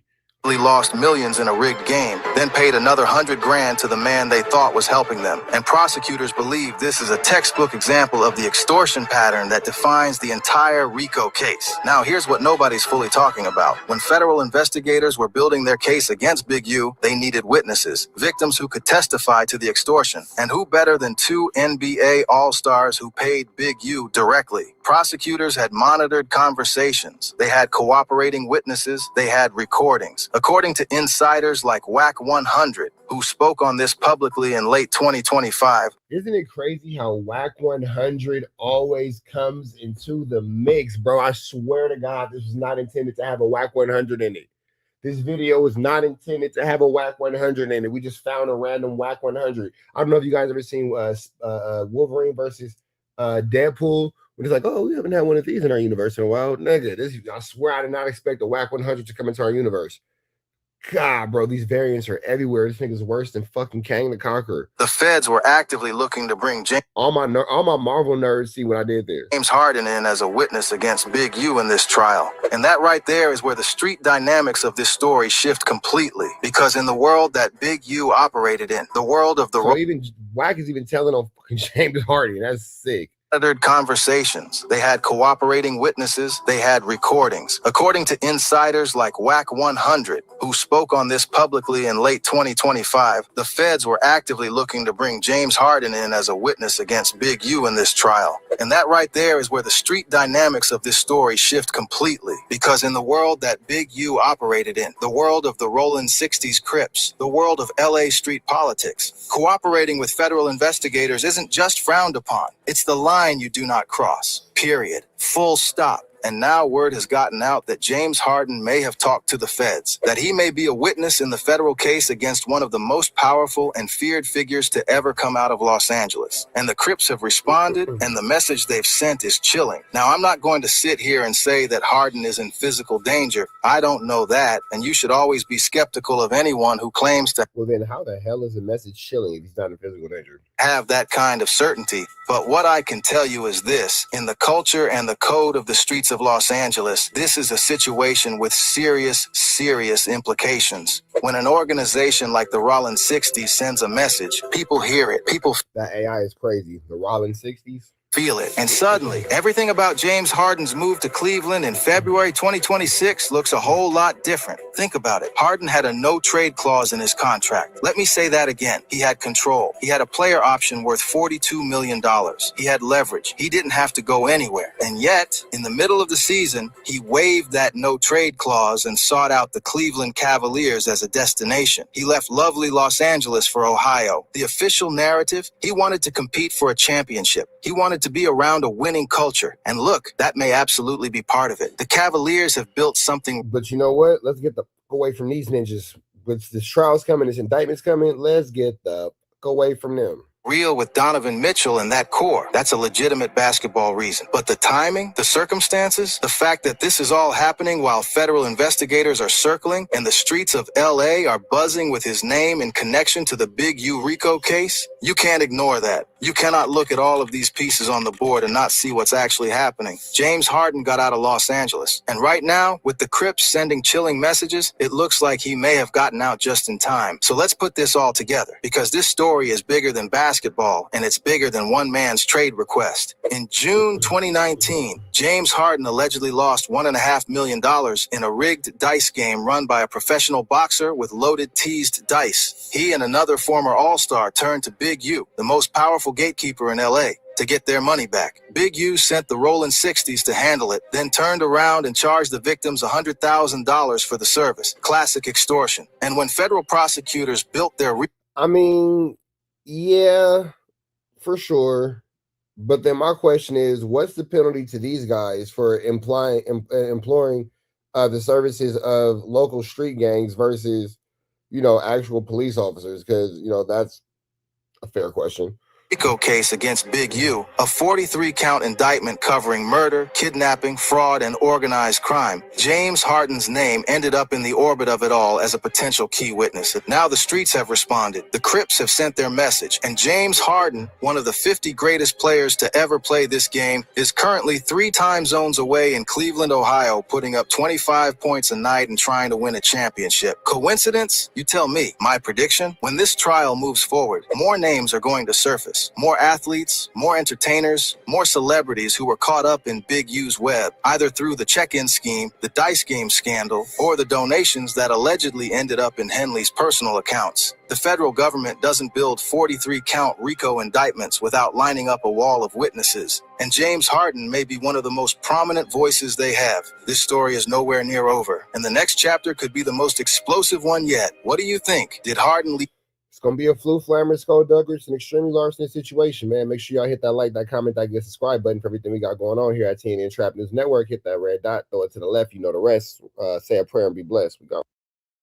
So we finna slide into this content, man. Wack 100 goes off on Dogface and fires back at Munchie B. With that all being said, man, hit that like, hit that comment, hit that subscribe button. And later on today, me and Dogface are scheduled to go live at 5 o'clock Pacific time, 8 o'clock Eastern time, and that is going down today. And if you don't know what today is, it is Thursday, August the 6th. So make sure you tap in with that. We finna jump into this conversation, man. Let's see what's going on. Clubhouse TV. Good one. In the block. Wow, what's going on with Wack? What's up with him calling Dogface and all that last week? Or just know what he talking? Oh, I don't know. I don't think. Well, what happened? He can't talk to Dogface? Clubhouse. Well, the video said. Tell me what a video said. Tell me what he said. I gotta watch it. Give me a second. That's all that shit. It's always in the title. That's what make people watch it. You don't know what they said, but you asking me about it? That's crazy. Right? That's crazy. I don't know the video. I just know that I read the pre-thing, so that's why I want to ask you about it. The little summary of the video. Oh, well, what is the summary? Dogface is a nigga made his name off my name, but I don't know if he was on Clubhouse. I know. So what, No, that what part. about? What, he mad because I know where he live at? What he mad about? I'm gonna watch it. I should have watched part of The this. interesting thing about that, and Wack is maintaining that he knows where Dogface lives. This is what Dogface just posted. So as you can see, Dogface has posted this to Instagram, and it says, "Hey, rule report. This your man spot? Gosh darn backyard bigger than the actual house." So this is where all Three Fingers activities take place, huh? This is absolutely barnacles, flu flammers, and it's extremely skullduggerous and larcenies. This comes after Wack 100 and Dogface had a backyard off. That's right, they were backyardigans, and these guys were showing off their backyards and their wooty bams and all this kind of stuff and all that. But the interesting part, when Wack was doing it, he was only showing the backyard. You have this house with R&B, but you didn't see any family pictures. You didn't see any flowers showing that you have, like, love in a house for her. There was no peace. It was just a backyard, huh? All right. So, Wack just wants to show off a game room. His whole house is a game room. With that all being said, let's jump back into the content. It sound like he's saying the same ass shit that he always said, same ass lies. He mad because I found him. He been hollering in Detroit. That nigga's in Dallas, Georgia. What? Population 15,000. And I was right. My game room is bigger than his house. I sent him all this shit. Actually, I called him. Somebody gave me his number. He tried to answer the phone and act like an old man until I started clowning him. Nigga, you know about white boy so, nigga? I said, nigga, this is where you live. I'm looking at your house. Respect. You shouldn't have showed the little fireplace in the backyard, because here it go. Boom, boom, boom. Boy, you live in Dallas, Georgia. You are in the sticks, nigga. Talking crazy, and you live in Dallas, Georgia. Ain't shit out there.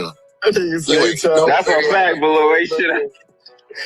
That nigga tried to talk like an old. You ain't nowhere in Detroit. Nowhere. You in Dallas, Georgia. I gave him his address, and then I put this backyard and shit up to his skip up on my Instagram. He went crazy. I said, bro, I was right. My game room is bigger than your house. Here go your shit. And then let's take it back to this.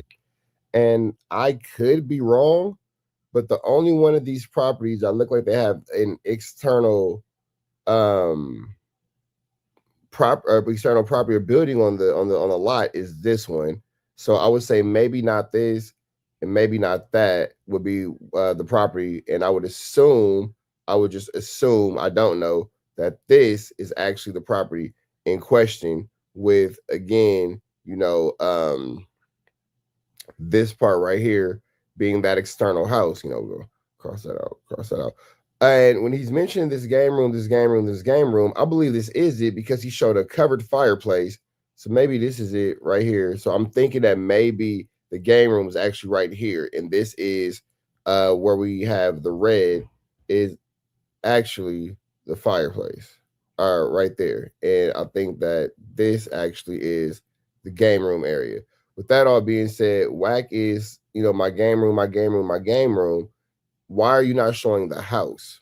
Why are you not showing the master bedroom? Why are you not showing there should be a big, huge Wack and R&B photo against the master bedroom wall, and you guys have all these beautiful family portraits of you and you guys as kids, and you swear that you guys have all these kids together and all this kind of stuff. We don't see any of that. You know what I mean? So I'm not really sure, why these are shown, but they're not. we're just trying to figure it out. You know what I mean? We're just trying to figure out this whole game room situation. Why are you showing game rooms and not the actual home? But let's continue on with life, man. He got hot. He was hot. That nigga, Christian Austin, you on Bent Leaf Drive, nigga. That's you, nigga.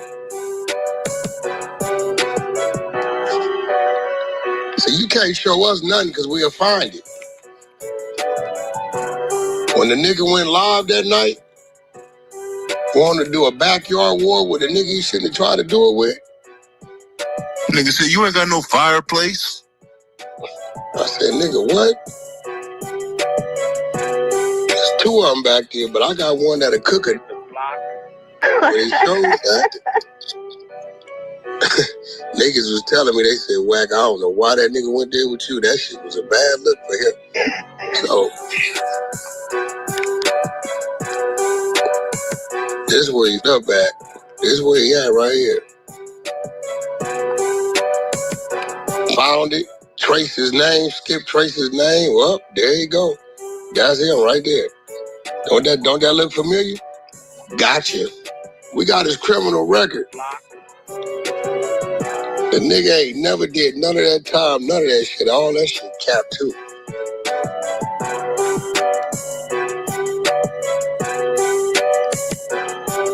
Oh, that's cap. We need to go over his rat paperwork, actually. I don't think we ain't hit him yet. What that chimney is that in his backyard? That's a chimney. I don't know, but he shouldn't have showed it. That's how we talk. What kind of chimney is that in his backyard? That's a chimney? First of all, girl, you ain't even got nothing that require a chimney in your house. That all being said, let's continue on. And then Wack said that he has dog faces snitch paperwork. Oh, he ain't revealed that shit. He must have dropped that snitch paperwork yet and all this and all that. Well, my question is, why haven't you dropped it? If you have this information, you have this content readily available on Mr. Dogface, why are you not dropping it?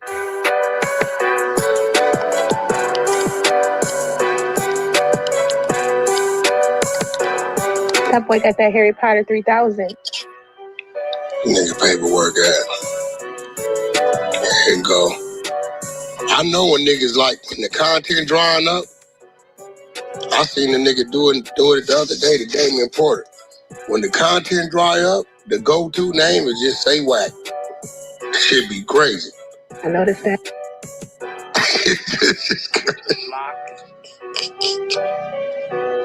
Yeah, that's a go-to. Oh, Dogface. Dogface 54 years old. He just figuring it out. Christian. He just turned 54. You talking about Dogface and his paperwork? Yeah, we got his work. We didn't really go through it. We got it. What's this? What shit is this? Oh, this Munchie B Mama. Well, they've been working overtime. On this Bridget. So with that all being said, man, we finna get up out of here to the next one. Red dots to the left, you know the rest. Say a prayer and be blessed. We go. What's going on, everybody? What's going on, YouTube? Sporty Gang, man. It's your boy Sporty Face, of course. I'm back with another one. Another fire reaction. I told y'all, man, I'm back, and we're gonna make this content happen, man. Big love to Sporty Face. Make sure you give him a like, comment, subscribe. Notification bell, hit all. Tap in for the latest and the greatest. What we got going on. Spoetic Justice by Sporty Face. This is YouTube. Make sure you check in what he has going on. We finna get into this content. Let's get into it. Let's go. Every day, we're gonna be pushing it out more consistent. Like I said in my previous video, hope everybody doing well. We on our quest to 10,000 subs. Y'all got me there before. I know y'all gonna get me back. So go ahead and like, comment, subscribe if you ain't hit this already. Make sure y'all hit that notification bell so anything I drop, such as this, latest and the greatest, man, y'all get it here first. Again, you know, we the last of the dying breed. The definition of real. I know all my real was gonna support and get me back where I need to get. With that being said, you know, I don't like keep my good subs waiting. We gonna get right into it. Y'all see the title. Doughboy, man. I feel like Doughboy, man. He turned it down my fade, man. Shout out to Doughboy. I know he was putting in a lot of work. in that gym, man, trying to slim down and stuff like that. I feel like he just taking the easy route out, man. So y'all hear it first right now, man. When I see Doughboy, I'm breaking his jaw. I'm breaking. This nigga's not serious.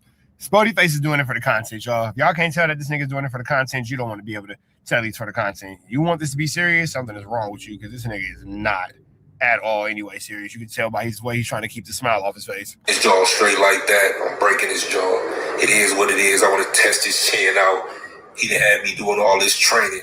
I really wasn't doing too much training. I was doing a little bit of training. Nigga, you was not doing training. Every time I would hit your ass to do some training, you ain't never hit me back. Doughboy, man, but he got me wasting all his money on nutrition and trainers, man. He up and quit on me. He's a quitter. Y'all hear me first, man. Go over to Doughboy page, man. I am Doughboy at Instagram or on, you know what I'm saying, YouTube, man. And go spam his page, man. Doughboy turning out a fade from Spody Face, man. He took the easy route out. For those of you who don't know, the fight lead we was supposed to be fighting on, we had the card on. The co-main event, me and Doughboy, me versus Doughboy. I believe Adam 22 and the owner got into it with over some post that Adam felt that was disparaging or that was just flat out disrespectful to his wife, wifey. So, you know, somebody say something about my wife or my girlfriend or my loved ones, whoever you want to call it, and I ask you to take down the post and you don't take down the post, I can see why you get mad. But then, I'm not saying Adam's wrong because, you know, that's his wife at the end of the day. But what I am saying is Adam be letting any and everybody talk about his wife any and every type of way to where he even allowed another man to sleep with her. And then for like shock value, got into a boxing match with this man. So it's like, I don't really fully understand where like he's coming from. As a human, I understand. But from an Adam 22, I don't really understand. Don't know the ins and outs of everything that happened. I just know that. Not saying that Adam's not human, but Adam thinks differently than most humans. It was some things supposedly said about Adam's wife, and he didn't take a liking to it, you know, which is understandable. So he was defending his wife honor, and he pulled him and his company out of it, which is the No Jumper platform. Again, understandable and rightfully so.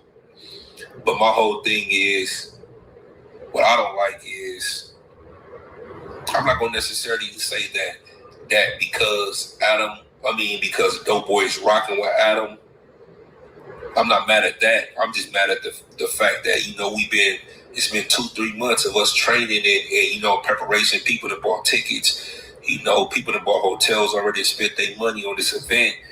And it's really solely because Doughboy that is not happening. It's solely because... Yeah, it's really... I don't think that has anything to do with No Jumper. I don't think it has anything to do with Adam. I think it's, again, like you said, to do with Doughboy, because Adam not supporting it has nothing to do with Doughboy's fighting abilities. The Doughboy that he's not having. Doughboy's hiding behind, well, I'm loyal to Adam. If Adam ain't effing with it, I ain't effing with it. Doughboy, you don't want to get whooped out. I get it and I understand that Doughboy want to rock, you know, with his, you know, his boy, you know, his friend, but at the same time, this is my only problem that I have with that. Is because I know for a fact, Adam 22, if Doughboy was to get into it with that fight lead, or Doughboy was to get into someone and have beef with anybody or have any type of disagreements with him, Adam 22, especially when it's coming to money, Adam 22 wouldn't turn down his money off the principle that he got into it with Doughboy. It shows all the time. Like Adam 22 would not turn down $1 because Doughboy got into it with somebody. Adam 22 would not care at all. Doughboy, you are on one thing, and that is your own, my brother. No, Adam won't get that money, rightfully so, but he lets it be known that he's gonna get his money. Say for instance, Doughboy could be for somebody right now, and he's gonna turn around and interview that dude, or he's gonna turn around, you know what I'm saying, and continue to do business with him. You know, and that's no shot to Adam. Not only is Adam gonna not stand by you when you beef with somebody, he's gonna profiteer off your misfortune. No Jumper, where only the host ops will get an interview. Just who Adam 22 is, you know, he'll let you know. He's not gonna stop his money. So my whole thing about this is Doughboy. From me to you, it's like, you know you only get paid a certain amount of money per episode over there. We all know that Adam 22 would never stop his money for you. So my question to you, brother, is why would you ever stop your money from Adam for Adam 22? Ain't nothing wrong with you standing by him. Ain't nothing wrong with you standing with him. Ain't nothing wrong with you even agreeing with him that it was disrespectful. But at the end of the day, it's like you still got to put food on your table. You still got to pay your bills. Why would you stop your bag for him though? Had I been still working at No Jumper, and Adam Adam decided to do that, I would still for it. Straight up. It's like, it's all love and all that, but I know for a fact Adam wouldn't have stopped his bag for me. Now, if it was the other way around, and Adam, Adam he's stopping his bag for people like, nah, these my coworkers, I'm loyal with them, I'm rocking with him. But Adam 22 was that type of person, that loyal. We have an entirely different situation, an entirely different set of circumstances. But Adam 22 is not that loyal of an individual. Adam 22 is not that solid of an individual. Adam 22 is not that caring of an individual. He don't give a fuck about you, ninja. Them type of, that loyal of an individual, then I wouldn't have no problem with standing with Adam 22 on the side of like, you know what, nah, bro, that was wrong. This, that, another. Whether it was wrong or not. Not saying that they was at fault. Not saying that Adam 22 was at fault. What I'm just saying is, if Adam was that, or he displayed those type of characteristics as far as being that type of individual towards Doughboy. Now he might be that he might be that type of individual to certain individuals, but I don't think he's displayed that type of love and compassion for Doughboy. Doughboy was on the verge of getting fired a couple times.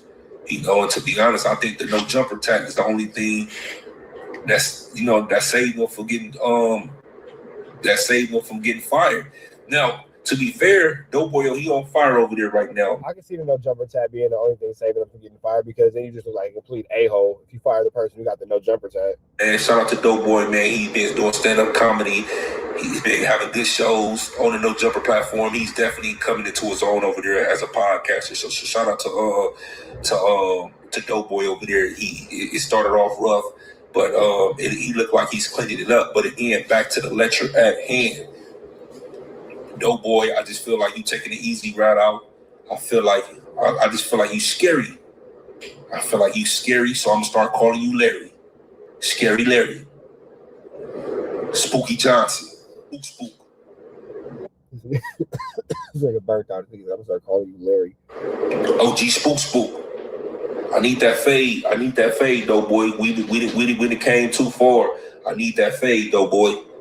See, now you messing up the plan, because I was gonna sock your face up, and then I was gonna turn around and sock J Hood. Sock J Hood up, I was gonna test his jaw out. I ain't forgot about J Hood neither. He was second on, Ooh, Spody Face calling out them things. Okay, Spody Face said he got the content today. He said we potted. We contented. We contenting. Contiana. Second in line.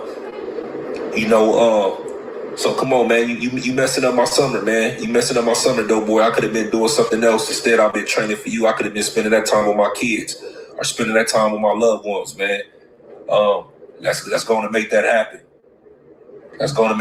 Y'all go over there and tag Doughboy if y'all got to. I'm telling y'all right now, man, I think Doughboy is he's scared of me. I think he's terrified. I think he's frightened. And I don't think he got nothing for me. Straight like that. So I need y'all to go spam this page. I need y'all to go, well, not necessarily spam this page. I need y'all to get in his chats and his comments, man. Nigga, that's spamming his page. And let them know what's up, man. Go catch that fade from Spody Face, man. We done came too far. People done bought plane tickets. People done bought hotel rooms and all type of stuff to not see it go down, man. It's very disappointing to me. So, and then especially when Adam not gonna rock with you, bro. You know what I'm saying? He not gonna stop his money. If you was to get into with somebody, he gonna interview them the next day. He want the content. Again, this ain't no shout out to Adam, or whatever the case is. But he know what I'm saying, right? He had never stopped no money or stopped no shows for Doughboy. He will not. Probably somebody else, but he ain't gonna do it. He not gonna do it for Doughboy. He'll do it for Flacco. He'll do it for Munchie B. He'll do it for arguably, he'll do it for Lush. Doughboy, you're with a capital F for sure. Boy, so why would you stop your bag, bro? They giving us a bag, a healthy bag at that. Why would you stop that? It don't even matter what it is. It's like, why would you stop your bag for another, for another man? Come on, dope boy. I need you to get up and fight back. I need you to get up and fight back. I was looking forward to getting in the ring with you, bro. I was looking forward to that, man. So yeah, I'm calling you out on it, dope boy. I wasn't gonna say nothing. It seemed like you really ain't going through with it, man. Come on now. Come on now. Come on now. Even to you, Moose. Come on now. What we doing, Moose? What we doing, Moose? What's going on? What we doing? I need to get in that ring. I need to get in that ring. But yeah, like y'all get under the comments below and let me know what y'all think, man. Should Dope Boy still fight me, even though Adam 22 has backed out the challenge, has backed out an adventure with the MFL? Y'all let me know. I mean, again, I think Sportyface is making a lot of good points. I really don't understand what any of this has to do with Doughboy. I can see Adam's point. I can see Adam's reservations. I can see where Adam has apprehensions about it. Like, all that makes sense. But why is Doughboy upset? Why is Adam getting disrespected? Such a for Doughboy. That's the part that I'm not quite gathering. Because again, like Sportyface said, Adam has made it clear that he would never stop his chili pot. His chili pot don't stop. If he is not willing to stop his own profit for you, why are you willing to stop your own profit for him? Unless you're just the ultimate do-boy, which is, looking more and more realistic every day. But with that all being said, man, y'all shout out to Sportyface Poetic Justice. Red out to the left, you know the rest. Say a prayer and be blessed. We go. Man, this is absolutely insane, you guys. Now, what was not on my 2026 bingo card was Cardi B beefing with Cameron at all. Who the fuck saw this coming? But at the same time, too, you know what I'm saying? It's just, flu, flammery, skullduggery, and larceny. And it is, at this point, just pretty much what the fuck it is. With that all being said, we finna jump right into this content. Big shout out to Chicks Move, giving us news we can use. Now we're trying to get nobody's college to get into it. Let's go. About deja vu. Now, somebody please stop me if you've heard this before. Cameron gives a feature to an artist in exchange for the artist to come on his platform for an interview. Somehow, something goes wrong in between, and now Cam is on his platform exposing the artist. Yes, that is absolutely correct, you guys. This looks like a repeat of the whole J. Cole situation. Now, after his retirement from music, I guess Cameron has been doing business with artists that want verses from him, not by taking their money for the feature, but by having them agree to pull up on him at his shows. You guys all know Cam. Which really is a smart tactic. Okay, you want a verse from me, you want a feature from me, that's cool. Pull up and come do this podcast with me. As a sports show, it is what it is with Mace. He's also got a talk show, Talk with Flea, that he does at Revolt. And sometimes a lot of these shows are based on views. If nobody's watching your shows, best believe you're not going to get a contract renewal. Now, according to Cam, after Cardi B's team basically hunted him down for many, many years just to get his verse on a record, he finally does the record, the album comes out, and his verse is not on the song. So now we got an issue, according to Cam. If Cardi B's team does not either pay him or bring Cardi B on his show, he's threatening some very interesting things against her team. Here's what he said. With Cardi B management and writing team, and this don't got nothing to do with Cardi B. Cardi B, my sister, I love Cardi B, man. This is really like my sister. We don't see each other that much, but she always show love. She does songs over my beats. I think she's fucking tremendous from where she started to where she's at. That shit needs to be studied. Yo, I love everything about Cardi B. Even before she's a rapper, I love her. Okay, so Cameron's not really tripping on Cardi B. It's her representation. He's having a problem with her business associations. Cardi B. But you got to get the right team around you, man. And what happens is a lot of times you got the wrong people around you. And I'm not saying she doesn't have a good team. I'm just talking about two individuals on her team that was harassing me. And I'm gonna, like I said, it ain't just her team. I'm gonna get the people seen every week. So what happened is maybe 2 years ago, right? I'm chilling, maybe 3 years ago. I don't even remember. Don't hold me to the timeline. So like 3 years ago or 2 years ago, I'm chilling, I'm mind my business. They like, Cam, we need you to do What Mean the World Over for Cardi B. She did your song over. We want you on the hook and do a verse. I'm like, all right, cool, I'm busy. Call me when it's closer to the end of her album and I'll knock it out because I just got things to do. You know, I love Cardi, I'll knock it out. And maybe if I do that, she could do an interview on my show or whatever. And they like, yeah, that ain't nothing. I'm like, all right, cool. That ain't no problem. Cool. They call. Cam, yo, it's the time. Shit coming out next month. We hit the last week. We really need you to do this. I'm like, all right, cool. I get busy. I don't even got time to do it. I fucking didn't even have a time to do it. I'm like, damn. I forgot about it, to be totally honest with you. I'm like, damn, I'm just going to have to miss it because I didn't have time. A year passed. They like, yo, Cam, it's time now. Cause I said, didn't you tell me this shit last year? I thought I missed the album. Shit ain't come out yet. Nah, you know how these females be, Cam. You know what I'm saying, man? We ain't put the album out yet. We ain't put it out. I said, I genuinely thought I missed this shit. He's like, nah, it's coming out. We need you to do this since the last week. I'm like, I bet. I'm busy. I still don't get to do it. Because, you know, this story is what it is. I got to study basketball type of shit. 3 months later, Cam missed the last week. I said, yo, how many weeks is it, man? Look, I love Cardi. It look like I'm not going to be able to do it. Now, we not going to put the album out till you do. Yo, my nigga, stop lying, nigga. Stop lying. You know what? I'm going to take an hour out to do this shit. So I stopped what I was doing. This is a year and a half later after they originally asked me to do it. I do the verse, and then I get busy again. I'm not paying it no mind. So I heard her single Imaginary Player, so I'm like, okay, cool. The album should be coming out soon or whatever. But I'm busy. I don't pay no mind to it. So I'm with one of my homegirls and shit, and they like, yo, Cardi new shit is dope. I'm like, her shit came out? And that's no disrespect. I just don't be keeping up with albums that come out and all that. I find out everybody shit by accident because I'm just, you know, my majority is, you know, entertainment. Is this podcast, K-Roll Steve, is what it is. I haven't really been keeping up with whose album is coming out. So I want people to take it as disrespect. Like, Cam, you knew the album was coming out. You know how people would be. So I just found out. I'm like, oh, shit, let me see a track list. My shit ain't on there. So I'm like, yo, I still need my motherfucking interview. If not, y'all got to compensate me for my time because I know the niggas that manage her and who co-write for her. So they like, I call them like, yo, what's up? What happened to y'all? Like, yeah, that's not my fault that you didn't decide to use it. No harm, no foul. But nigga, come on, bro. That's not you can't make that my problem. I did my end, do your end. Asked me for 2 years about this.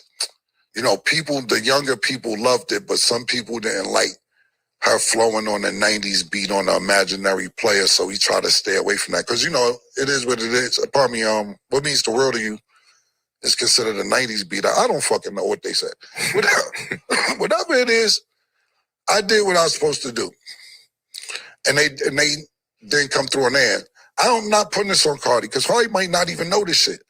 I'm just saying the people around her is making. Now, with that all being said, Cardi B is going to hear this and be like, well, I'm going to go do the right thing by Cam. I'm going to look out for him. I'm going to do this. I'm going to do that, blah, blah, blah, this and blah, blah, blah, that. So that's probably more than likely what's going to come of this. This could be Cameron's way of putting it out to the world. That way Cardi B sees it and she's like, oh, okay, well, let me go look out for Cam and X, Y, and Z, X, Y, and Z. You feel me?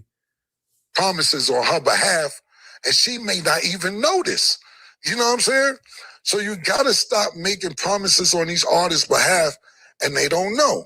So now what I'm going to do is I'm going to start exposing the people that made the promises because it's two people. And once I get the dirt on you, I'm going to put the dirt out. Now take this as a warning. Send that paper through for my time. Or I'm going to tell how you like to be on all fours and your ass tickled with paws because I know a girl. Cam say he going the Wack 100 route. That's next. I'm telling you now. Cam said he got the content. Put your text messages up. Pause. What I say? I said he had the content. Pause. I was disgusted when I seen it. But I was like, yes, God, you sent this to me. Get back to these niggas. There is a God. Yeah, you sent this back to me. So at the end of the day, you better call, because the next show is your text messages, and I don't want to put out the screenshots. Pause. You doggy style, and you ain't in the back. With it in the arch. Oh, man. Nigga ass in the arch in the air. And it's two niggas, and one of them is my nigga. But I'm sorry y'all to get to this, but you're not going to keep ignoring me. And I'm going to put out, every week, I'm going to put out a list of niggas who keep calling me to do a favor for you, and then when I need my favor done, y'all niggas be playing games. Every week, I'm telling you, y'all niggas, and the niggas I ain't got dirt on yet, you better be airtight, pause. You better not because I'm going to put it out there to get the information, and it's coming right on this show. I'm telling you, you better have a clean track record. I'm telling you that right now. Anything you like chewing on pinky toes, anything you like doing nasty, or anything you got on your resume not good, you're coming up on the Talk with Flea screen. It's gonna be worse than the Summer Jam screen because we got more viewers. I'm telling you that right now. So I'm not gonna say your name this week, but I will say the management and the co-writer's name next week, and I'll tell you they fetishes, what they into. No disrespect, Cardi. And what we gonna do too is we gonna put. All right. Well, that all being said, that is Cameron's problem with Cardi B. It is a lot of fluflamery, skullduggery, and an awful lot of larceny going on here. So with that all being said, man, Cardi B, reach out to Cam. He is looking for you to inquire about some services owed. Maybe not by you, but definitely by those in control of your name and likeness. You might want to be a little bit more careful when you get that privilege to, little mama. That all being said, man, red dots to the left, you know the rest. Say a prayer and be blessed. We gone. To do extortion. Now, Wack has never been charged with this, but this is some cause for concern.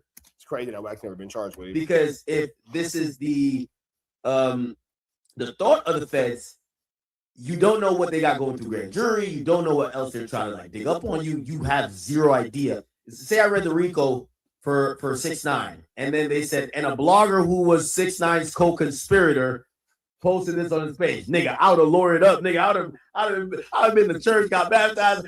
See, you don't want to be. Once they start talking about you as a co-conspirator, they believe you are doing a crime. In the story Wack tells, he says enough people for it to be corroborated. He says, well, Birdman was on the phone. Well, it was Trick that was. So you have academics making it clear. Shout out to Missouri. MISSOURI. MI, crooked letter, IOURI. Shout out to Missouri. When it's all said and done, man, Wack 100 is the person who told us about this. So it's not like some random person came and give us this information. Academics cannot hide the fact that Wack is possibly and should be indicted for this situation, bro. You are going onto the internet saying that you're doing these things, my nigga. So let's jump into it. Old money. Well, I was with Big U, and it happened at LAX. These are all verifiable things that if Wack was just talking, whatever. But I would imagine if they care about this overt act, and again, they might want to use to prove shit, they're going to contact that. I don't think he was thinking about this could be an overt act in a conspiracy, in a RICO. I think he was just thinking, yo, Trick's my brother. Trick is owed some money. Let me go ask for the money. Obviously, when you chase someone down, now it brings intimidation. It brings a lot of stuff, and then it's at the airport. It's kind of interesting that they just say a co-conspirator. Once you hear co-conspirator, chat, it usually means the police are looking at that other person who is also co-conspiring to potentially charge at some point. I'm hoping I'm wrong. And this makes you wonder why Wack isn't, what's going on with it? Why isn't Wack on the conspirator list? Oh, this story always sounded funny because it's like, damn, we can't imagine the future running, but it does make sense. Remember, let's go back to the indictment. They're saying a few days after they stomped out Future. So Future just got his ass whipped. Future just got his ass whipped a couple. It's like getting jumped by the same niggas twice. You got jumped once, They beat the brakes off of you. You come like, so you walk in 2 days later, you're like, it's Debo again. I'm out of here. Damn, this nigga's back. I'm out of here. Catch me later, guys. Like, yo. Nigga said, mask off. I'm out of this bitch. Okay. So a few days after they stomped him out the first time, they ran into him and chased him down through the airport in an attempt to further intimidate and collect the money. Big shout out to Scandalous Los Angeles, where we got this from. Big shout out to Scandalous Los Angeles. Exposed. Get him a like, comment, subscribe. Man, the walls are closing in on Wack, and everybody can see it.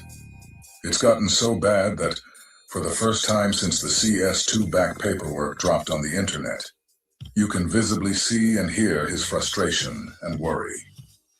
1 minute, he's got a lawsuit dropped on him by Byron Blake, and the next, he's listed as a co-conspirator in a federal superseding indictment.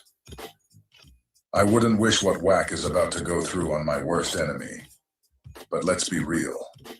He brought this entirely on himself. Wack is for sure about to be picked up in this indictment. Crazy part is, Wack already gave us the play-by-play about this whole situation with Future. That's why it blew everyone's mind when he got thrown into the paperwork as a co-conspirator. Because, like you heard academics say at the beginning, that means the feds are saying he conspired with Big U. Yeah, definitely. If you're named as a co-conspirator, that would mean that you are co-conspirating. This whole That's how that works. That's literally the definition of. time, Wack has been doing everything he can to distance himself. But if he's the co-conspirator in this paperwork, they are officially pinning him to Big U. Because of this, Wack is now trying to change his story on video. Now he's trying to claim Trick was the one on the phone, and that he never told anybody who he was talking to. Rich Dollars from Making of a Man TV actually tries to help Wack out, because he knows that everyone has heard the audio already. Not only have they heard it, but the audio was actively being played on a host of different YouTube channels. Then Rich decided to play the audio for Wack live on Clubhouse, and Wack's response is priceless, to say the least. No Cap Network. Going on with this new indictment and what you're saying about the Future shit. Well, what about Future? No, they keep, I guess, talking about that. You gotta remember, a bunch of these dudes is like kids. Don't get it. That's the overt act. That's not a charge. And then they'll sit here and tell me that I don't know what I'm talking about, trying to make me feel like I'm an idiot. But in actuality, Wack 100 is charging Big U with something that he actually did. So, you know, there's a snack and bacon in that. Right. No, I think what the thing is that it's a gang of mob disputing that it happened. And then it's on his homeboys because the story, for one, Future will never touch. Right. And then they said a couple days later, he touched on where it couldn't be because But then see, here's the thing about that. Now, chat, I hate to just keep killing you guys with the same audio and the same soundbite over and over and over, but I think that it's important that I do play the entirety of, you know, the information for you guys, because Wack is maintaining that he doesn't know about anything about Future being touched. But if that's the case and that's the truth, then I don't know how he can explain this. Beat the shit out.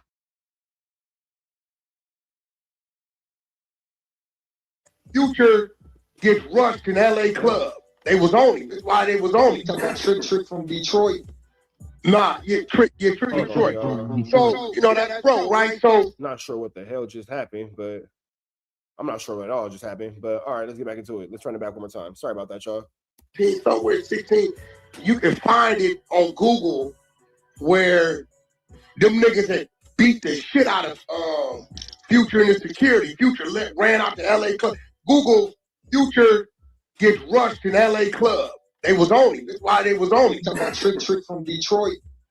Nah, Trick from Detroit.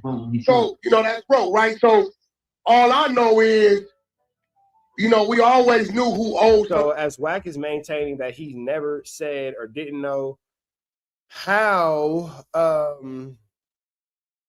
you know, anything about this or whatever, that obviously it's just not true, because the audio we just played from 4 years ago, and Wack is saying this. It was home for you. on his homeboys because the story, for one, Future would never touch. Right. And then they said a couple days later he was touched somewhere, which couldn't be because we all got on the same flight to Atlanta. Big U stayed a week.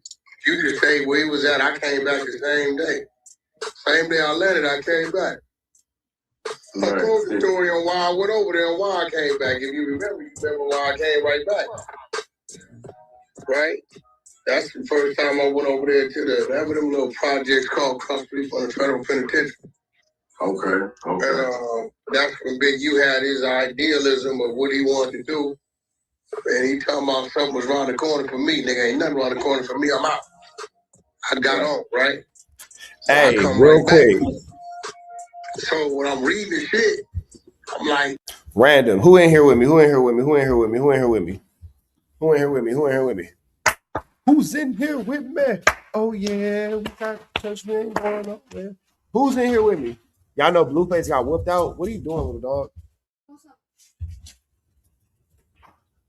Y'all know Blueface got whooped out? Babe, you know Blueface got knocked out? Did you know that? No.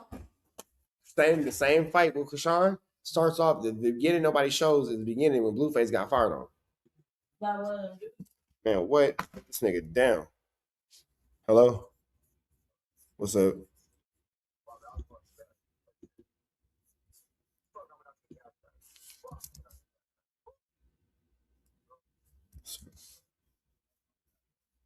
This nigga screaming in my ear. Goodness gracious.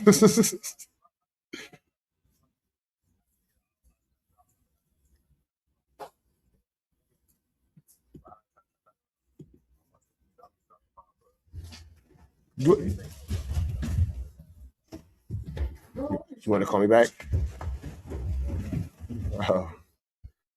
Okay. Well, yes, just go ahead. Just go ahead and call me back. Go ahead and call me back. All right. This nigga has a lot going on. My bad, y'all. My brother called me, and I'm really confused. Like, he has a lot going on. Matter of fact, he has so much going on. I'm finna stop this live and start a new live. Blueface got knocked out. We gonna get into that. What this nigga got going on?